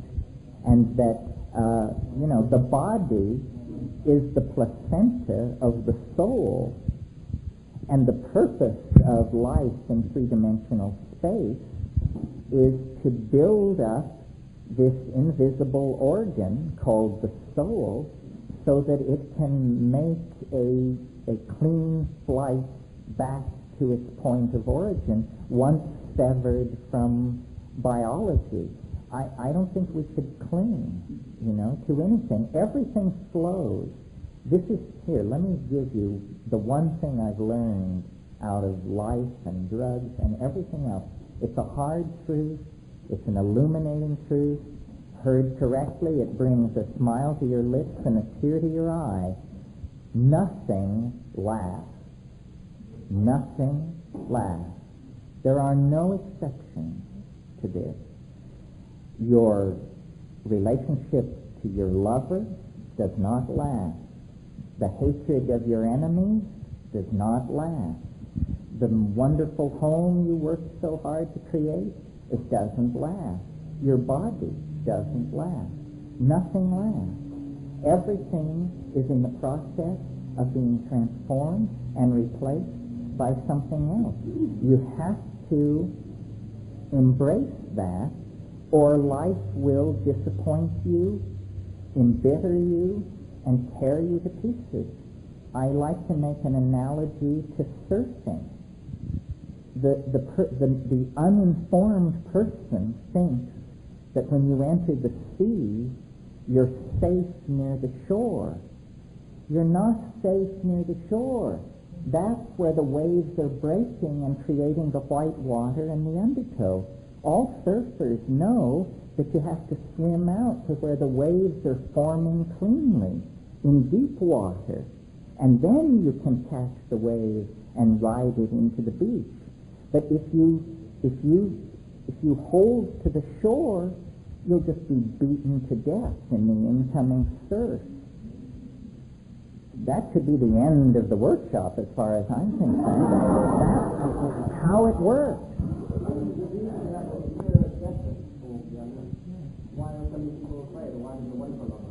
Well, because science has so thoroughly convinced us that the yawning grave is the end of the story. It's presented as the absolute terminus of your existence, when in fact, I believe, I think I said this last night, this is as dead as you can get. So the challenge is not how to face death. The challenge is how to come to terms gracefully with the prospect of eternity. The only thing the only exception to nothing ever lasts is maybe the spirit itself. Maybe that's the only thing that is eternal. But it is constantly transforming. Right, but on the deepest level of pure spirit, that is probably something that has reached through all of time, beyond time. Maybe that's well, it's outside of time. Yes, you can exit time, and then you exist in eternity, yeah. Reincarnation? Again, the evidence is inconclusive. There is some evidence, stories, we all know them, but the idea that it happens to everyone seems an unnecessary hypothesis based on the idea that it happens to some people. I would like to think that we move on. I would like to think that there is a kind of ascent through existence. I'm open to the possibility of reincarnation, but again, underwhelmed by the evidence. See, maybe I should say a little bit about my own psychology, because I always get into these wrangles with people. I'm sort of presented as a person on the fringe of the New Age or something like that. I don't consider myself a New Ager at all. I got where I am through doubt, skepticism, lack of belief, hard-headed reason. And I've gotten, I believe, further into weirdness than the channelers, the people who are talking to the UFOs, and all the rest of them. They're such pushovers. I mean, the first voice that comes along from the invisible world, and they're ready to sign on to whatever gibberish is being pushed. I think you can be a rationalist. I think you can demand hard evidence, and still, this will not push magic out of your world. Real magic doesn't demand dewy-eyed believers offering sacrifice at its altar. Real magic is real. It exists for skeptics, not believers. So the technique is not to believe, not to stay in your comfortable cultural situation and believe the first weird rap that comes down the pipe, or the second, or the third. The way to do it is to be hard-headed, rational, demanding, but explore edges. Push the edges. Within, and also within the world. So if you hear that someone in India can raise the dead, fly to India. Put yourself in front of them and say, would you please raise the dead? And if they say, oh, I only do it on Tuesdays, or come back in April, or you're not ready, then you just put them in the fraud column. and this has always worked for me. I just say, you say you've got the whammy, what can you show me? I went to India. Don't get me started. It is a spiritual bargain basement of the sleaziest sort. I went to South America with the same question.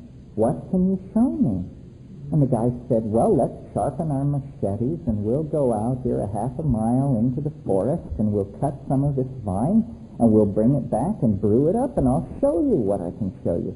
None of this kiss my feet, sweep up around the ashram 10 years, memorize 50,000 lines of the Avakasamsa Sutra or that kind of malarkey. If there's any assumption of hierarchy, head for the door. If somebody's telling you that you're little and they're up, head for the door. It's a con of some sort.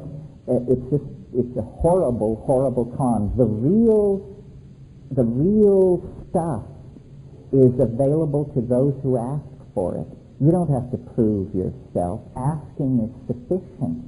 And none of these scams can compete with psychedelics. That's why they inveigh against it so furiously and tell you that it'll rend holes in your aura and all the rest of the malarkey that is brought against it. Give me a break. So the thing to do is explore edges, push hard, and then use your ordinary good sense to tell ships and shinola, and you will move much faster than the people who are worshiping at the feet of this or that beady-eyed weasel who set himself up with a non-profit foundation and a line of bunk that's being published by the devoted slaves and peddled in airports or whatever. That's just horrible, all that stuff, horrible. In response to something that was said earlier, I've been fascinated with psychedelics since my first experience when I was 17, and I, have struggled with finding out about the mechanics of painting and growing mushrooms, and over the last couple of years I've finally met with some, with relative success, and I just like to offer, if there's anybody who sincerely, it's a frustrating process when you first start. If there's anybody that, is seriously interested, I'd be glad to give them a little help. This is an incredibly generous offer. It's very hard to learn to grow mushrooms unless someone shows you how. My book that I wrote with my brother is the best we could do, but it's like reading the instructions for putting together an electric train or something, If somebody will just show you, it becomes transparent. So nobody has ever said this at any workshop I've ever been. If you're interested, do not let this gentleman slip through your fingers. That's a book that's available. I'm trying to think of the guy's name. Anything with Paul Stamen? Yeah, the title of it's The Mushroom Cultivator. By Paul Stamen.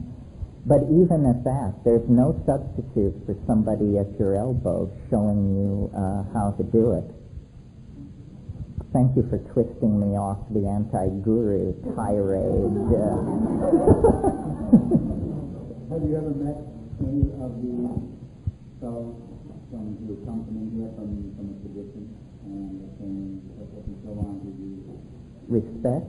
respect and Well, I make a differentiation. I'm not saying that the Hindu tradition or the yogic tradition is phony. I'm saying that we misconstrue its intent. What these traditional teachings deliver, if they are working right, is they deliver wisdom about how to live. That's what a great guru can teach you. And that's not what I'm trying to teach you. We're talking here about using psychedelics to blow ourselves into another dimension. This goes to the question hours ago about the role of psychedelics in the spiritual program of advancement. I don't claim that you will become a spiritually advanced person. I don't know what a spiritually advanced person is. What I claim is that you will contact a dimension of experience inaccessible by any other means if you will pursue this. And then you may decide that that's fine. You verified that everything I said is true or true enough, and now you don't ever want to do that again and go on with your life. Or you may be able to make some good of it. It is no substitute for ethical activity or moral sensitivity. It is no substitute for moral sensitivity. Moral sensitivity you don't cultivate in silent darkness in your bedroom with the telephone unplugged. Moral sensitivity is visit the sick and imprisoned, heal the sick, bury the dead, instruct the ignorant. That's what moral sensitivity is about, and people don't want to hear that.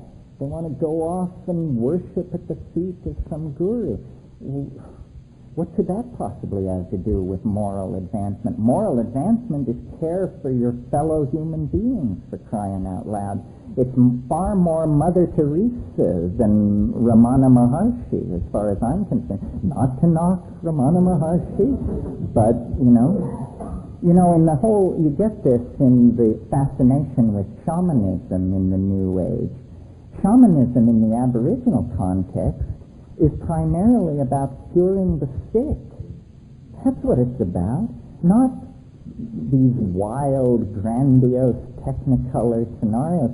My God, you can read 14,000 pages of Carlos Castaneda and nobody ever cures anybody of anything.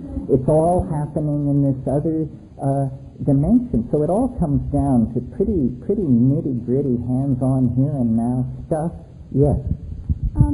I noticed that after a hallucinogenic activity and you're by yourself or you're seeing you're in nature, a sort of empathetic consciousness happens to where you're more in tune with the surroundings, the animals and the plants, as though they could interspeak to your consciousness and you can sort of with them. I wonder if anyone else experiences that, or if it's derived from just eating mushrooms and not the other one. It seems like a more organic, like a meshing of information that's coherent in everything that exists, that's alive, that you tap into, that feeds into you also, and you affect the surroundings somewhat. The animals and everything sort of are affected by your presence in being there. Well, this is what I call this reestablishing of a relationship to the Gaian mind. This is what the ego blocks us from, is this relationship to nature as though it were a kind of partner and a companion. The whole problem with the modern situation, earlier I defined it as ego, here's then a behavioral definition of it. Our problem is that we cannot feel the consequences of what we're doing. We can talk about the spread of AIDS, the ozone hole, the toxification of the ocean, but if we could emotionally connect with it and feel, we would have the political reformation we're waiting for later this evening. So, and what you're talking about, I think, is the feeling that comes when nature is suddenly perceived to be vibrant, alive, full of an intent to communicate, and caring of humanity. Women, I think, are closer to this than men, but in the context of our civilization, we're also screwed up that comparing the differences between men and women in regard to that hardly matters. We have to re-empower our emotions. We've gone way out of line in terms of the rational mind and have completely deadened our emotional receptors to the consequences of what we're doing. Yes. There's one thing you mentioned earlier about conspiracy theory, and not subscribing to that directly. I'm sorry, I didn't hear the last. You had mentioned about conspiracy theory and not subscribing to it directly as a theory, and I can appreciate that. But I think we have to look at it in more detail and maybe from some other angle to get more out of that. Maybe the terminology doesn't fit. But in the 60s, having lived through that era, we, I think, really touched on what democracy could be. It really was a different relationship between people for a short period of time. And I remember how it dissolved as the 60s went on and the 70s came, and what we've all experienced for the remainder of the 70s into the 80s and now the 90s. I think it's been very dramatic change. I think that to subscribe that it's happenstance would be folly. To say completely that the CIA, as an example, although I have no information and don't even want to have it, tested something and then let it go because it didn't fit their needs completely, may not be the whole story. For example, you talked about drugs, natural especially, but drugs in general can be inhabited as time goes on by those who experience it. And let's say, for example, as a theory, that those who experienced that democracy early in the 60s were inhibited from further experiencing, were disassociated from it by safe houses, by whatever systems were developed, such that those drugs could be inhabited in a different way over a period of time. Rather than resulting in democracy, perhaps they result in Brave New World or some system of control. It seems to me like there may be a theocracy rather than a democracy that's ruling, and that there may be a thought process that is guiding. And one of the reasons we see these, when we look inside of these institutions like the Center for Disease Control, the National Institutes of Health, the White House, one of the reasons we see these bungling people is because those are the only people who really can fill these roles. Not because there is nothing of intelligence behind that's guiding them. And when I say intelligence, I don't mean positive intelligence. So I feel like we have to, or it would be helpful for us to keep in touch with the idea of something going on, something guiding and counter-guiding. That, as you said about evolution earlier, that evolution really is the moving toward a goal. I think that those who plan for 500 years in the future, and there are people that do that, and those that may have a theocracy may see that goal and not want that. They may not want the free use of materials on this planet to flow freely between all people. Once that happens, you have whatever democracy truly is. I mean, even that would transform to a new word, a new name. So I feel there is something going on. I feel that psychedelics do allow one to penetrate through the veils that are created. I think that's why they're detrimental. That's why they're a quote-unquote controlled substance. You know, in the medical schools and in the research field, the reason there's so much cowardice and fear is because people lose their jobs. Literally, they don't even know why they lost them. If you go to the UCLA Medical School Library and read in some of the more technical journals on synthesis and other areas related to this, you will find in the corners of the book people's notes about what their experiences were. That's the source of information. That's where it's being spread. It's the only channel open. There are people all across this nation and elsewhere trying to do things. They have no avenue, and if they step out, they're cut off. Same way as in cancer therapy, the same way as in other areas where this powerful dynamic life that we are should emerge. I think it's a theocracy behind it, something that's known. So I just wanted to present Well, that. I think there are a lot of groups, let's say, that aspire to control society. I just don't think anybody is succeeding. I don't think that the world we're living in is the result of anybody's conscious agenda. To take LSD, for example, and again, I always go back to Occam's razor. The simplest explanation for what happened to the psychedelic revolution in the 60s is that it self-corrupted itself. It didn't require the CIA to ruin it. When you have a situation where a graduate student in biochemistry and his roommate with a trust fund can get together and pool their money and intelligence, and over a long weekend produce 5 or 10 million hits of LSD in a small apartment, what you are going to get out of that is criminal syndicalism, pyramidal organizations for the purposes of making money. And that is clearly what destroyed LSD. I mean, I lived through it. The San Francisco Oracle and people like that were pleading, don't sell acid. Give it away. Give it away. As long as you give it away, it will be pure. And some people weren't interested in enlightenment. Some people wanted, houses in the hills and Maseratis. So it is our own nature that conspires against us, not the dreams of the CIA. I mean, don't forget, George Bush once ran the CIA, for God's sake. That's the level of competence that agency can get together. That's the first one of the CIA witnesses behind that, because I don't think they are that intelligent. So that doesn't mean there isn't intelligence that exists that can do that. I think that's... But why hypothesize it if there's no evidence for it?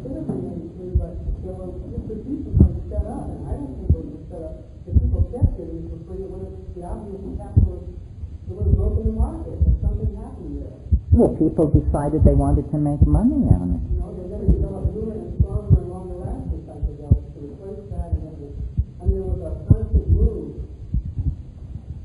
away from more of a psychedelic experience to more of a, it became very destructive. And I don't think it was primarily financial. What was it primarily? Control of what?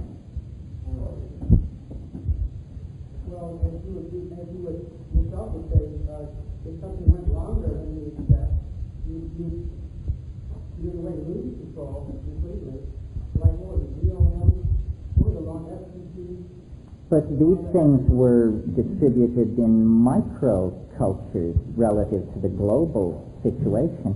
I mean, I don't deny that there are people who seek to subvert the natural development of the social agenda. I just think that it's an impossible proposition. I mean, the real conspiracies are the Catholic Church, the World Bank, the IMF, and they don't think of themselves as conspirators. They think of themselves as 1,000-year-old organizations, not in the case of the IMF, but... organizations that simply are allowed to receive the grant money to do what they're supposed to do. Say what? They're the ones that decide.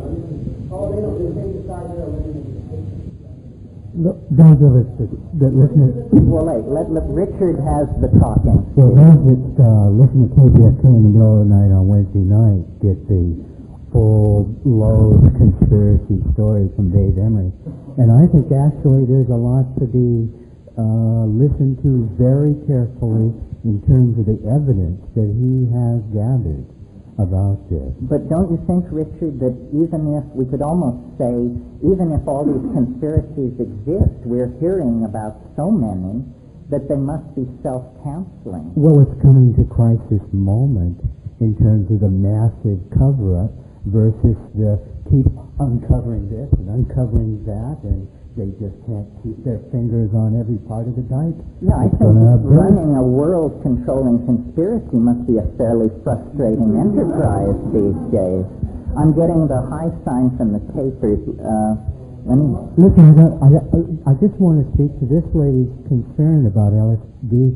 LSD was used in the 60s for alcoholic rehabilitation very successfully. Single doses. And only, when the government put its thumb on LSD research was this stopped.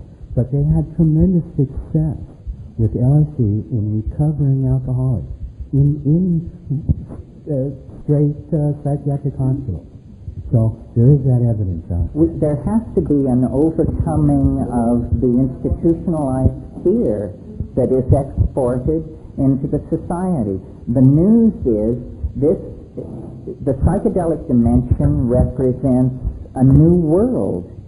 And, we can go into it and enslave the Indians, or we can go into it and save our souls. And it's going to be guided and controlled, I think, by the informed decisions of rational individuals. And it's up to each and every one of us to make sure that we fall into that category. This is the best kept secret on this planet. It is your birthright, as much your birthright as the sexual experience, but more easily evaded, more easily distorted. And so there's a certain responsibility on each of us to try and educate and inform ourselves and then integrate it into our lives. We no more know what it's for than we know what electricity or wind is for. It can be used for all kinds of things.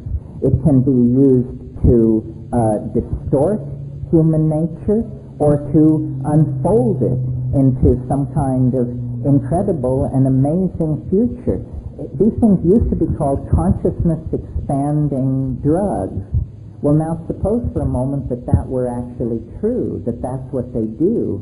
If consciousness does not loom large as a part of the human future, then what kind of future is it going to be?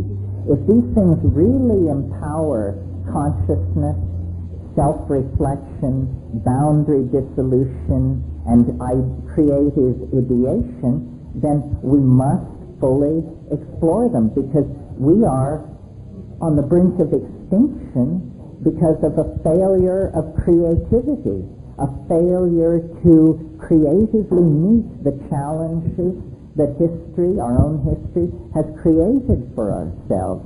We have to claim our birthright.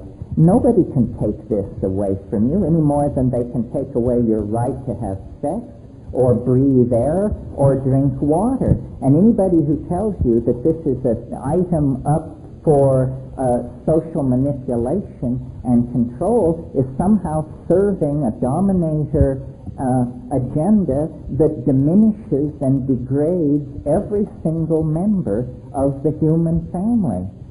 It is a true mystery. It's a doorway out of the dead end of Western history. It's the return path backward to the shamanic paradise that existed before history. If you don't believe what I'm saying, do the rational thing. Check it out. Thank you very much. Thank you. Thank you, Terence. Tapes up.